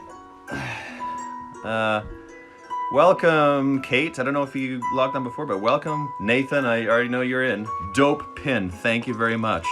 Just want to, just in case somebody joins. All right, we're going to start back up again. On Chapter 17, The 4 Champions. Here we go. Yeah, actually, Tash... Oh, yeah, thank you. Tash actually told me about this pinning feature, so thank you very much. Okay, if you're listening in from a different country, and I think we lost some people, but that's normal, write where you're tuning in from. I want to know. Thank you very much. Chapter 17, The 4 Champions. Harry sat there, aware that every head in the great hall had turned to look at him. He was stunned. He felt numb. He was surely dreaming. He had not heard correctly. There was no applause. A buzzing, as though of angry bees, was starting to fill the halls. Some students were standing up to get a better look at Harry as he sat, frozen, in his seat. Up at the top table, Professor McGonagall had got to her feet and swept past Ludo Bagman and Professor Karkaroff to whisper urgently to Professor Dumbledore, who bent his ear towards her, frowning slightly. Harry turned to Ron and Hermione. Beyond them, he saw the long Gryffindor table and all watching him, open-mouthed. I didn't put my name in, Harry said blankly. You know I didn't. Both of them stared just as blankly back. At the top table, Professor Dumbledore had straightened up, nodding to Professor McGonagall. Harry Potter! He called up again. Harry, up here, if you please. Go on, Hermione whispered, giving Harry a slight push, and he landed face first into a table. Harry got to his feet, trod on the hem of his robes, and stumbled slightly. He set off up the gap between the Gryffindor and Hufflepuff tables. It felt like an immensely long walk. The top table didn't seem to be getting any nearer at all, and he could feel hundreds and hundreds of eyes upon him, as though each was a searchlight. The buzzing grew louder and louder. After what seemed like an hour, he was right in front of Dumbledore, feeling the stares of all the teachers upon him. Well, through the door, Harry, said Dumbledore. He wasn't smiling. Harry moved off along the teacher's table. Hagrid sat right at the end. He did not wink at Harry or wave or give any of his usual signs of greeting. He looked completely astonished and stared at Harry as he passed, like everyone else. Harry went through the door out of the great hall and found himself in a smaller room, lined with paintings of witches and wizards. A handsome fire was roaring in the fireplace opposite him. Brooklyn, New York. New York. New York. No, that's it. Actually, I haven't made anybody I could make a New York accent with some minor character. Victor Crumb, Cedric Diggory, and Fleur Delacour were grouped around the fire. They looked strangely impressive, silhouetted against the flames. Crumb, hunched up and brooding, was leaning against the mantelpiece, slightly apart from the other two. Cedric was standing with his hands behind his back, staring into the fire. Fleur Delacour looked around when Harry walked in and threw back her sheet of long, silvery hair. "What is it?" she said. "Do they want us back in the hall?" She thought... I gotta work on her voice. She thought he had come to deliver a message. Harry didn't know how to explain what had just happened. If the chat doesn't bombard him with the movie line after this happens, I'm going to be so disappointed. It struck him how very tall all of them were. There was a sound of scurrying feet behind him, and Ludo Bagman entered the hall. He took Harry by the arm and led him forward. Ludo Bagman led him forward. Extraordinary, he muttered, squeezing Harry's arm. Absolutely extraordinary. Gentlemen, lady, he added, approaching the fireside and addressing the other three. May I introduce, incredible though it may seem, the fourth Triwizard champion. Victor Crumb straightened up. His surly face darkened as he surveyed Harry. Cedric looked nonplussed. He looked from Bagman to Harry and back again, as though sure he must have misheard what Bagman had said. Fleur Delacour, however, tossed her head, smiling, and said, "Oh, very funny joke, Mr. Bagman. Mr. Bagman." "Joke?" Bagman repeated, bewildered. No, not at all. Harry's name just came out of the Goblet of Fire. Crumb's thick eyebrows contracted slightly. Cedric was still looking politely bewildered.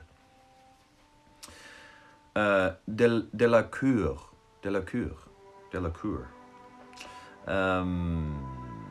Fleur frowned. "But evidently there has been a mistake," she said contemptuously to Bagman. "He cannot compete. He is too young." It's 7.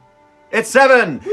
Thank you, healthcare workers! Yeah. We love you. This is for you, healthcare workers. Yeah, we love you. Thanks for saving our lives. Oh, it didn't happen. Thank you so much, healthcare workers. We love you. You're awesome. You're the best. Look at all the people are applauding for you. That's awesome. Okay. Well, it is amazing, said Bagman, rubbing his soothed chin and smiling down at Harry. but as you know, the age restrictions was only imposed this year as an extra safety measure. And as his name's come out of the goblet, I mean, I don't think there could be any ducking out at this stage. It's down in the rules. You're obliged. Harry will just have to do the best he... Let me know, was that the voice I mean, I don't think I actually wrote Bagman down. Yeah, I missed Bagman. I'm gonna do it in my warm-up every single day, all the voices. But remind me what his voice was like. I completely forgot if that was it or not. He was like the excited sports announcer. Yeah, I just don't remember if I actually hit the same voice that I used to. Thank you from John's Close. Magicalist Monkey Bear. The door behind them opened again, and a large group of people came in. Professor Dumbledore, followed closely by Mr. Crouch, Professor Karkaroff, Madame Maxine, Professor McGonagall, and Professor Snape. We haven't heard much from Snape yet.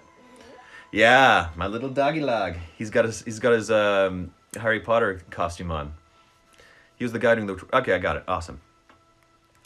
Madame Maxine, said Fleur at once, striding over to her headmistress. They are saying that this little boy is to compete also.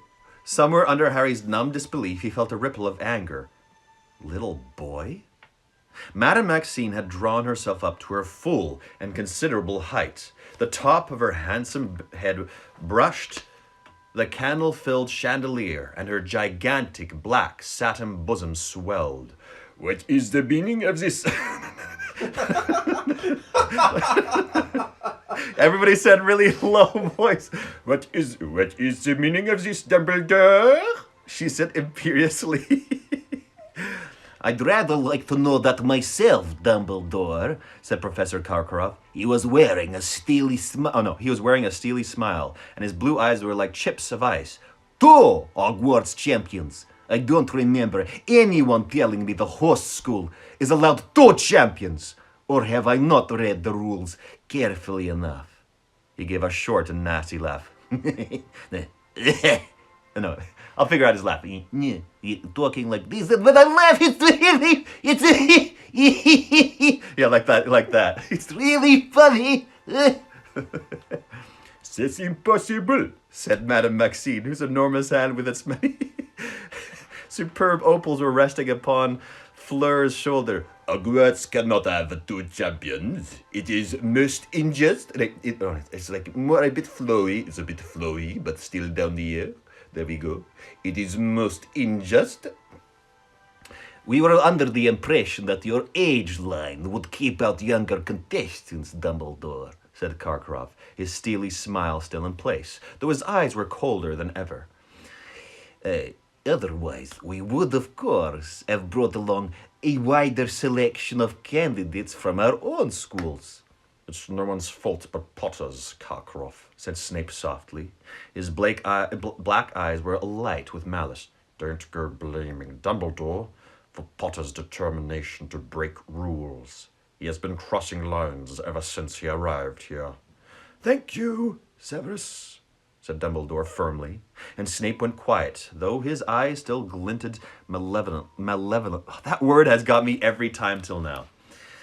Malevolently through his curtain of greasy black hair. Love watching you get into character. Oh, thank you. You just like hearing about the process, right? The process of being an actor and voice actor. I know. It's wildly interesting what I have to go through on a day-to-day basis. Professor Dumbledore was now looking down at Harry, who looked right back at him, trying to discern the expression of the eyes behind the half-moon spectacles. Did you put your name into the Goblet of Fire, Harry? Dumbledore asked calmly. Okay, I've seen this clip. This is one of the only clips I actually remember of Harry Potter, where Dumbledore runs towards Harry and goes, Did you put your name into the Goblet of Fire, Harry? Dumbledore asked calmly. I know that clip.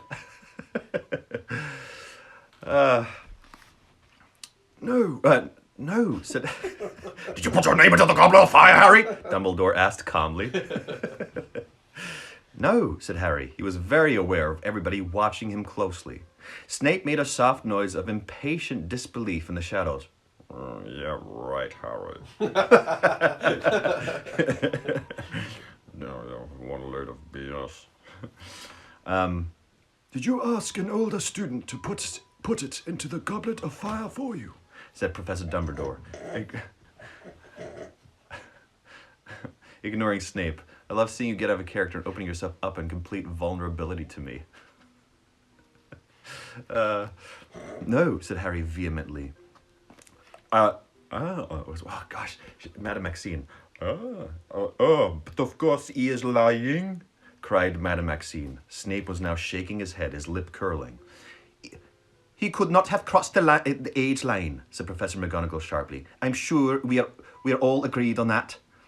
Dumbledore must have made a mistake with the line, said Madame Maxine, shrugging. It is possible, of course, said Dumbledore politely. Dumbledore, you know perfectly well you did not make a mistake, said Professor McGonagall angrily. Really? What nonsense! Harry could not have crossed the line himself, and as Professor Dumbledore believes that he did not persuade an older student to do it for him, I'm sure that should be good enough for everybody else. She shot a very angry look at Professor Snape. Mr. Crouch, Mr. Bagman, said Karkaroff, his voice unctuous once more. You are our objective judges. Surely you will agree that this is most irregular.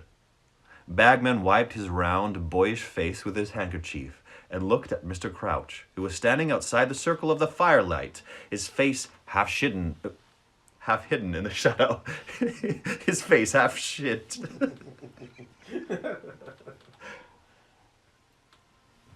He looked slightly eerie, the half-darkness making him look much older, giving him an almost skull-like appearance. When he spoke, however, it was his usual curt voice. Oh yeah. We must follow the rules, and the rules state clearly that those people whose names come out of the Goblet of Fire are bound to compete in the tournament. Well, Barty knows the rule book back to front, said Bagman. No, that's not his voice. But anyway, beaming and turning back to Karkaroff and Madame Maxine, as though the matter was now closed. I insist upon resubmitting the names of the rest of my students, said Karkaroff. He had dropped his unctuous tone and his smile now. His face wore a very ugly look, indeed.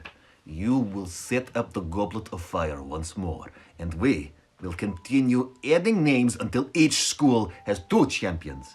It's only fair, Dumbledore.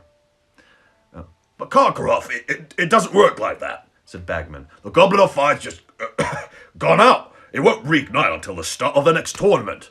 In which Durmstrang will most certainly not be competing, exploded Karkaroff. After all our meetings and negotiations and compromises, I little expected something of this nature to occur.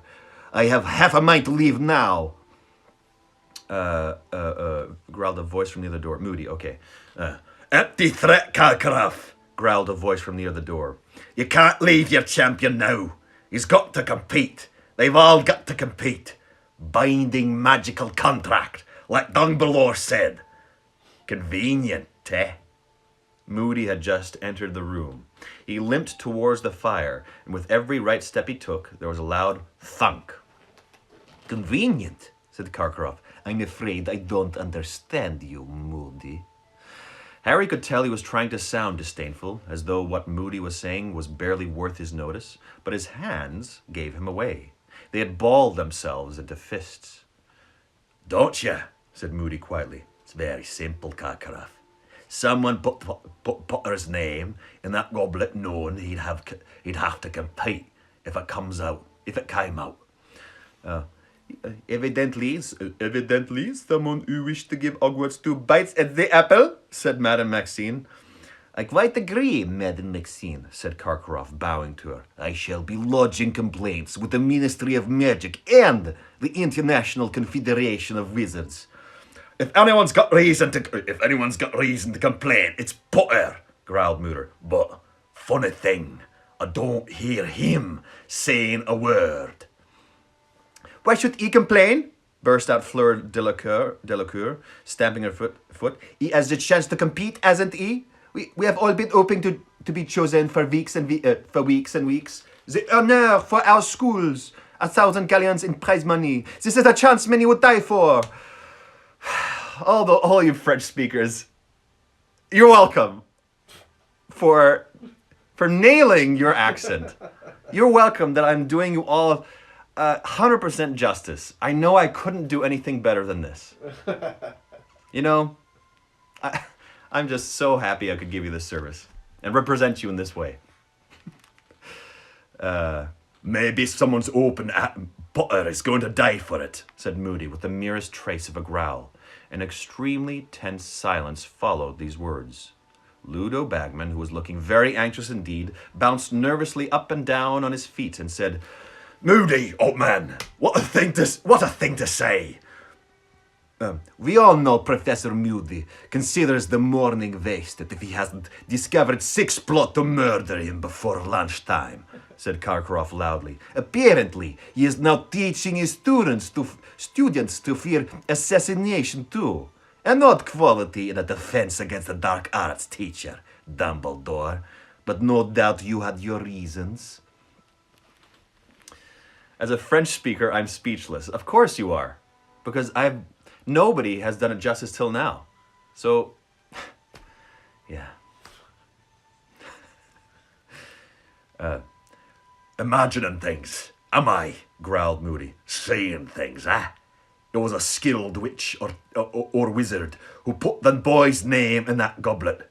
What evidence is there of that? Said Madame Maxine, throwing up her huge hands. Because they hoodwinked a very powerful magical object, said Moody. It would have needed an exceptionally strong confundus charm to bamboozle that goblet into forgetting that only 3 schools compete in the tournament. I'm guessing they submitted Potter's name under a 4th school to make sure he was only one in his category. It's Moody and Hagrid, they bleed into each other. I have to be really careful not to let them fall into each other. You seem to have given this a great deal of thought, Moody, said Karkaroff coldly, and a very ingenious theory it is. Though, of course, I heard you recently got into your head that one of your birthday presents contained a cunningly disguised basilisk egg and smashed it to pieces before realizing it was a carriage clock. So you'll understand if we don't take you entirely seriously. There are those who'll turn innocent occasions to their advantage, Moody retorted in a menacing voice. It's my job. It's my job to think the way dark wizards do, Karkaroff, as you ought to remember. Alistair, said Dumbledore warningly. Hagrid and Moody falling into each other. Now that's a ship. Sure is. Harry wondered for a moment who he was speaking to, but then realized Mad Eye could hardly be Moody's real first name. Moody fell silent, though still surveying Karkaroff with satisfaction. Karkaroff's face was burning. how the situation arose, we do not know, said Dumbledore, speaking to everyone gathered in the room. It seems to me, however, that we have no choice but to accept it. Both Cedric and Harry have been chosen to compete in the tournament. This, therefore, they will do. But Dumbledore? My dear Madame Maxine, if you have an alternative, I would be delighted to hear it. Dumbledore waited, but Madame Maxine did not speak. She merely glared. She wasn't the only one either. Snape looked furious. Karkaroff livid. Bagman, however, looked rather excited. Well, shall we crack on then? He said, rubbing his hands together and smiling around the room. Got to give our champions their instructions, haven't we? Barty, want to do the honours? Mr. Crouch seemed to come out of a deep reverie. Yes, he said, instructions. Yes. The first task. He moved forwards into the light. Close to, Harry thought, he looked ill. There were dark shadows beneath his eyes and a thin, papery look about his wrinkled skin that had not been there at the Quidditch World Cup. The first task is designed to test your daring, he told Harry, Cedric, Fleur, and Crumb, so we are not going to be telling you what that is. Courage in the face of the unknown is an important quality in a wizard. Very important. Oh yeah, he's got this weird open mouth thing going on. The first task will place on November the 24th in front of the other students and the panel of judges. The champions are not permitted to ask for or accept help of any kind from their teachers to complete the tasks in the tournament. The champions will face the first challenge armed with only their wands. They will receive information about the second task when the first is over. Owing to the demanding and time-consuming nature of the tournament, the champions are exempted from the end-of-year tests. Oh, okay, so he doesn't have to do any homework or anything like that. Ron's going to be so jealous. Mr. And Hermione's going to be like, why would they do that? Mr. Crouch turned to look at Dumbledore. I think that's all. Is it, Albus? I think so. Said Dumbledore, who was looking at Mr. Crouch with mild concern. Are you sure you wouldn't like to stay at Hogwarts tonight, Barty? No, Dumbledore. I must get back to the ministry, said Mr. Crouch. It's very busy, very difficult time at the moment. I've left young Weatherbear in charge. Very enthusiastic. A little over-enthusiastic, if truth be told. You'll come and have a drink before you go, at least, said Dumbledore. Come on, Barty. I'm staying, said Bagman brightly. It's all happening at Hogwarts now. You know, much more exciting than here at the office. I think not, Ludo, said Crouch with a touch of his old impatience. Professor Karkaroff, Madam Maxine. Oh, no, sorry. Professor Karkaroff, Madam Maxine, a nightcap, said Dumbledore. Crouch is bang on. Thank you very much. But usually when I get a good image of a person in my mind, I get the voice. You know, Madame Maxine, she's still floating around a little bit. Versus Karkaroff, I can really visualize. But Madame Maxine had already put her arm around Fleur's shoulders and was leading her swiftly out of the room. Harry could hear them both talking very fast in French as they went off into the great hall. Karkaroff beckoned to Crumb, and they too exited in silence. Hurry, Cedric. I suggest you go up to bed, said Dumbledore, smiling at both of them. I'm sure Gryffindor and Hufflepuff are waiting to celebrate with you, and it would be a shame to deprive them of this excellent excuse to make a great deal of mess and noise. I love him. I love him so much. He's like everybody's wish for a grandpa. Harry glanced at Cedric, who nodded, and they left together. The great hall was deserted now. The candles had burnt low, giving the jagged smiles of the pumpkins an eerie, flickering quality. So, said Cedric with a slight smile, we're playing against each other again? Oh, Cedric. Actually, I did miss him too.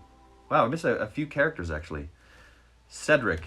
If you give me some adjectives, I'm going to put it right down on the list and never forget again. What was he like? Oh yeah, he's like a captain. He's a nice guy. Yeah.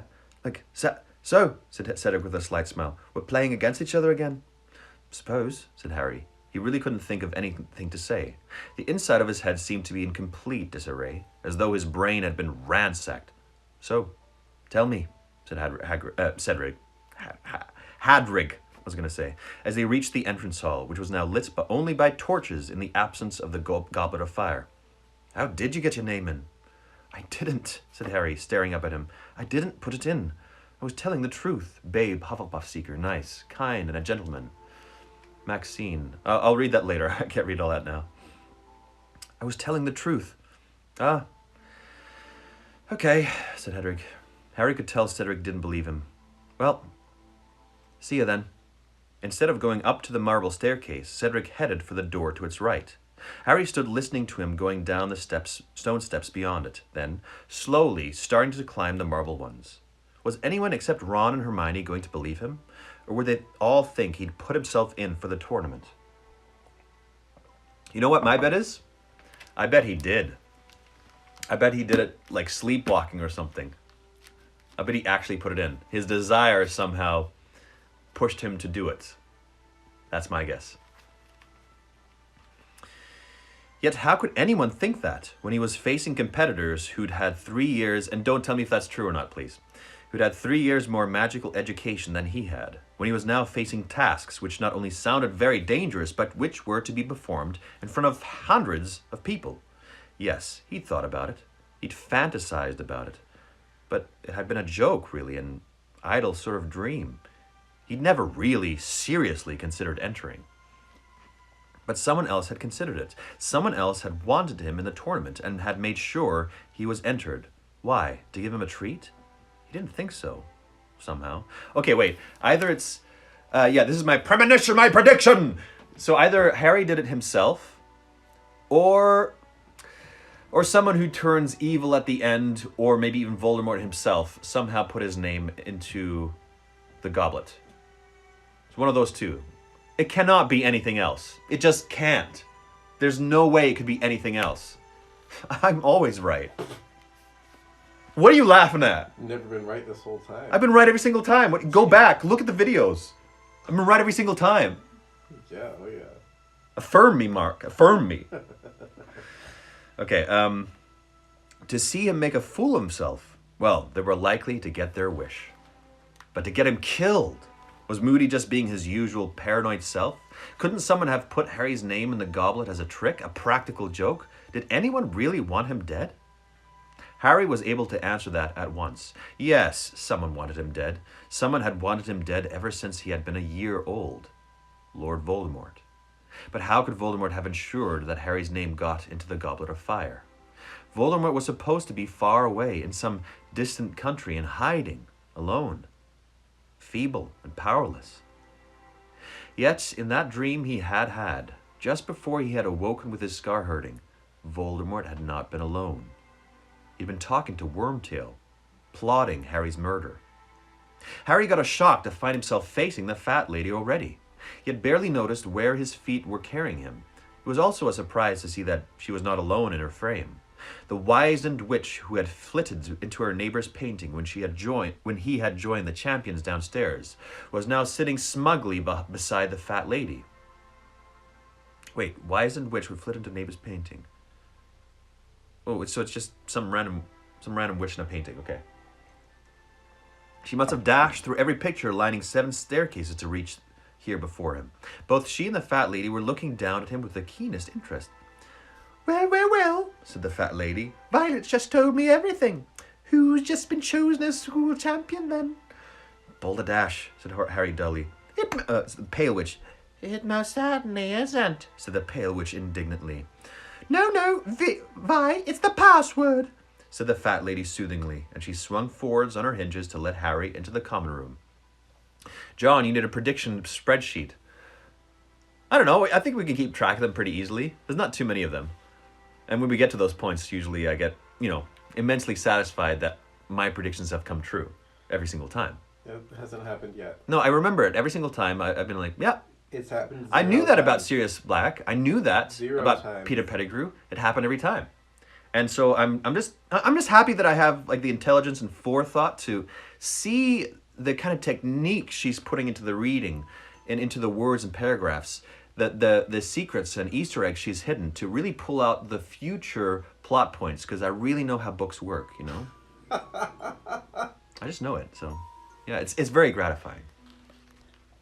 The blast of noise that met Harry's ears when the portrait opened almost knocked him backwards. Next thing he knew, he was being wrenched inside the common room by about a dozen pair of hands and was facing the whole of Gryffindor House, all of who were screaming, applauding, whistling.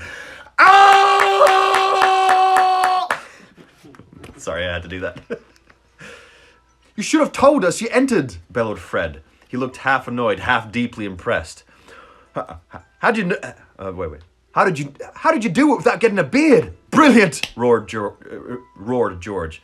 I didn't, Harry said. I don't know how. But Angelina had now swooped down upon him. Oh, if it couldn't be me. At least it's Gryffindor. Oh, Katie Bell. Oh, yeah, what's it? So I went through the other books, but I didn't read through every page. So Katie Bell also, it needs to pop up. Give me some adjectives for her. I'll read those and pop them in. Katie Bell. You'll be able to pack Diggory Dack for that. You'll be able to pay back Diggory for the last Quidditch match, Harry, shrieked Katie Bell, another of the Gryffindor chasers. We've got food, Harry. Come and have some. I'm not hungry. I had enough at the feast. But nobody wanted to hear that he wasn't hungry. Nobody wanted to hear that he hadn't put his name in the goblet. Not one single person seemed to have noticed that he wasn't at all in the mood to celebrate. Lee Jordan had unearthed a Gryffindor banner from somewhere, and he insisted on draping it around Harry like a cloak. Harry couldn't get away. Whenever he tried to sidle over to the staircase up to the dormitories, the crowd around him closed ranks, forcing another butterbeer on him, stuffing crisps and peanuts into his hands. Everyone wanted to know how he had done it, how he had tricked Dumbledore's age line and managed to get his name into the goblet. I didn't, he said over and over again. I don't know how it happened. But for all the notice anyone took, he just might as well not have answered at all. I'm tired, he bellowed finally, after nearly half an hour. No, seriously, George, I'm going to bed. He's so annoyed. He wanted more than anything to find Ron and Hermione, to find a bit of sanity. But neither of them seemed to be in the common room, insisting that he needed to sleep and almost flattening the little Creevy brothers as they attempted to waylay him at the foot of the stairs. Harry managed to shake everyone off and climbed up the dormitory as fast as he could. To his great relief, he found Ron was lying on his bed in the otherwise empty dormitory, still fully dressed. He looked up when Harry slammed the door behind him. "Where have you been?" Harry said. "Oh, hello," said Ron. He was grinning, but it looked a very odd, strained sort of grin. Harry suddenly became aware that he was still wearing the scarlet Gryffindor banner that Lee had tied around him. He hastened to take it off, but it was knotted very tightly. Ron lay on the bed without moving, watching Harry struggle to remove it. "So," he said, when Harry had finally removed the banner and thrown it into a corner. "Congratulations." "What do you mean, congratulations?" said Harry, staring at Ron. There was definitely something wrong with the way Ron was smiling. It was more like a grimace. "Well, no one else got to cross the age line," said Ron. "Not even Fred and George." "What did you use? The invisibility cloak?" "The invisibility cloak wouldn't have got me over that line," said Harry slowly. "Oh, right," said Ron. "I thought you might have told me if it was the cloak, because it would have covered both of us, wouldn't it? You found another way, did you?" "Listen," said Harry. "I didn't put my name in that goblet. Someone else must have done it." Ron raised his eyebrows. "What would they do that for?" "I don't know," said Harry. He felt it would sound very melodramatic to say, "to kill me." Ron's eyebrows rose so high that they were in danger of disappearing into his hair. "It's okay, you know. You can tell me the truth," he said. "If you don't want everyone else to know, fine. But I don't know why you're bothering to lie. You didn't get in trouble for it, did you? That friend of the fat lady's, that Violet, she's already told us all. Dumbledore's letting you enter. 1,000 galleons prize money, eh? You don't have to do end of year tests either." "I didn't put my name in that goblet," said Harry, starting to feel angry. "Yeah, okay," said Ron, in exactly the same skeptical tone as Cedric. "Only you said this morning you'd have done it last night, and no one would have seen you. I'm not stupid, you know." "You're doing a really good impression of it," Harry snapped. "Yeah?" said Ron, and there was no trace of a grin, forced or otherwise, on his face now. "You want to go to bed, Harry? I expect you will need to be up early tomorrow for a photo call or something." He wrenched the hangings shut around his four-poster, leaving Harry standing there by the door, staring at the dark red velvet curtains, now hiding one of the few people he had been sure would believe him. Oh, man. Well, Ron is being a little bit of a douche. Not believing his friend. Having suspicions out of nowhere. What the heck, Ron? Okay, Teen Angst is fun. So I'm going to answer some questions, still some time, but if you're going to log off, check out the link in my bio for my Patreon. There's some extra books I'm reading for people on there. Yeah, and I'm going to say this stuff every time, because what I'd like to do is keep on doing this after the whole situation in the world ends. I love doing this, and I'd like to do more of it, and other things too, that I've been developing now. What task would you create for the champions? Good question. Very good question. What task would I... It's probably something around intelligence. Since I'm like so intelligent. You know, like you already saw my premonitions, how they've become true every single time through like intelligently reading the books and predicting them. It would be some kind of intelligence test where they have to use the right kind of spell that is unexpected to get past an obstacle or an enemy or something like that, you know? Tell us a story about teen angst, John. Teen angst. Okay, I'll tell you a story. When I was a teenager and hit puberty, my first crush, my best friend had a crush on this girl first. And, we talk, back in the day, you talk on the phone way more than you do nowadays. And so I did too, and I called my buddy, and we were talking for a while, and I said, hey, guess what? You've got competition. And I hung up. And next day I come to school, and Lucas, one of my best buddies, and most of them were standing there, and Lucas was just like standing there looking really like pissed off at me. Guess what? You got competition. Since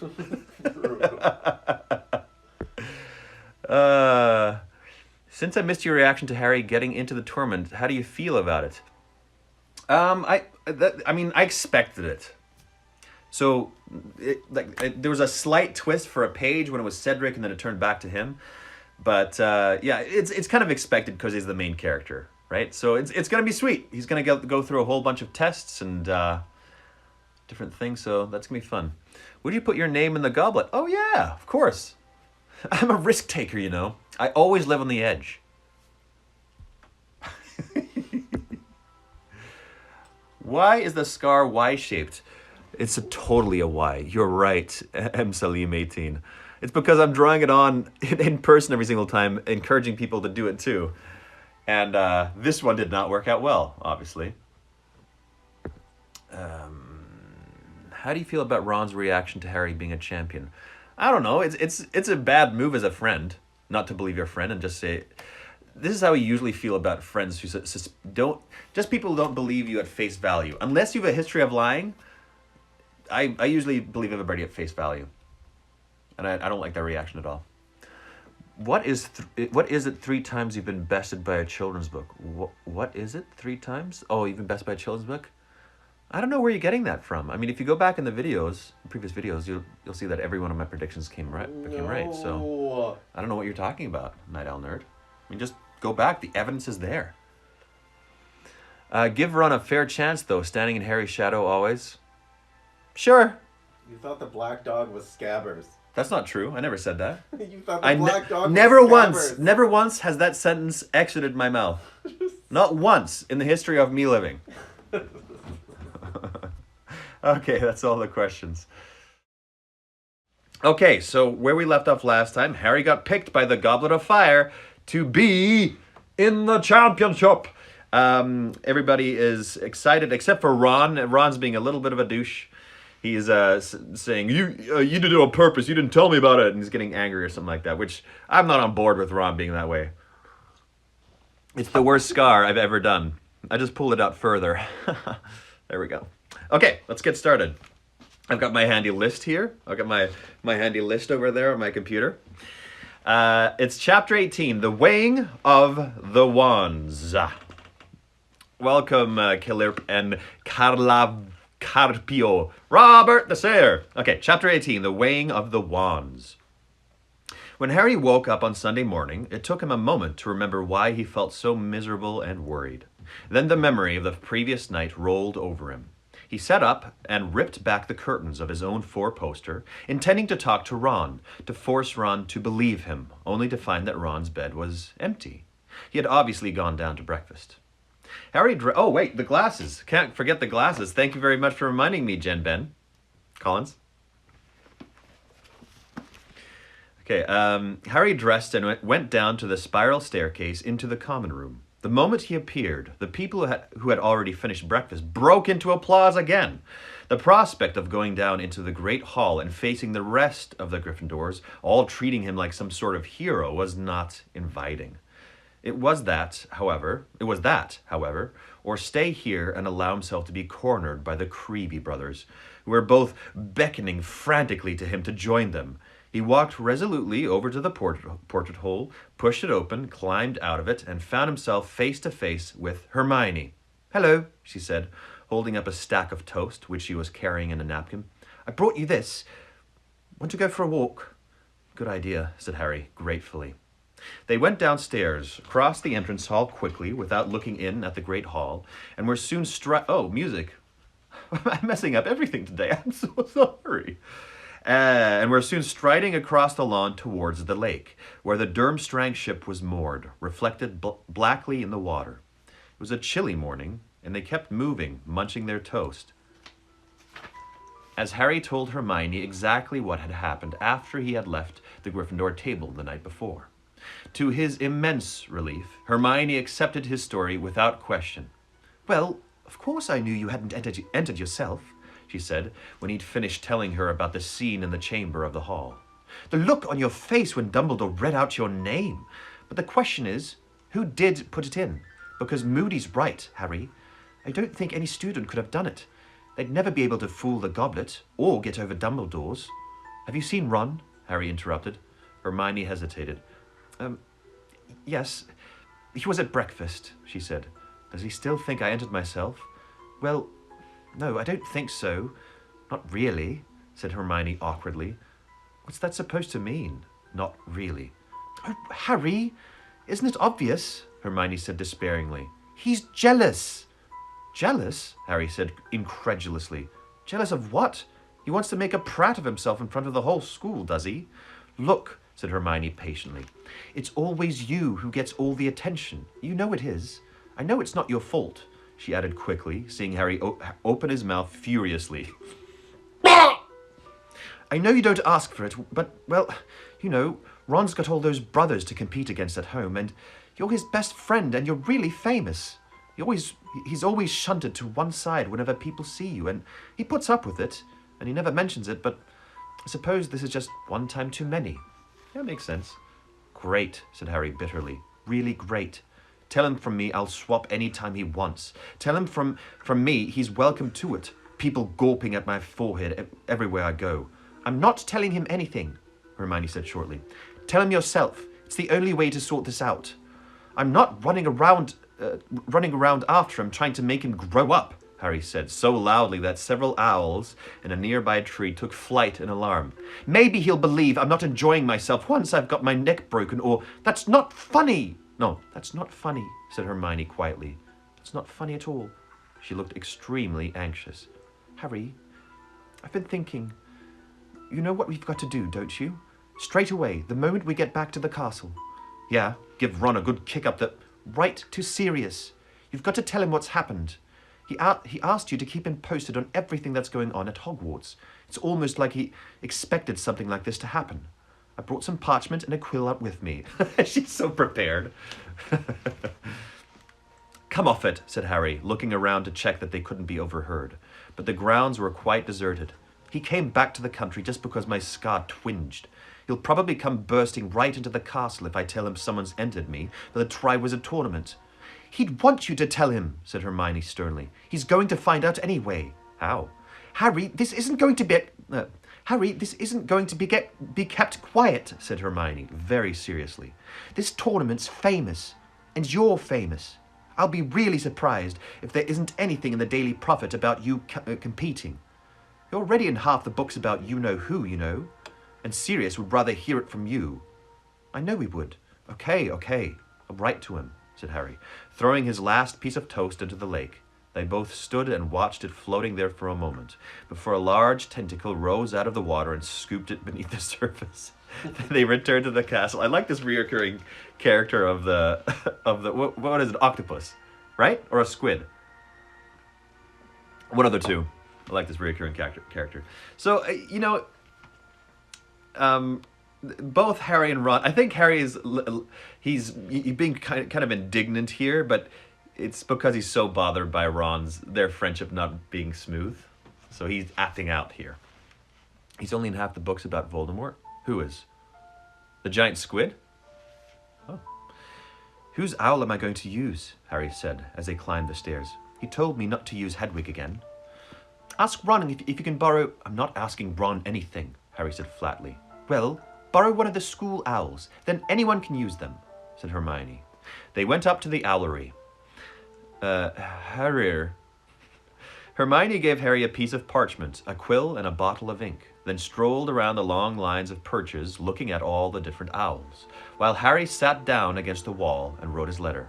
Dear Sirius, you told me to keep you posted on what's happening at Hogwarts, so here goes. I don't know if you've heard, but the Triwizard Tournament's happening this year, and on Saturday night, I got picked as a 4th champion. I don't know who put my name in the Goblet of Fire, because I didn't. The other Hogwarts champion is Cedric Diggory from Hufflepuff. He paused at this point, thinking. Love from Pakistan? Hey, man. Thanks for tuning in. That's awesome, Ali. Welcome. I think you tuned in yesterday, too. He had an urge to say something about the large weight of anxiety that seemed to have settled inside his chest since last night, but he couldn't think how to translate this into words, so he simply dipped his quill back into the ink bottle and wrote, Hope you're okay. And Buckbeak. Harry. Finished, he told Hermione, getting to his feet and brushing straw off his robes. At this, Hedwig came fluttering down onto his shoulder and held out her leg. I can't use you, said Harry told her, looking around for the school owls. I've got to use one of these. Hedwig gave a very loud hoot and took off so suddenly that her talons cut into his shoulder. Wow, she's got sass. Just like straight up cutting him. She kept her back to Harry all the time he was tying his letter to the leg of a large barn owl. You want to use somebody else? Go ahead. Go ahead, use somebody else. How you like that bleeding? You like that bleeding? Ooh. Thanks, Ali. Ali or Ali. Sorry if I mispronounced that. When the barn owl had flown off, Harry reached out to stroke Hedwig, but she clicked her beak furiously and soared up into the rafters out of reach. First Ron, then you, said Harry angrily. This isn't my fault. I get it. I get his anger, constantly being put on the spot. If Harry had thought that matters would improve once everyone got used to the idea of him being champion, the following day showed him how mistaken he was. He could no longer avoid the rest of the school once he was back at lessons, and it was clear that the rest of the school, just like the Gryffindors, thought Harry had entered himself for the tournament. Unlike the Gryffindors, however, they did not seem impressed. The Hufflepuffs, who were usually on excellent terms with the Gryffindors, had turned remarkably cold towards the whole lot of them. One herbology lesson was enough to demonstrate this. It was plain that the Hufflepuffs felt that Harry had stolen their champion's glory, a feeling exasperated, perhaps by the fact that Hufflepuff House very rarely got any glory, and that Cedric was one of the few who had ever given them any, having beaten Gryffindor once at Quidditch. Ernie Macmillan and Justin Finch-Fletchley, with whom Harry normally got on very well, did not talk to him even though they were repotting bouncing bulbs at the same tray. Though they did laugh rather unpleasantly when one of the bouncing bulbs wiggled free from Harry's grip and smacked him hard in the face. Okay, bouncing bulbs? Oh, that's just not one of those creatures, I guess. Yeah, it's a plant. Is this a real plant? No. Okay, that's what I thought. So they're bouncing bulbs, they just bounce around until you put them in the... Yeah. Zigzagging, whatever. Ron wasn't talking to Harry either. Hermione sat between them, making very forced conversation, but though both answered her normally, they avoided making eye contact with each other. Harry thought even Professor Sprout seemed distant with him, but then she was head of Hufflepuff House.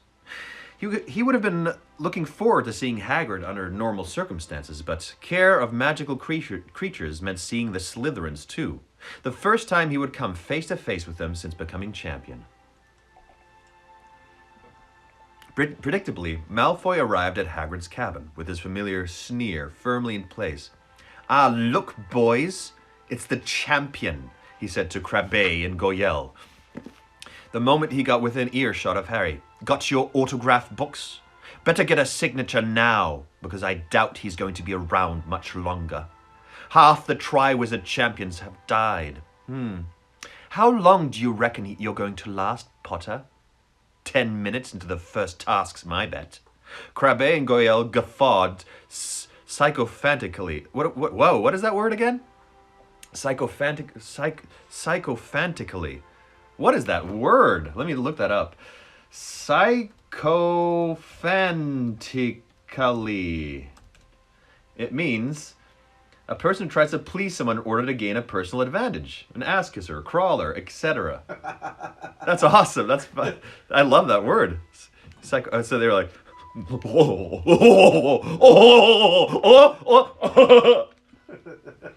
but Malfoy had to stop there because Hagrid emerged from the back of his cabin, holding a teetering tower of crates, each containing a very large blast-ended scroot. To the class's horror, Hagrid proceeded to explain that the reason the Scroots had been killing each other was an excess of pent-up energy, and that the solution would be for each of the class to fix a leash on a Scroot and take it for a short walk. The only good thing about this plan was that it distracted Malfoy completely.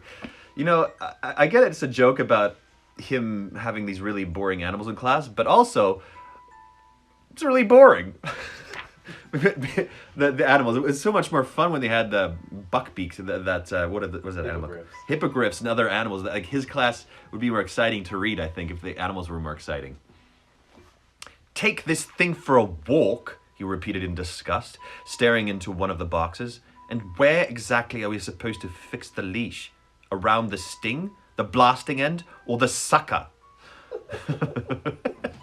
He's pretty funny. Round the middle, said Hagrid, demonstrating. You might want to put on your dragon eye gloves, just an extra precaution, like. Harry, you come in here. You come here and help me with this big one.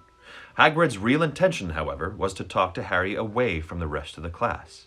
He waited until everyone else had set off with their Scroots, then turned to Harry and said, very seriously, So, you're competing, Harry, in the tournament. School champion. One of the champions, Harry corrected him. Hagrid's beetle black eyes looked very anxious under his wild eyebrows. No idea who put you in for it, Harry. You believe I didn't do it, then? Said Harry, concealing with difficulty the rush of gratitude he felt at Hagrid's words. Course I do, Hagrid grunted. You're saying it wasn't you, and I believe you. And Dumbledore believes you and all. Wish I knew who did do it, said Harry bitterly. The pair of them looked out over the lawn. The class was widely scattered now, and all in great difficulty. The Scroots were now over 3 feet long and extremely what? Okay, that's a bit more exciting. 3 feet long? Like, this big? No. And extremely powerful. No longer shell-less and colorless, they had developed a kind of thick, grayish, shiny armor. Okay, maybe it's boring now, but they're going to come in. They're going to be important later on. I just know it in some way.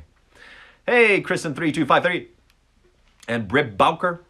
They looked like a cross between giant scorpions and elongated crabs, but still without recognizable heads or eyes. They'd become immensely strong. Okay, that's more exciting and very hard to control. Look like they're having fun, don't they? Hagrid said happily. No idea. Oh, cute little things. Harry assumed he was talking about the Scroots because his classmates certainly weren't. Every now and then, with an alarming bang, one of the Scroots' ends would explode, causing it to shoot forward several yards. She based this off of those what are they, prawns or something like that? They're deep sea. The mantis shrimp. Yeah, mantis shrimp. Like they have their guns. They shoot forward like because their behinds explode or something, right? They shoot something out. They have a claw-like weapon that shoots that goes so fast that it like sends percussive waves through the water and kills fish. But there's also other animals that have something like that where they shoot forward really quickly. So she probably looked at something like that and was like, "Oh, that's pretty cool." Yeah. Neat. Causing to shoot forward several yards, and more than one person was being dragged along on their stomach, trying desperately to get back on their feet. Oh, I don't know, Harry. Hagrid sighed suddenly, looking back down at him with a worried expression on his face. School champion. Everything seems to happen to you, doesn't it? Harry didn't answer. Yes, everything did seem to happen to him. That was more or less what Hermione had said as they had walked around the lake. And that was the reason, according to her, that Ron was no longer talking to him. Okay, question for y'all. What's the most disgusting word in the English language? Yeah, there we go. The next few days were some of Harry's worst at Hogwarts. The closest he had ever come to feeling like this had been during those months in his second year, when a large part of the school had suspected him of attacking his fellow students. Like, do people not learn? Like, he saved people like that. Wait, they don't know about all the times he saved anybody. Right, it's all happened elsewhere. They don't know about all this. Who? All the other students. They don't know all the 3 different times he's kind of... Yeah, they do. Like, what do they know about? They know when he went into the place with the Philosopher's Stone in the first book. They know about that, right? Oh yeah, okay. They know so about the Chamber of Secrets. Moist pus, panties. It was yours. Yeah, okay. So they do know, right? But then why don't they learn? He thought he could have coped with the rest of the school's behavior if he could just have had Ron back as a friend, but he wasn't going to try and persuade Ron to talk to him if Ron didn't want to. Nevertheless, it was lonely, with dislike pouring in on him from all sides. Crevices, purulent, bequeath. He could understand the Hufflepuff's attitude, even if he didn't like it. They had their own champion to support. He expected nothing less than vicious insults from the Slytherins. He was highly unpopular there, and had always been, as he had helped Gryffindor beat them so often, both at Quidditch and in the Inter-House Championship. But he had hoped the Ravenclaws might have found it in their hearts to support him as much as Cedric. He was wrong, however. Most Ravenclaws seemed to think that he had been desperate to earn himself a bit more fame by tricking the goblet into accepting his name. Then there was the fact that Cedric looked the part of a champion so much more than he did. Exceptionally handsome, with his straight nose, dark hair, and gray eyes. It was hard to say who was receiving more admiration these days, Cedric or Victor Krum. Harry actually saw the same... I bet there's a boy band. I bet there's a boy band out there who are different characters from this book. There's probably a Harry Potter boy band. Harry actually saw the same 6th-year girls who had been so keen to get Krum's autograph, begging Cedric to sign their school bags one lunchtime. Regurgitate. I don't find the one that too bad. Meanwhile, there was no reply from Sirius. Hedwig was refusing to come anywhere near him. Professor Trelawney was predicting his death with even more certainty than usual. And he did so badly at summoning charms in Professor Flitwick's class that he was given extra homework. The only person to get any apart from Neville. It's really not that difficult, Harry, Hermione tried to reassure him as they left Flitwick's class. She had been making objects zoom across the room to her all lesson, as though she was some sort of weird magnet for board dusters, waste paper baskets, and lunoscopes. You just weren't concentrating properly. Wonder why that was, said Harry darkly, as Cedric Diggory walked past, surrounded by a large group of simpering girls. Simp. That's like a new slang term nowadays. All of whom looked at... I've definitely dated myself with that. All of whom looked at Harry as though he was a particularly large blast-ended scroot. Still, never mind, eh? Double potions to look forward to this afternoon. Double potions was a horrible experience. But these days it was nothing short of torture. Being shut in a dungeon for an hour and a half with Snape and the Slytherins, all of whom seemed determined to punish Harry as much as possible for daring to become school champion, was about the most unpleasant thing Harry could imagine. He already struggled through one Friday's worth, with Hermione sitting next to him, intoning, "Ignore them, ignore them, ignore them," under her breath, and he couldn't see why today shouldn't be any better.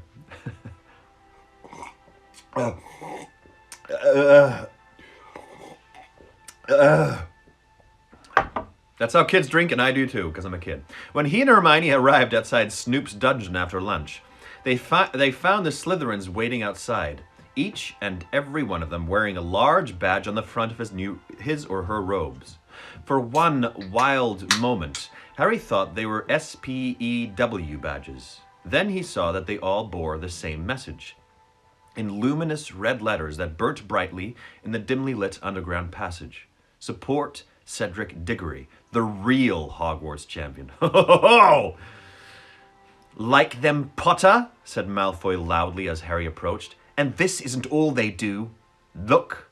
He pressed his badge into his chest, and the message upon it vanished to be replaced by another one, which glowed green. Potter stinks. Hey, David. Good to see you here.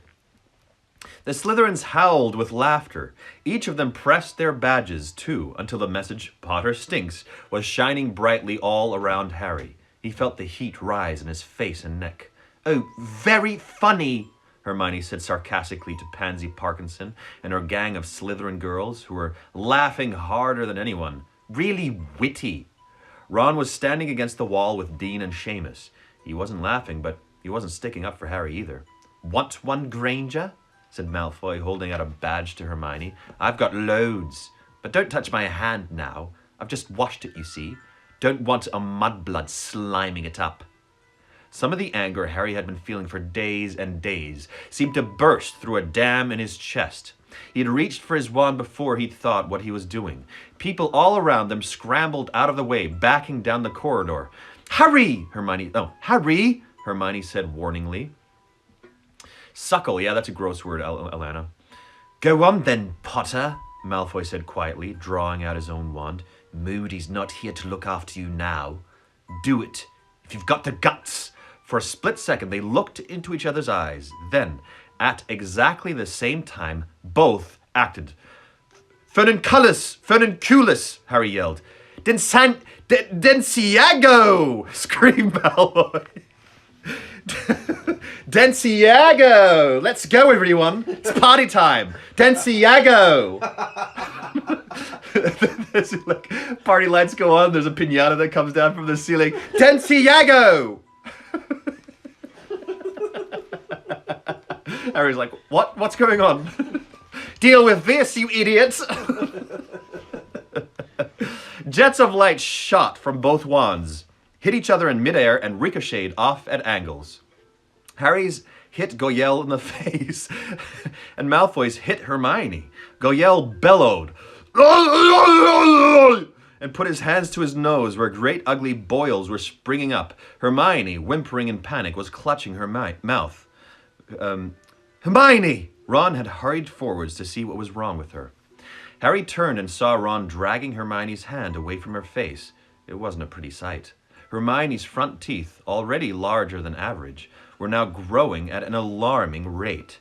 She was looking more and more like a beaver as her teeth elongated past her bottom lip towards her chin. Panic-stricken, she felt them and let out a terrified cry. "And what is all this about?" said a soft, deadly voice. Snape had arrived. The Slytherins clamored to give their explanations. Snoop pointed a long yellow finger at Malfoy and said, "Explain." "Potter attacked me, sir. We attacked each other at the same time," Harry shouted. "And he hit Goyelle. Look!" Snape examined Goyelle, whose face now resembled something that would have been at home in a book on poisonous fungi. Hospital wing, Goyelle, Snape said calmly. Malfoy got Hermione, Ron said. "Look!" He forced Hermione to show Snape her teeth. She was doing her best to hide them with her hands, though this was difficult, as they had now grown down past her collar. Holy smokes. Pansy Parkinson and the other Slytherin girls were doubled up with silent giggles, pointing at Hermione from behind Snape's back. Snape looked coldly at Hermione, then said, "I see no difference." Oh, whoa! Sharp as burn yet. Damn. Oh, you ugly piece of crap. It's just like, what is going on with Snape? By the way, we've already worked through one book's worth, or more than one book's worth of the other books, of the first three. So technically, we've finished a fourth book already, if they were the same size. Man, Snape with the burns. Holy smokes. Hermione let out a whimper. Her eyes filled with tears. Oh, what a douche. She turned on her heel and ran all the way up the corridor and out of sight. It was lucky, perhaps, that both Harry and Ron started shouting at Snape at the same time. Lucky their voices echoed so much in the stone corridor, for in the confused din, it was impossible for him to hear exactly what they were calling him. He got the gist, however. "Let's see," he said in his silkiest voice. 50,000 points. 50 points from Gryffindor, and a detention each for Potter and Weasley. Now get inside, or it'll be a week's worth of detentions. Harry's ears were ringing. Reminder that Snape is a teacher and shouldn't treat his students like that. Yup. We're reaching 1/3 of the series now. Oh yeah. Wow. Okay, crazy. That's nuts. Harry's ears were ringing. The injustice of it made him want to curse Snape into 1,000 slimy pieces. He passed Snape, walked with Ron to the back of the dungeon, and slammed his bag down onto the table. Ron was shaking with anger too. For a moment, it felt as though everything was back to normal between them. But then Ron turned and sat down with Dean and Seamus instead, leaving Harry alone at his table. On the other side of the dungeon, Malfoy turned his back on Snape and pressed his badge, smirking. Potter stinks flashed once more across the room. Harry sat there staring at Snape as the lesson began, picturing horrific things happening to him. If only he knew how to do the Cruciatus curse. He'd have Snape flat on his back like that spider, jerking and twitching. "Antidotes," said Snape, looking around at them all, his cold black eyes glittering unpleasantly. "You should all have prepared your recipes now. I want you to brew them carefully, and then we will be selecting someone on whom to test one." Snape's eyes met Harry's, and Harry knew what was coming. Snoop was going to poison him. Harry imagined picking up his cauldron and sprinting to the front of the class and bringing it down on Snape's greasy head. And then a knock on the dungeon door burst in on Harry's thoughts. It was Colin Creevey. He edged into the room, beaming at Harry, and walked up to Snape's desk at the front of the room. "Yes," said Snape curtly.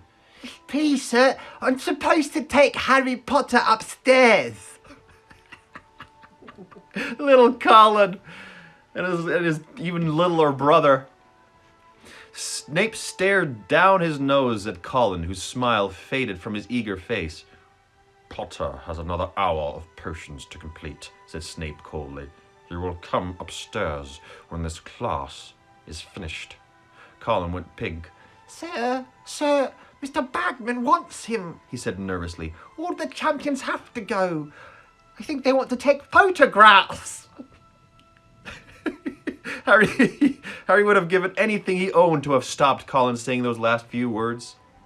He chanced half a glance at Ron, but Ron was staring determinedly at the ceiling. Very well, Snape snapped. "Potter, leave your things here.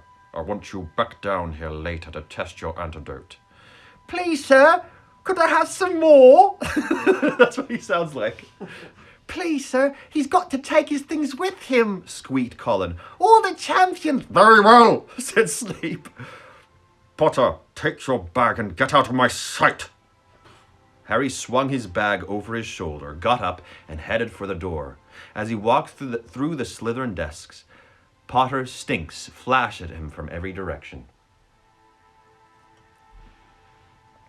He's 13. Doesn't mean his voice is cracking yet.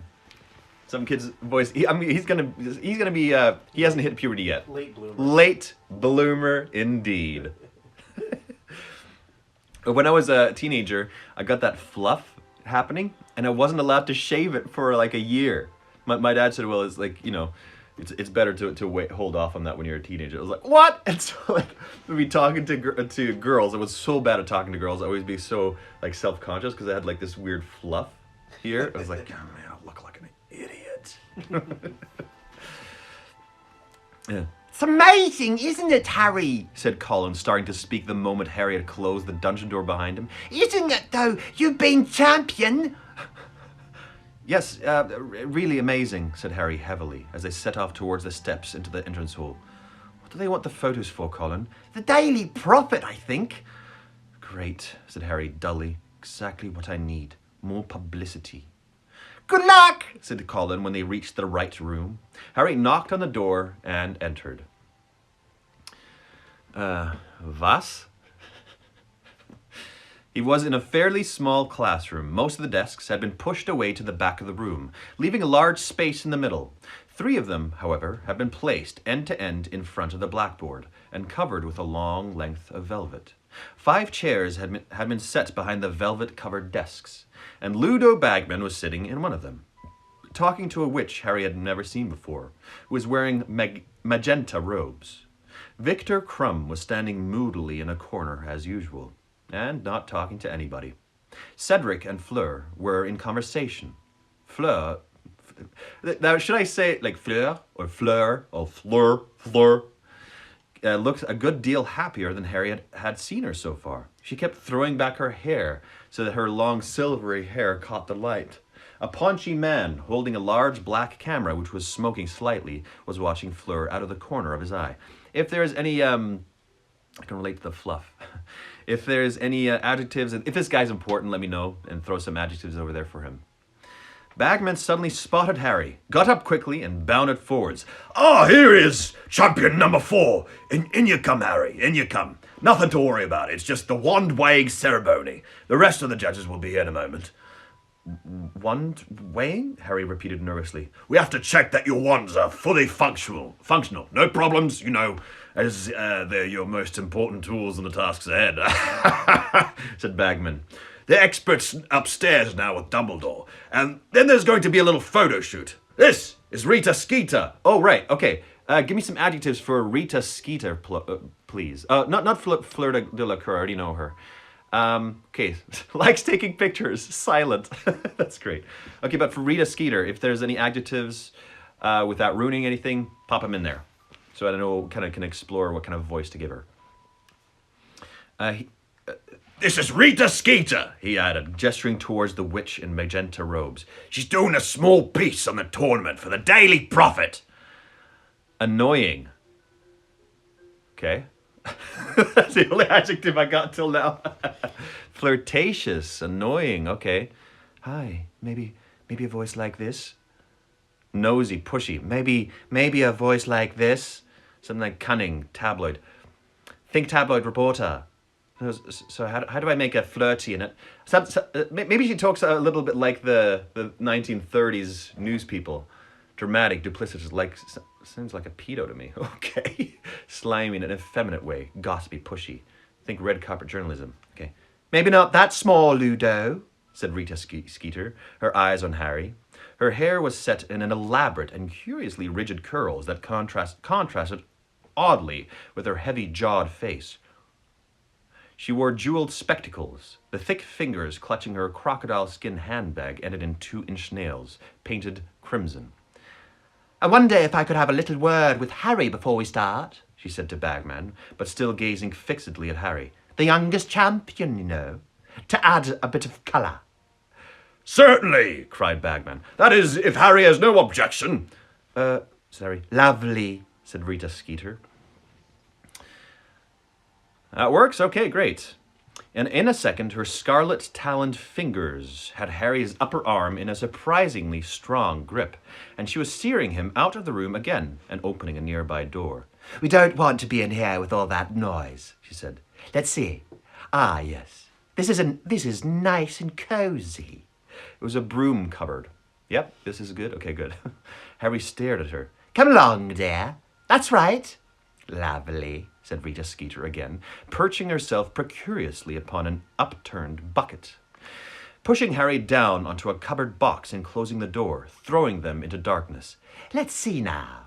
She unsnapped her crocodile skin handbag and pulled out a handful of candles, which she lit with a wave of her wand and magicked into mid-air, so that they could see what they were doing. You don't mind, Harry, if I use a quick quilt squill? It leaves me free to talk to you normally. What? Said Harry. Rita Skeeter's smile widened. Harry counted 3 gold teeth. She reached again into her crocodile bag and drew out a long acid green quill and a roll of parchment, which he stretched out between them on a crate of Mrs. Scour's all-purpose magical mess remover.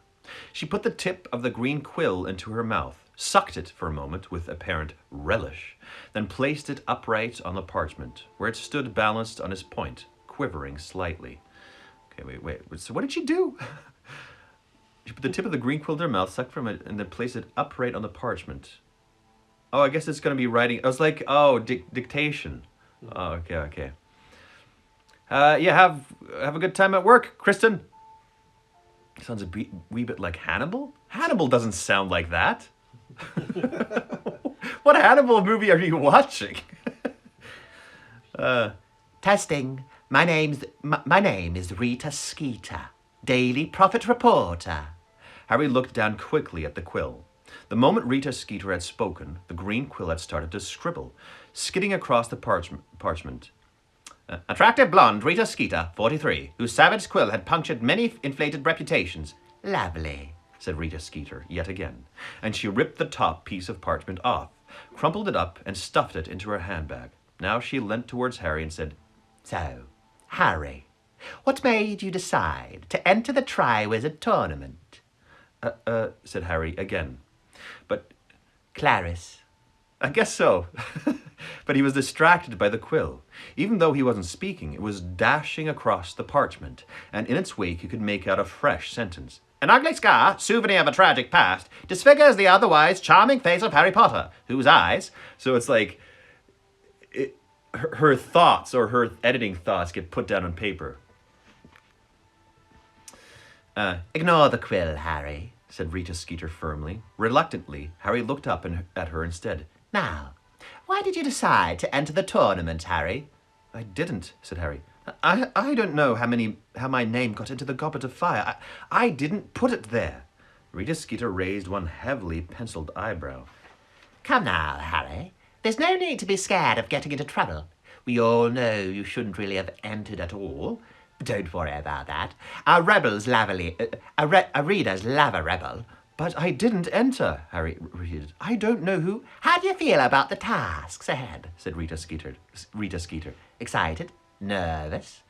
I haven't really thought... Yeah, nervous, I suppose, said Harry. His insides squirmed uncontrollably as he spoke. Champions have died in the past, haven't they? Said Rita Skeeter briskly. Have you thought about that at all? Well, they say it's going to be a lot safer this year, said Harry. The quill whizzed across the parchment between them, back and forwards as though it was skating. Of course. You've looked death in the face before, haven't you? Said Rita Skeeter, watching him closely. How would you say that's affected you? Said Harry yet again. Do you think that the trauma in your past might have made you keen to prove yourself? To live up to your name? Do you think that perhaps you attempted to enter the Triwizard Tournament because... I didn't enter, said Harry, starting to feel irritated. Can you remember your parents at all? Said Rita Skeeter, talking over him. No, said Harry. How do you think they'd feel if they knew you were competing in the Triwizard Tournament? Proud? Worried? Angry? Harry was feeling really annoyed now. How on earth was he to know how his parents would feel if they were alive? He could feel Rita Skeeter watching him very intently. Frowning, he avoided her gaze and looked down at the words the quill had just written. Tears filled those startlingly green eyes as our conversation turns to the parents he can barely remember.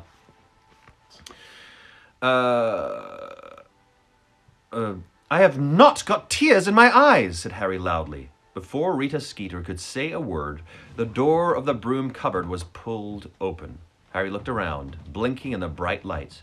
Albus Dumbledore stood there, looking down at both of them squashed into the cupboard. Dumbledore! Cried Rita Skeeter with every appearance of delight. But Harry noticed that her quill and the parchment had suddenly vanished from the box of magical mess remover, and Rita's clawed fingers were hastily snapping shut the clasp of her crocodile skin bag. How are you? She said, standing up she's got a little bit of Moira from Schitt's Creek in her. If you watch that show, there's a little bit of that in there. Again, I'm not going after the movie version of this. I'm just going off whatever descriptions are in the book, and sometimes I'll ask you all for descriptions, but not going for the movie description. She was standing up and holding out one of her large, mannish hands to Dumbledore. I hope you saw my piece over the summer about the International Confederation of Wizards conference. Enchantingly nasty, said Dumbledore, his eyes twinkling. I particularly enjoyed your description of me as an obsolete dingbat. Rita Skeeter didn't look remotely abashed. I was just making the point that some of your ideas are a little old-fashioned, Dumbledore, and that many wizards in the street. I will be delighted to hear the reasoning behind the rudeness, Rita. Whoa! Straightforward. Love it, Dumbledore. Love it, said Dumbledore with a courteous bow and a smile. But I'm afraid we will have to discuss the matter later. I'm aware, Tasha. The weighing of the wands is about to start, and it cannot take place if one of our champions is hidden in a broom cupboard. Very glad to get away from Rita Skeeter.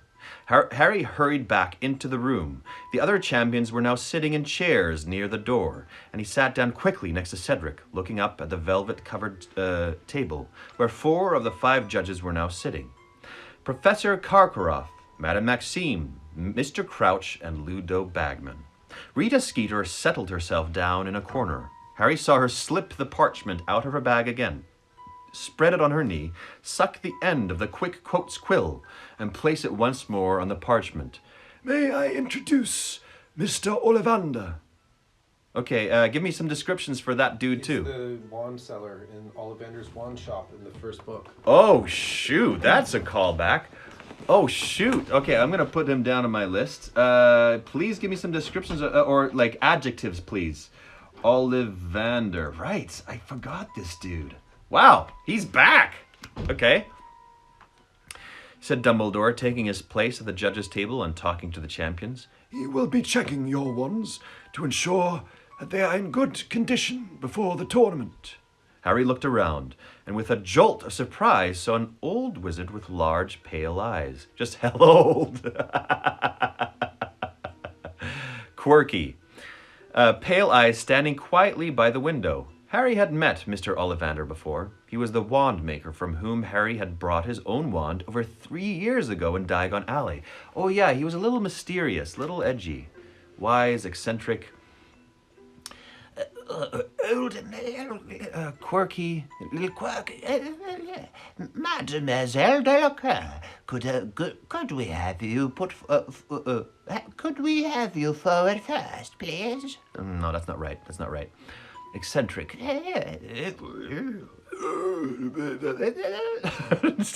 just gonna find the register from between old and the now. Really old and quirky? Do you like the middle one? The middle one's right there. Right there. Mademoiselle Delacour, could we have you put forward first, please? Said Mr. Ollivander, stepping into the empty space in the middle of the room. Fleur Delacour swept over to Mr. Ollivander and handed him her wand. He said. He twirled the wand between his long fingers like a baton, and it emitted a number of pink and gold sparks. Then he held it. Okay. They haven't explained what's happening yet. I guess. Wand wing. Mysterious, evasive. Okay, yeah. Yeah, I know it's the wand wing, but the purpose they haven't explained yet. He twirled the wand between his long fingers like a baton, and it emitted a number of pink and gold sparks. And then he held it close to his eyes and examined it carefully. Oh, yes, he said quietly. 9.5 inches, inflexible, rosewood, and containing, oh dear me, an heir from the head of a villa, said Fleur. one of my grandmothers. So Fleur was part villa, thought Harry, making a mental note to tell Ron. Then he remembered that Ron wasn't speaking to him. Yes, said Mr. Ollivander. Yes, I've never used Vila hair myself, of course. I find it makes for rather temperamental ones. However, to each his own, and if this suits you... Mr. Ollivander ran his fingers along the wand, apparently checking for scratches or bumps. Then he muttered, Orchidas, orchideas, and a bunch of flowers burst from the wand tip. Very well, very well. It's in fine working order, said Mr. Ollivander, scooping up the flowers and handing them to Fleur with her wand. Mr. Diggory, you're next. Fleur glided back to her seat, smiling at Cedric as he passed her. Ah, now, this is one of mine, isn't it? Said Mr. Ollivander, with much more enthusiasm. Thinking of boxers examined. Think of bugging the gloves examined before a fight. Oh, okay, that makes sense. Love Fleur. Okay, coming from somebody from Quebec, Proclio. That's good. That's good. I'm glad. Said Mr. Ollivander, with much more enthusiasm as Cedric handed over his wand. Yes, I remember it well. Containing a single hair from the tail of a particularly fine male unicorn. Must have been 17 hands, nearly gone with his horn after I plucked his tail. 12 1/4 inches. Ash. Ooh, pleasantly springy. It's in fine condition. You treat it regularly? Polished it last night, said Cedric, grinning. Harry looked down at his own wand. He could see finger marks all over it. He gathered a fistful of robe from his knee and tried to rub it clean surreptitiously. Oh, God. Several gold sparks shot out at the end of it. Fleur de la Coeur gave him a very patronizing look, and he desisted. Mr. Ollivander sent a stream of silver smoke rings across the room from the tip of Cedric's wand, pronounced himself satisfied, and said, Mr. Crumb, if you please. Victor Crumb got up and slouched, round-shouldered and duck-footed towards Mr. Ollivander. He thrust his wand out and stood scowling, with his hands in his pockets of his robes. Man, he hates being the star, or something. Probably being forced into this. Well, obviously. Said Mr. Ollivander. This is a Gregorovitch recreation, unless I'm much mistaken. A fine one to make, though the styling is never quite what I... However... He lifted the wand and examined it minutely, turning it over and over before his eyes. Yes. Oh, hornbeam and dragon heartstring, he shot at Crumb, who nodded. Rather thicker than one usually says. Quite rigid. 10 1/4 inches. Alice! The hornbeam wand let off a blast like a gun, and a number of small, twittering birds flew out of the end and through the open window into the watery sunlight. Good, said Mr. Ollivander, handing Crumb back his wand. Which leaves Mr. Potter. Harry got to his feet and walked past Crumb to Mr. Ollivander. He handed over his wand.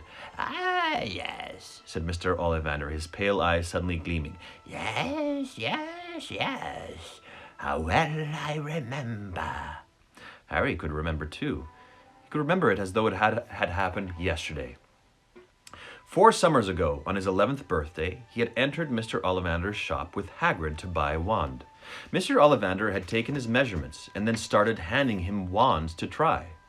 Harry had waved what felt like every wand in the shop, until at last he had found the one that suited him. This one, which was made of holly, 11 inches long, and contained a single feather from the tail of a phoenix. Mr. Ollivander had been very surprised that Harry had been so compatible with his wand. Curious, he said. Curious? And not until Harry asked what was curious had Mr. Ollivander explained that the phoenix feather in Harry's wand had come from the same bird which had supplied the core of Lord Voldemort's. Harry had never shared this piece of information with anybody. He was very fond of his wand, and as far as he was concerned, its relation to Voldemort's wand was something it couldn't help. Rather, as he couldn't help being related to Aunt Petunia. However, he really hoped that Mr. Ollivander wasn't about to tell the room about it. He had a funny feeling Rita Skeeter's Quick Notes quill might just explode with excitement if he did. Ollivander's voice is nice. Okay, thank you. Good. Mr. Ollivander spent much longer examining Harry's wand than anyone else. Eventually, however, he made a fountain of wine shoot out of it and handed it back to Harry, announcing that it was still in perfect condition. Thank you all, said Dumbledore, standing up at the judge's table. You may go back to your lessons now, or perhaps it would be quicker just to go down to dinner, as they are about to end. All right, let me just see how much we got here. Hungarian Horntail. That is 275 to 294. I'm going to still read a bit longer today. I'm not going to finish the next chapter. That's going to take way too long, but I'll go along again. But before I do, let me check some of these questions. I'm not going to answer that one, Nathan. Nice try. Nope. Okay, I'm gonna, for those of you who are gonna log off, check out the link in my bio for my Patreon if you would like to support me in some way. And then I'm gonna log off and log back on here in 30 seconds. All right, see you in a second here. Here we go. Let's get this song going again. It's so good. Love this song.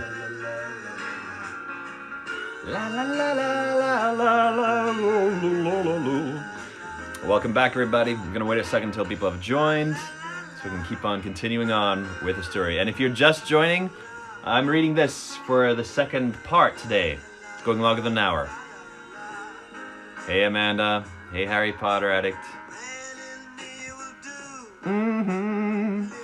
Madalena. Lone Star State of Mind. Hello. Hello, hello, hello. Okay. I'm gonna keep on reading. Keep on reading. Love the cardigan. Thank you very much. Okay. Where were we? Oh, yeah, okay. Dumbledore just said, thank you, everybody. Feeling that at last something had gone right today, Harry got up to leave. But the man with the black camera jumped up and cleared his throat. Photos, Dumbledore! Photos, Dumbledore! Photos! Cried Bagman excitedly. All the judges and champions! What do you think, Rita? Yes, let's do those first, said Rita Skeeter, whose eyes were upon Harry again. and then perhaps some individual shots. The photographs took a long time. Madame Maxine cast everyone else into shadow wherever she stood, and the photographer couldn't stand far enough back to get her into the frame. Eventually, she had to sit while everyone else stood around her. Karkaroff kept twirling his goatee around his finger. Oh, he's got a goatee, right. I love that. To give it an extra curl. Crumb, who Harry would have thought would have been used to this sort of thing, skulked, half hidden at the back of the group. He's so emo. The photographer seemed keenest to get Fleur at the front, but Rita Skeeter kept hurrying forward and dragging Harry into greater prominence. Then she insisted on separate shots of all the champions. At last, they were free to go. Harry went down to dinner. Hermione wasn't there. He supposed she was still in the hospital wing having her teeth fixed. He ate alone at the end of the table, then returned to Gryffindor Tower, thinking of all the extra work on summoning charms that he had to do. Up in the dormitory, he came across Ron. "You've had an owl," said Ron brusquely, the moment he walked in. He was pointing at Harry's pillow. The school barn owl was waiting for him there. "Oh, right," said Harry. "And we've got to do our detentions tomorrow night. Snape's dungeon," said Ron. He then walked straight out of the room, not looking at Harry. For a moment, Harry considered going after him. He wasn't sure whether he wanted to talk to him or hit him. Both seemed quite appealing. But the lure of Sirius's answer was too strong. Harry strode over to the barn owl, took the letter off its leg, and unrolled it. Harry, I can't say everything. I would like to do it in a letter. It's too risky in case the owl is intercepted. We need to talk, face to face.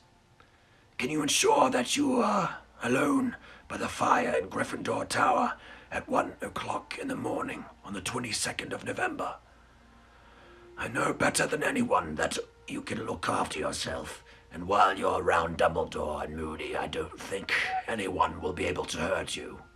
However, Someone seems to be having a good try. Entering you into that tournament would have been very risky, especially right under Dumbledore's nose. Be on the watch, Harry. I still want to hear about anything unusual. Let me know about the 22nd November as quickly as you can. Sirius. End of chapter. I like this little, I like Sirius returning back. 7 o'clock! Hey! Healthcare workers! The dude would be so into you. The dude would be so into all of you. Thank you so much for what you do. Yeah! Thank you very much. Glad you like the accents. Glad you like the accent. Okay, friends. I'm gonna get back into it. Thank you so much, healthcare workers. You rock! Alana, I know you're in the chat somewhere. You're great. And obviously all the other ones. Other people too. But Alana speaks up the most. Okay. Chapter 19. The Hungarian Horntail. Okay, Horntail is gonna be some kind of animal. Oh, it's gonna be they're gonna fight against this animal. That's my premonition that will come true like everything else has that I predicted. Wrong. Every single thing. Wrong. Every single thing. Cool.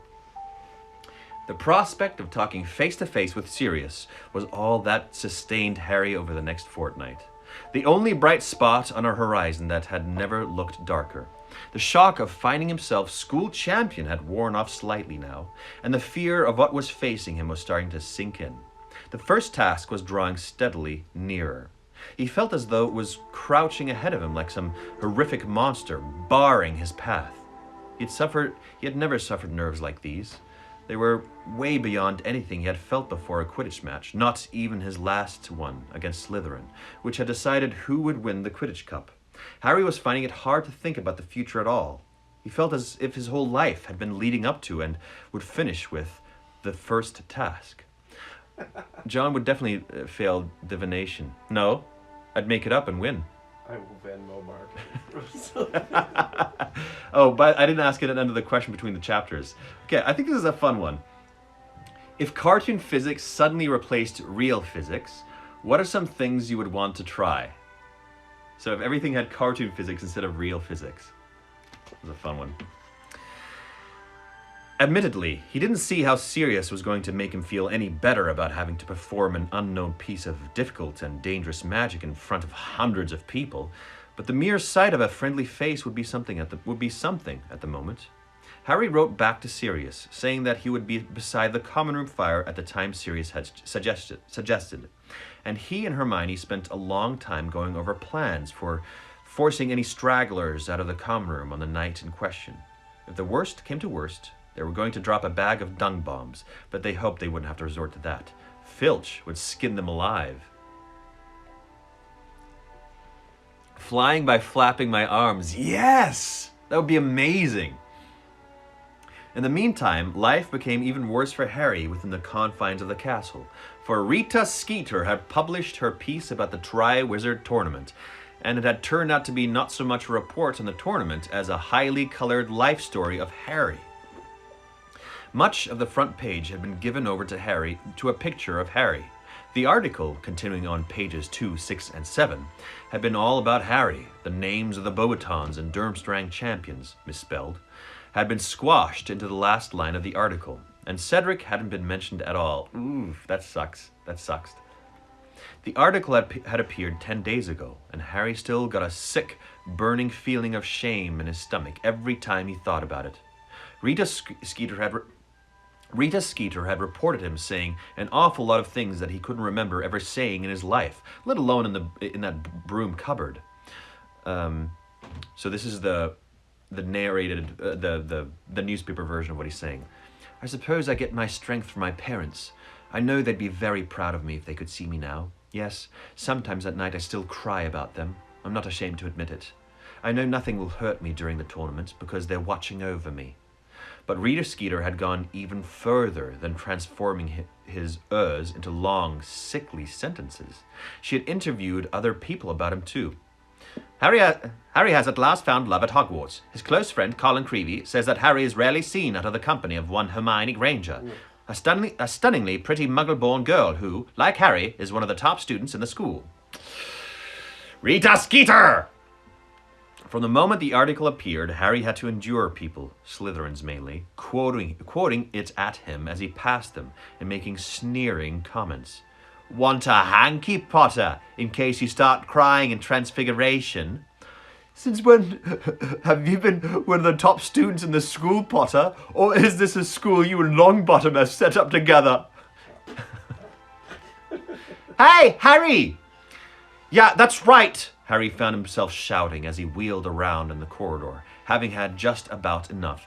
I've just been crying my eyes out over my dead mum, and I'm just off to do a bit more. No, it was just, you dropped your quill. It was Cho. Oh, right, Cho. Harry felt the color rising in his face. Oh, right. Sorry, he muttered, taking the quill back. Good luck for good luck for Tuesday, she said. I really hope you do well. Which left Harry feeling extremely stupid. Hermione had come in for her fair share of unpleasantness, too. But she hadn't yet started yelling at innocent bystanders. In fact, Harry was full of admiration for the way she was handling the situation. Pansy Parkinson. She was one that I haven't had on the list either. But I think I remember her. Pansy Parkinson. Being sad about not having parents. Could burn, yeah. Pansy Parkinson. Stunningly pretty? Pansy Parkinson had shrieked, the first time she had come face to face with Hermione after Rita's article had appeared. What was she judging against? A chipmunk? Ignore it, Hermione said in a dignified voice, holding her head in the air and stalking past the sniggering Slytherin girls, as though she couldn't hear them. Just ignore it, Harry. But Harry couldn't ignore it. Ron hadn't spoken to him at all since he had told him about Snape's detentions.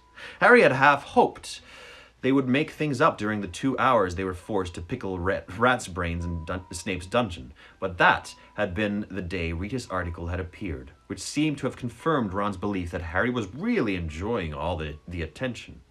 Hermione was furious with the pair of them. She went from one to the other, trying to force them to talk to each other, but Harry was adamant. He would talk to Ron again only if Ron admitted that Harry hadn't put his name in the Goblet of Fire, and apologized for calling him a liar.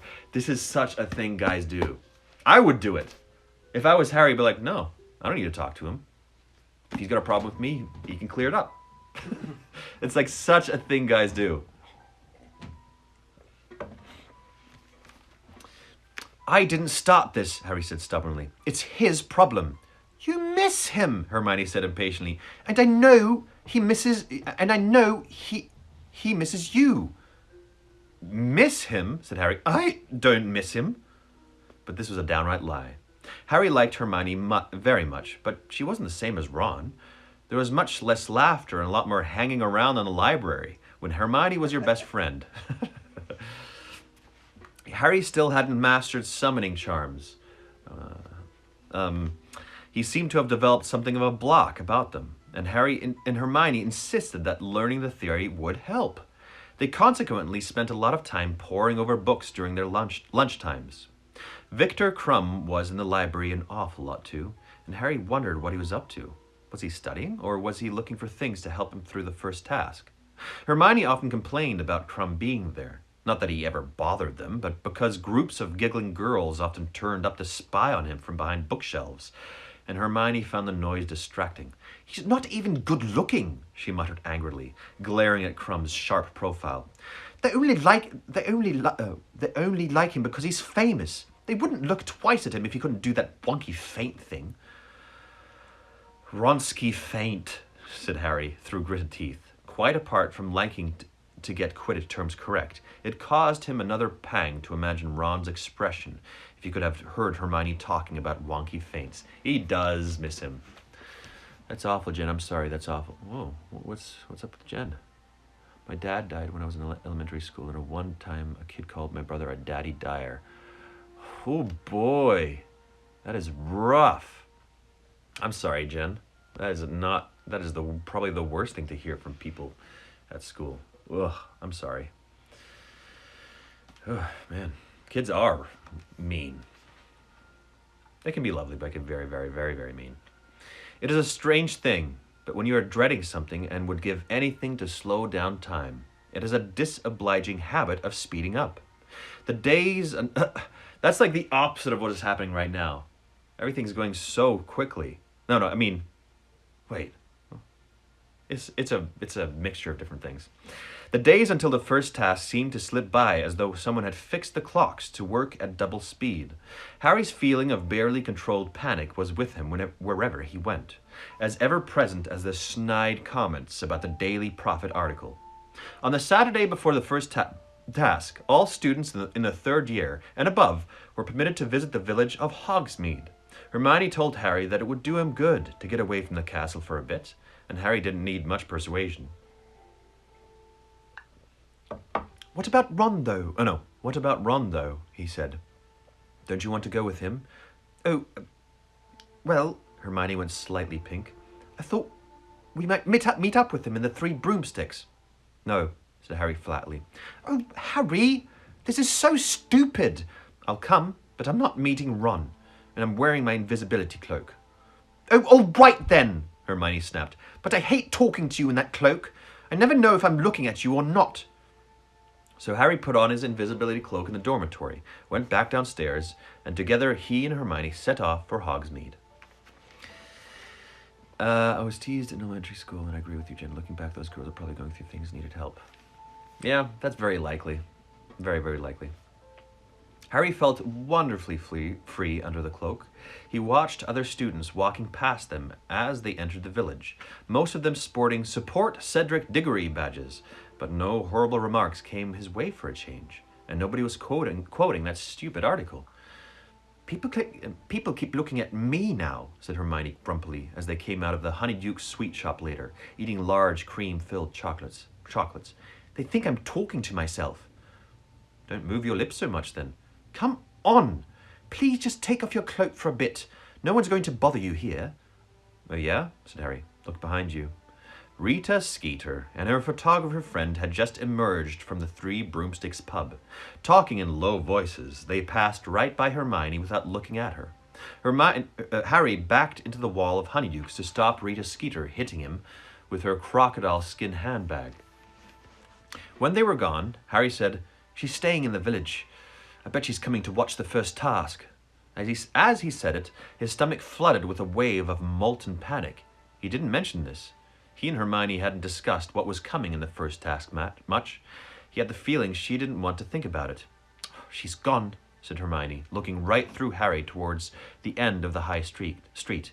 Why did we go and have a butterbeer in the Three Broomsticks? It's a bit cold, isn't it?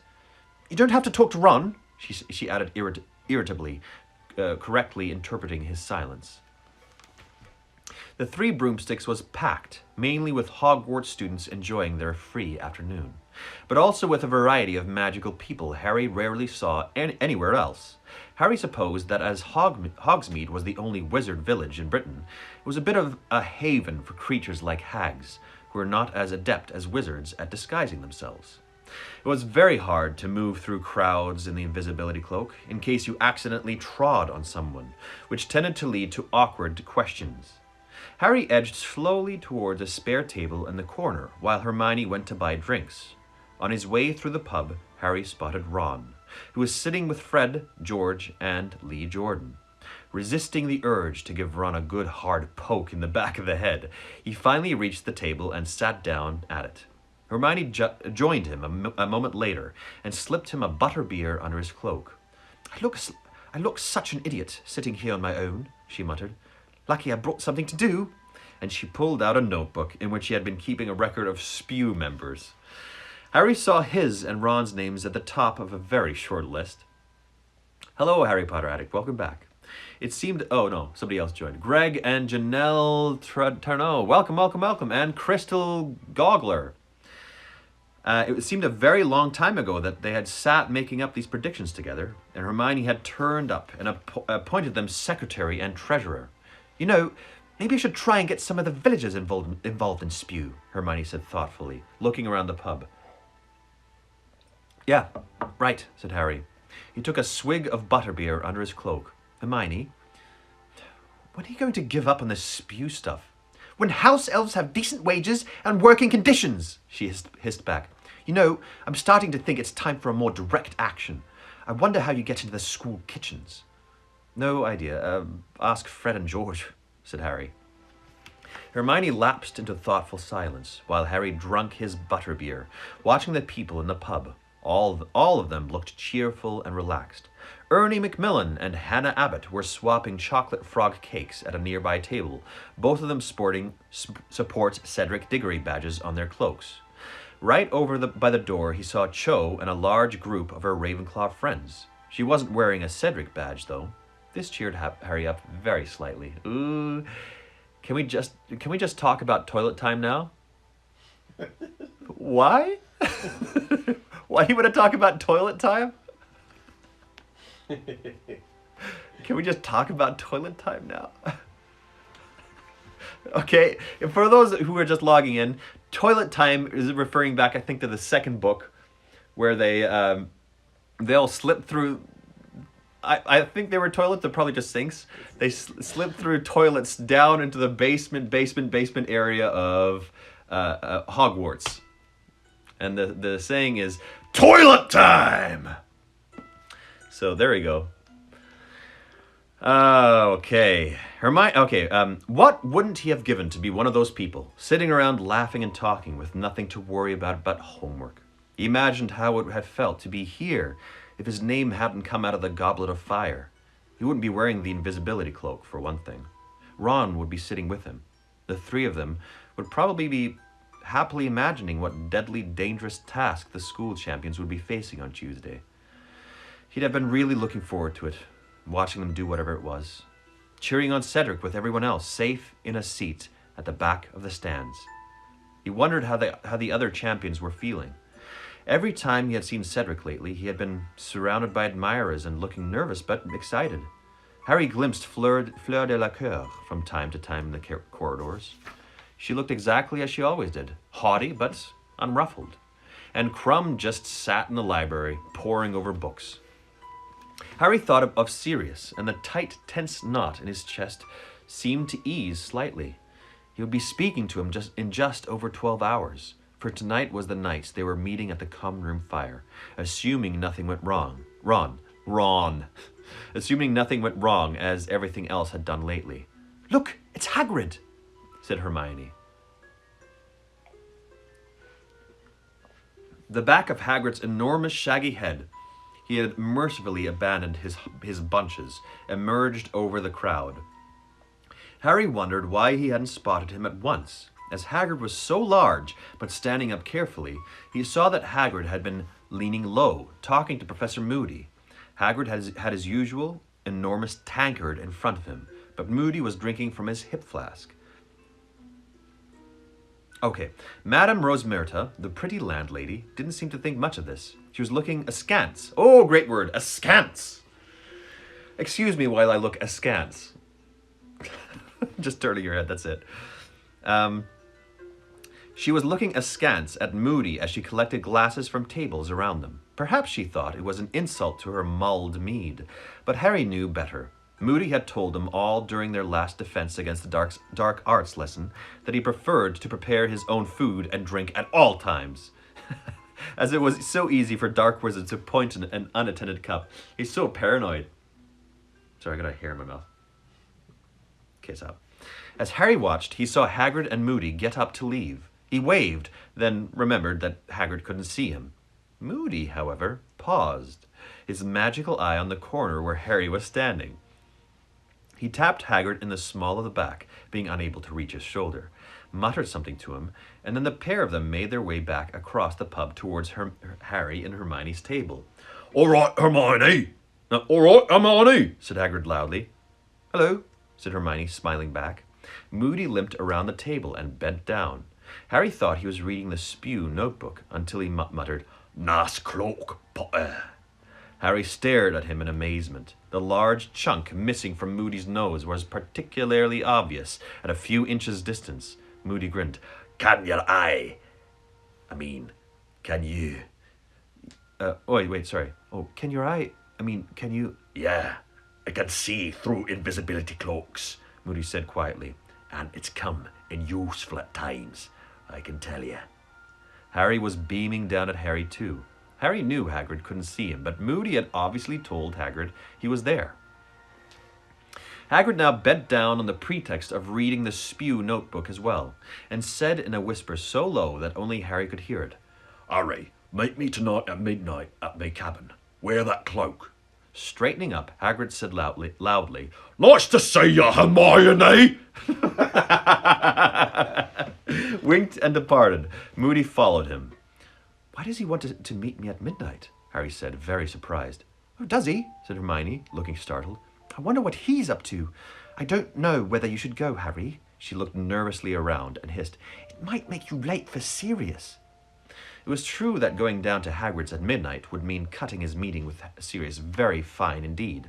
Hermione suggested sending Hedwig down to Hagrid's to tell him he couldn't go, always assuming she would consent to take the note. Of course. Harry, however, thought it better just to be quick at whatever Hagrid wanted him for. He was very curious to know what this might be. Hagrid had never asked Harry to visit him so late at night. Okay, so there's a little break here.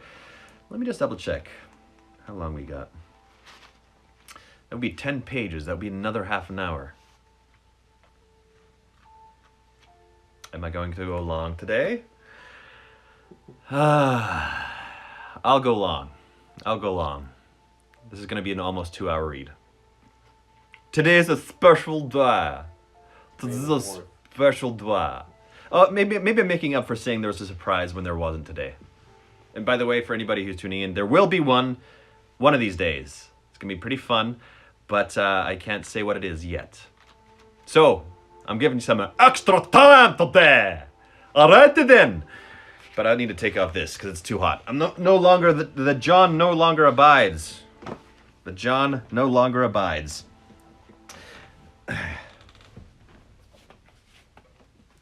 Let's get this going again.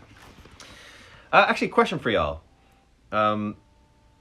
What's something common from your childhood, doesn't matter how old you are right now, that would seem strange to future generations? For me, it would be, remember when you had to kind of log into the internet? And you had that device that made those weird sounds of dee-doo, dee-doo, dee-doo, like for about 30 seconds until you actually got to log onto the internet. And then, yes. And then, you know, I'd download funny videos of like 1 MB or 2 MB, which would take about 5 minutes for 1 or 2 MB. And it would just like, chick, chick, chick, chick, chick, chick, chick, chick, chick, chick, chick. Anybody who was born nowadays would be like, what? You have to wait that long? At 11:30 that evening, Harry, who had pretended to go up to bed early, pulled the invisibility cloak back over himself and crept back downstairs, through the common room. Quite a few people were still in there. By the way, what I'm noticing is, yeah, she's taken a lot more time for individual scenes and building the world more, and there aren't nearly as many intense scenes. At the very beginning was tense, but in the middle, there haven't been as many intense scenes as there were in the other books, because obviously they were peppered in there way more. But I'm not complaining at all. It's just something I'm observing. Quite a few people were still in there, in the common room. The Creevy brothers had managed to get hold of a stack of Support Cedric Diggory badges and were trying to bewitch them to make them support Harry Potter instead. Little fans. Cute but annoying. So far, however, all they had managed to do was get the badges stuck on Potter sticks. Harry crept past them to the portrait hole and waited for a minute or so, keeping an eye on his watch. Then Hermione opened the fat lady for him from outside as they had planned. He slipped past her and whispered, thanks, and set off through the castle. The grounds were very dark. Harry walked down the lawn towards the light shining in Hagrid's cabin. The inside of enormous Beauxbaton's carriage was also lit up. Harry could hear Madame Maxine talking inside it as he knocked on Hagrid's front door. What is going on, Hagrid? Little midnight adventure? Little midnight excursion, Hagrid? Let's go, Hagrid, let's do it. You there, Harry? Hagrid whispered, opening the door and looking around. Yeah, said Harry, slipping inside the cabin and pulling the clown down off... the cloak down. Hagrid's just walking around the hallways with this clown on his head. Oh, get off. What's up? Got someone to show you, Said Hagrid. There was an air of enormous excitement about Hagrid. Okay. He was wearing a flower that resembled an oversized artichoke on his buttonhole. It looked as though he had abandoned the use of axle grease, but he had certainly attempted to comb his hair. Harry could see the comb's broken teeth tangling in it. What are you showing me? Harry said warily, wondering if the Scroots had laid eggs, or Hagrid had managed to buy another giant three-headed dog off a stranger in a pub. Come with me. Oh, keep quiet and keep yourself covered with that cloak, Said Hagrid. We won't take Fang. Oh, he won't like it. Listen, Hagrid, I can't stay long. I've got to be back up at the castle for 1 o'clock.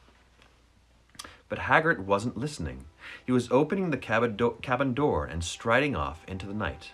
Harry hurried to follow and found, to his great surprise, that Hagrid was leading him to the Beauxbatons' carriage. Hagrid, what? Shh, said Hagrid, and he knocked 3 times on the door, bearing the crossed golden wands. Madame Maxime opened it. She was wearing a silk shawl wrapped around her massive shoulders. She smiled when she saw Hagrid. Like little opera. Hagrid. Hagrid. Is it time? That's not her voice at all. Hagrid. Is it time? I'm not getting that. Bonsoir. Bonsoir? Said Hagrid, beaming at her and holding out a hand to help her down the golden steps. Bonsoir. So is that some kind of... Oh my gosh, no. No way. Bonsoir. Oh my gosh, no. Bonsoir. Bonsoir. Said Hagrid, beaming at her and holding out a hand to help her down the golden steps.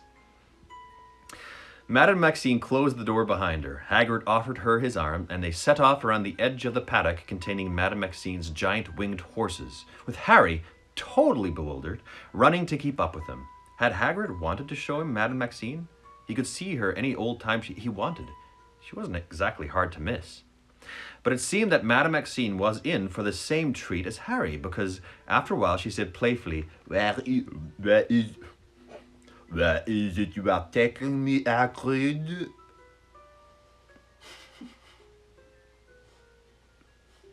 I'm trying to give her a voice that's like deep and still womanly in some way, and I'm failing completely.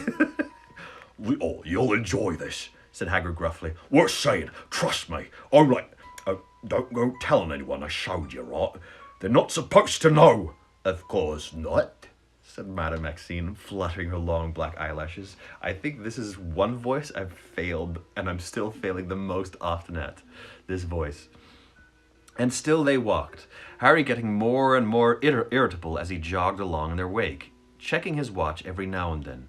Hagrid had some harebrained scheme in hand, which might make him miss Sirius.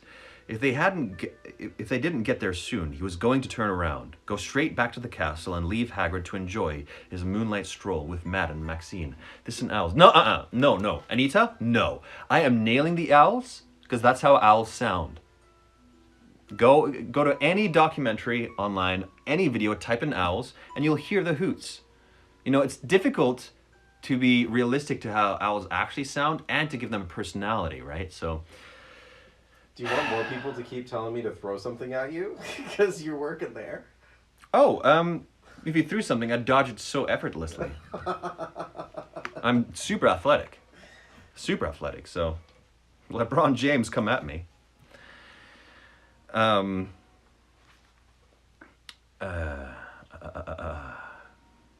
were we? But then, when they had walked so far around the perimeter of the forest that the castle and the lake were out of sight, Harry heard something. Men were shouting up ahead. Then came a deafening, ear-splitting roar. Hagrid had led Madame Maxime around a clump of trees and came to a halt. Harry hurried up alongside them. For a split second, he thought he was seeing bonfires and men darting around them, and then his mouth fell open. dragons. Whoa, okay. Awesome putting this word at the top of the page so it's an actual surprise when you turn the page. Okay, dragons. Holy smokes, okay. 4 fully grown, enormous, vicious-looking dragons were rearing on their hind legs inside an enclosed fence with thick planks of wood, roaring and snorting. Cocaine. John, don't. There's children in this chat. No, don't, John. Stop it. Roaring and snorting. Torrents of fire were shooting into the dark sky from their open, fanged mouths. 50 feet above the ground on their outstretched necks, there was a silvery blue one with long pointed horns, snapping and snarling at the wizards on the ground. A smooth-scaled green one, which was writhing and stamping with all its might. A red one with an odd fringe of fine gold spikes around its face, which was shooting mushroom-shaped fire clouds into the air. And a gigantic black one, more lizard-like than the others, which was nearest to them. At least 30 wizards, 7 or 8 to each dragon, were attempting to control them, pulling on the chains connected to the heavy leather straps around their necks and legs. Mesmerized, Harry looked up, high above him, and saw the eyes of the black dragon, with vertical pupils like a cat's, bulging from either fear or rage, he couldn't tell which. It was making a horrible noise, a yowling, screeching scream. I do want to make a noise, but I'm gonna try not to try and take away from the from the terrifyingness of this. So I won't. I'm holding back on my impulse this time. There you go. I'm trying to appeal to the hoi polloi. Called you hoi polloi. That's the worst. Okay, wizard near the fence. Keep back there, Hagrid! Yelled a wizard near the fence, straining on the chain he was holding. They can't shoot fire at a range of 20 feet, you know. I've seen this horntail do 40. Oh, isn't it beautiful? Said Hagrid softly. It's no good, yelled another wizard. Stunning spells on the count of 3. Harry saw each of the dragon keepers pull out his wand. Stupefy! They shouted in unison, and the stunning spells shot into the darkness like fiery rockets, bursting in showers on the stars and the dragon's scaly hides. Harry watched the dragon nearest to them teeter dangerously on its back legs, its jaws stretched wide. By the way, if you're discussing what is or isn't a spoiler, and you say, yes, that would be a spoiler, that makes me pay more attention to that as a spoiler. Does that make sense? So just basically just avoid anything that is happening currently, okay? So if it's past that by a chapter or two and you still want to discuss it, cool. But if it's going to be talked about in any form of the books, just avoid it. Because that's the most efficient way of avoiding spoilers, I'd say.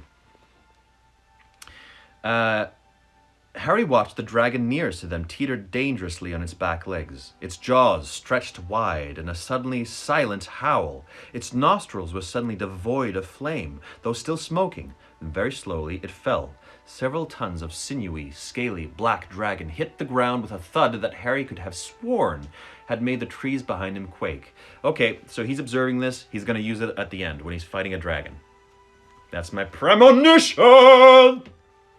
The dragon keepers lowered their wands and walked forwards to their fallen charges. Each of them was the size of a small hill. They hurried to tighten the chains and fasten them securely to iron pegs, which they forced deep into the ground with their wands. This is kind of crazy. The dragon keepers lowered their wands and walked... Oh, wait. Want a closer look? Harry asked Madame Maxine excitedly.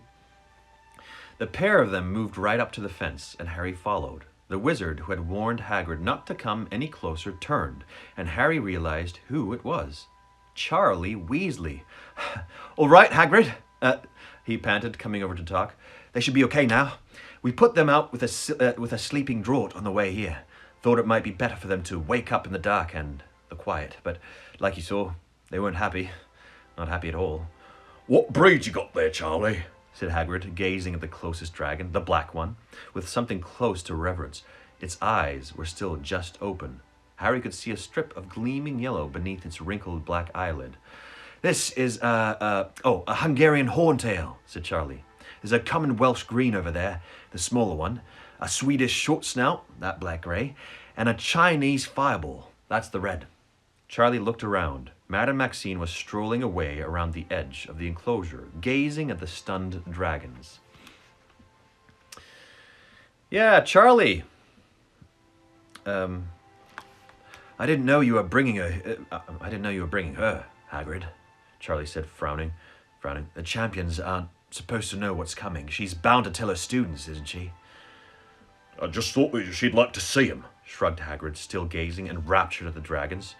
Really romantic date, Hagrid, said Charlie, shaking his head. Okay, here's another premonition. Charlie is going to beat the dragon using this, the Stupefy spell. Somebody's going to find out that he observed it beforehand. That's going to be commented on, and people are going to hate him even more. That's my premonition. Premonition! Eyes back in the head. 4, said Hagrid. So it's 1 for each of the dragons, is it? What have they got to do? Fight them? Just get past them, I think, said Charlie. We'll be on hand if it gets nasty, extinguishing spells at the ready. They wanted nesting mothers. I don't know why, but I tell you this. I don't envy the one who gets the horntail. Vicious thing. Its back end's as dangerous as its front. Look. Charlie pointed towards the horntail's tail, and Harry saw long bronze-colored spikes protruding along it at its every few inches. 5 of Charlie's fellow keepers staggered up to the horntail at that moment, carrying a clutch of huge granite-grey eggs between them in a blanket. They placed them carefully at the horntail's side. Hagrid let out a moan of longing. Oh! Oh!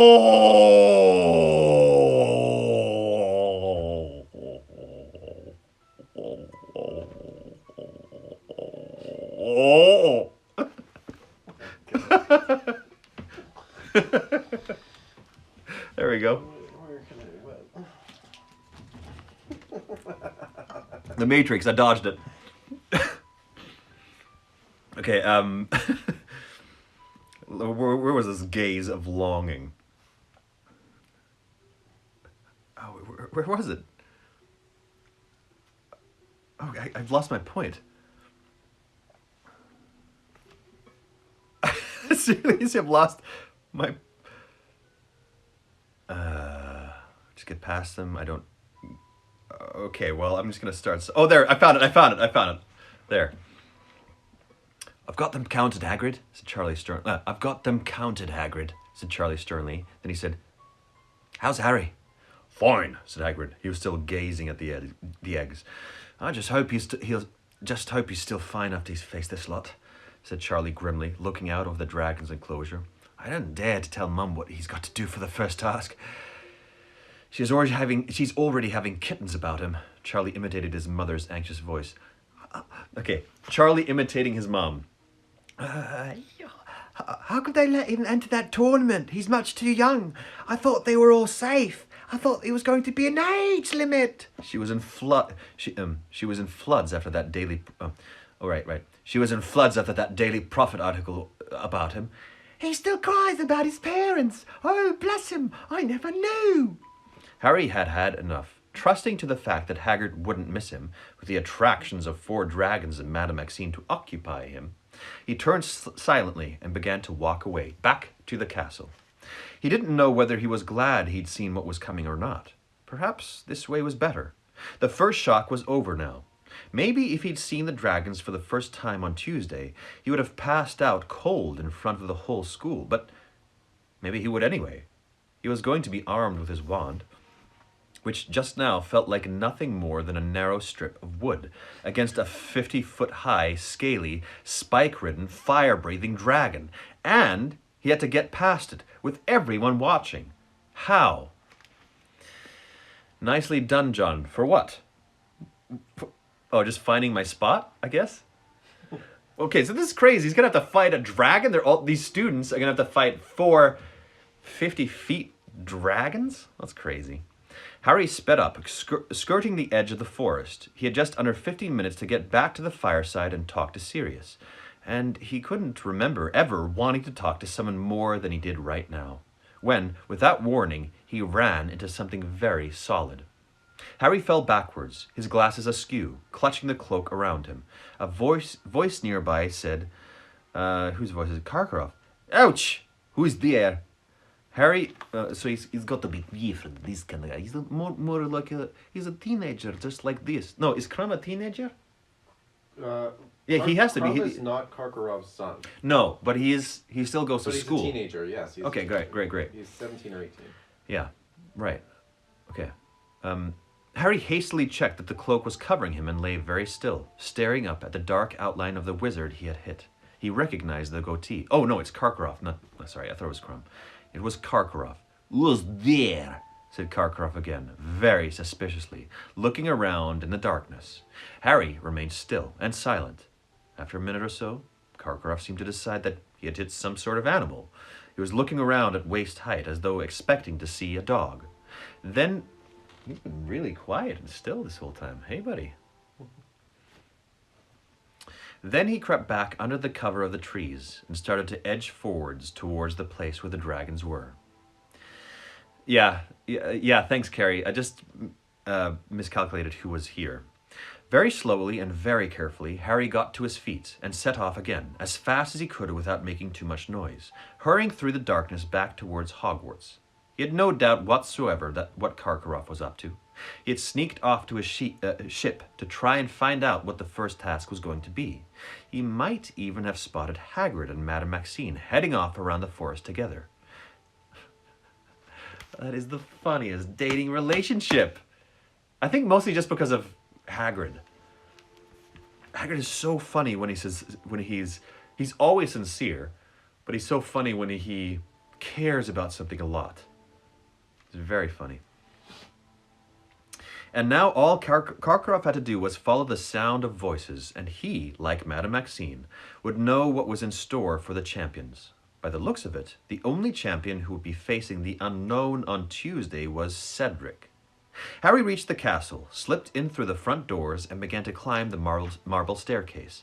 He was very out of breath, but he didn't dare slow down. He had less than 5 minutes to get up to the fire. "Balderdash!" he gasped at the fat lady, who was snoozing in her frame in front of the portrait hole. "If you say so," she muttered sleepily, without opening her eyes, and the picture swung forwards to admit him. Harry climbed inside. The common room was deserted, and judging by the fact that it smelled quite normal, Harry had not needed to set off any dung bombs to ensure that he and Sirius got his privacy. Harry pulled off the invisibility cloak and threw himself into an armchair in front of the fire. The room was in semi-darkness. The flames were the only source of light. Nearby, on a table, the support Cedric Diggory badges the Creevies had been trying to improve were glinting in the firelight. They now said, "Potter really stinks." Harry looked back into the flames and jumped. Sirius' head was sitting in the fire. If Harry hadn't seen Mr. Diggory do exactly this back in Weasley's kitchen, it would have scarred him out of his wits. Instead, his face breaking into the first smile he had worn in days, he scrambled out of the chair, crouched down by the hearth, and said, "Sirius, how are you doing?" Sirius looked different from Harry's memory of him. When they had said goodbye, Sirius' face had been gaunt and sunken, surrounded by a quantity of long, black, matted hair. But the hair was shorter and clean now. Sirius' face was fuller, and he looked younger, much more like the only photograph Harry had had of him, which had been taken at the Potter's wedding. "Never mind me. How are you?" said Sirius seriously. For a second, Harry tried to say fine, but he couldn't do it. Before he could stop himself, he was talking more than he'd talked in days, but how no one believed he hadn't entered the tournament of his own free will. How Rita Skeeter had lied about him in the Daily Prophet. How he couldn't walk down a corridor without being sneered at. And about Ron. Ron not believing him. Ron's jealousy. And now, Hagrid's just shown me what's coming in the first task. And it's dragons, Sirius. And I'm a goner, he finished desperately. Sirius looked at him, eyes full of concern, eyes which had not yet lost the look that Azkaban had given him, that deadened, haunted look. He had let Harry talk himself into silence without interruption, but now he said, Dragons we can deal with, Harry. But we'll get to that in a minute. I haven't got long here. I've broken into a wizarding house to use the fire, but they could be back at any time. There are things I need to warn you about. What? Said Harry, feeling his spirits slip a further few notches. Surely there could be nothing worse than dragons coming.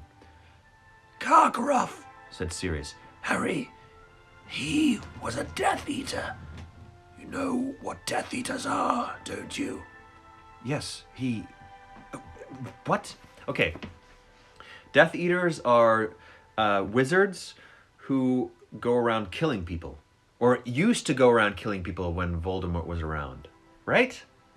They were also seen at the Quidditch World Cup. Yeah. Those are the guys holding the others above them. Yeah.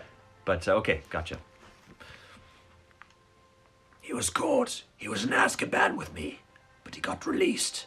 I'd bet everything that's why Dumbledore wanted an aura at Hogwarts this year. To keep an eye on him. Moody caught Karkaroff. Put him into Azkaban in the first place. Oh, snap. Okay. Karkaroff got released, Harry said slowly. His brain seemed to be struggling to absorb yet another piece of shocking information. Why did they release him? He did a deal with the Ministry of Magic, said Sirius bitterly. He'd said he'd seen the error of his ways, and they named names. He put a load of other people into Azkaban in his place. He's not very popular in there, I tell you.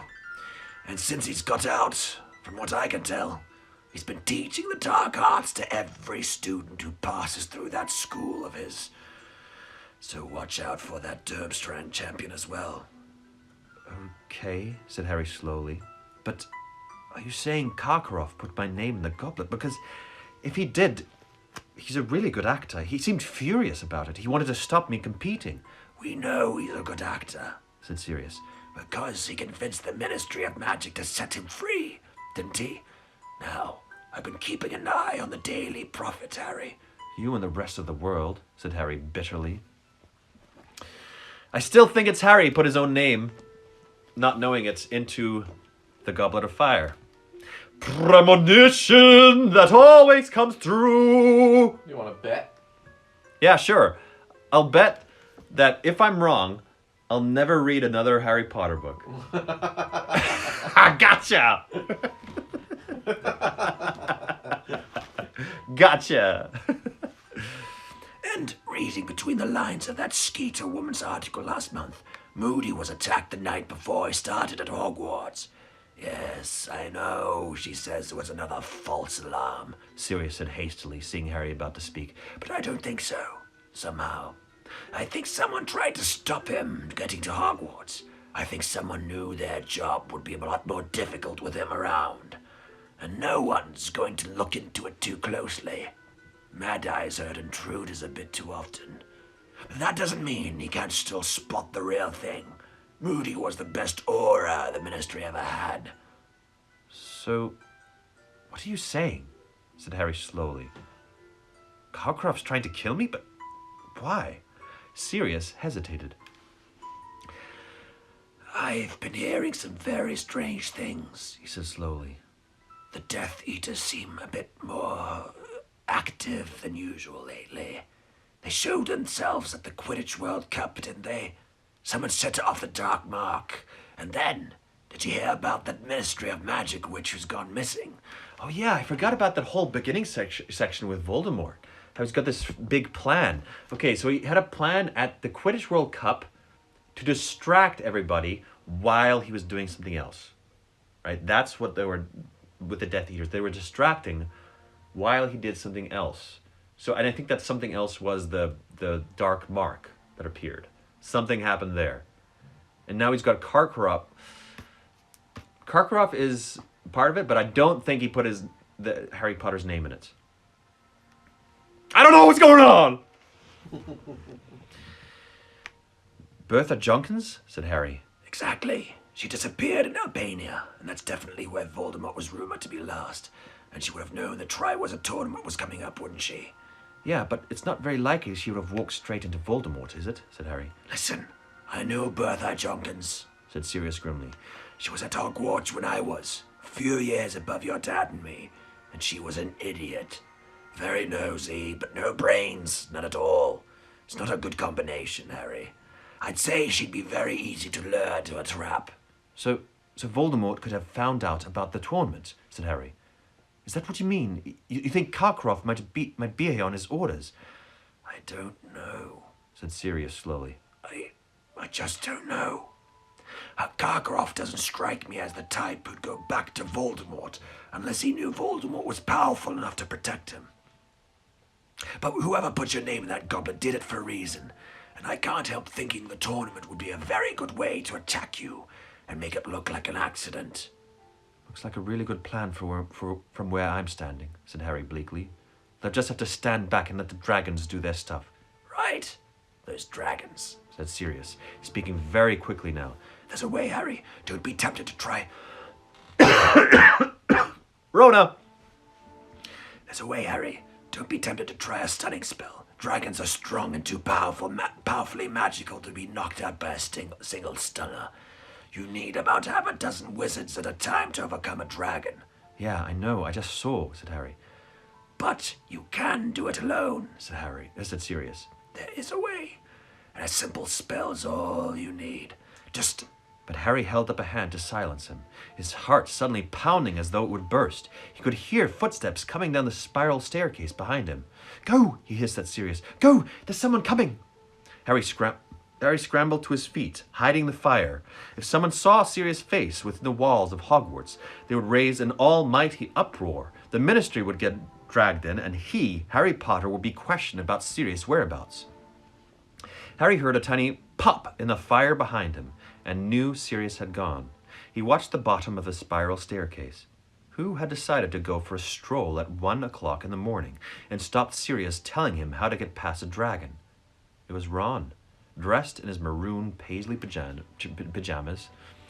Ron stopped dead, facing Harry across the room, and looked around. Who were you talking to? He said. What's that got to do with you? Harry snarled. What are you doing down here at this time of night? I just wondered where you... Ron broke off, shrugging. Nothing. I'm going back to bed. Just thought you'd come nosing around, did you? Harry shouted. He knew that Ron had no idea what he'd walked in on. Knew he hadn't done it on purpose, but he didn't care. At this moment, he hated everything about Ron, right down to the several inches of bare ankle showing beneath his pajamas trousers. Sorry about that, said Ron, his face reddening with anger. Should have realized you didn't want to be disturbed. I'll let you get on with practicing for your next interview in peace. Harry seized one of the Potter Really Stinks badges off the table and chucked it as hard as he could across the room. It hit Ron on the forehead and bounced off. There you go, Harry said. Something for you to wear on Tuesday. You might even have a scar now if you're lucky. So what you want, isn't it? He strode across the room towards the stairs. He half expected Ron to stop him. He would even have liked Ron to throw a punch at him. But Ron just stood there in his two small pajamas, and Harry, having stormed upstairs, lay awake in bed fuming for a long time afterwards, and didn't hear him coming to bed. End of the chapter. That's how it goes, isn't it, with friends? You get into big fights, and you're like, I'm so angry, but you're just pushing down the notion of, maybe I did something wrong. Okay, some questions here. Would you rather fight one dragon-sized Dexter or 50 Dexter-sized dragons? Okay, this sounds weird coming from me because I'm his owner and I love him, but 50 Dexter-sized dragons because I could kick them out. I could kick them so far. I don't ever kick Dexter. What is your favorite Dylan song? Oh, gosh, I'm so bad with names. One time before Mark was my roommate, I forgot his name, even though I knew him for so long. But remember that, Mark? Mark remembers that. It was just like this moment. I was like, whenever I get put on the spot to remember a name, it's this thing in my brain, so I can't remember. Sorry. I missed if you said, but are you drinking a White Russian or a Caucasian, as the dude would call it? My gosh, I'm so sorry, Jay Nessa. I should have done that. A White Russian. My gosh, I should have. Oh man, I really missed a possibility there. Is that a keto dog beside you, Nathan? Again, not too funny. Who do you think will win the Triwizard Lovemaking to a Dragon contest? Probably you, since you asked that question. There's so many questions from Nathan trying to bug me. All your premonitions are stupid. Thanks, Nathan. Which, oh no, not asking that question. Is your strategy for this book's wait, I have to read the full thing, because is your strategy for this book's predictions to do so many of them that the odds are in your favor and you finally get one right? You know, Night Owl Nerd, I'm not really sure what you're talking about. To do so many that I get one right. I mean, I've done. Are you doing this again? I've done so many of them that I've nailed, that I've landed perfectly, that I don't really need to do any. I've already proved myself. So, I don't know. It feels pretty good to get. Missed again. Oh, 6 seconds remaining. Bye bye. Thank you. See you tomorrow.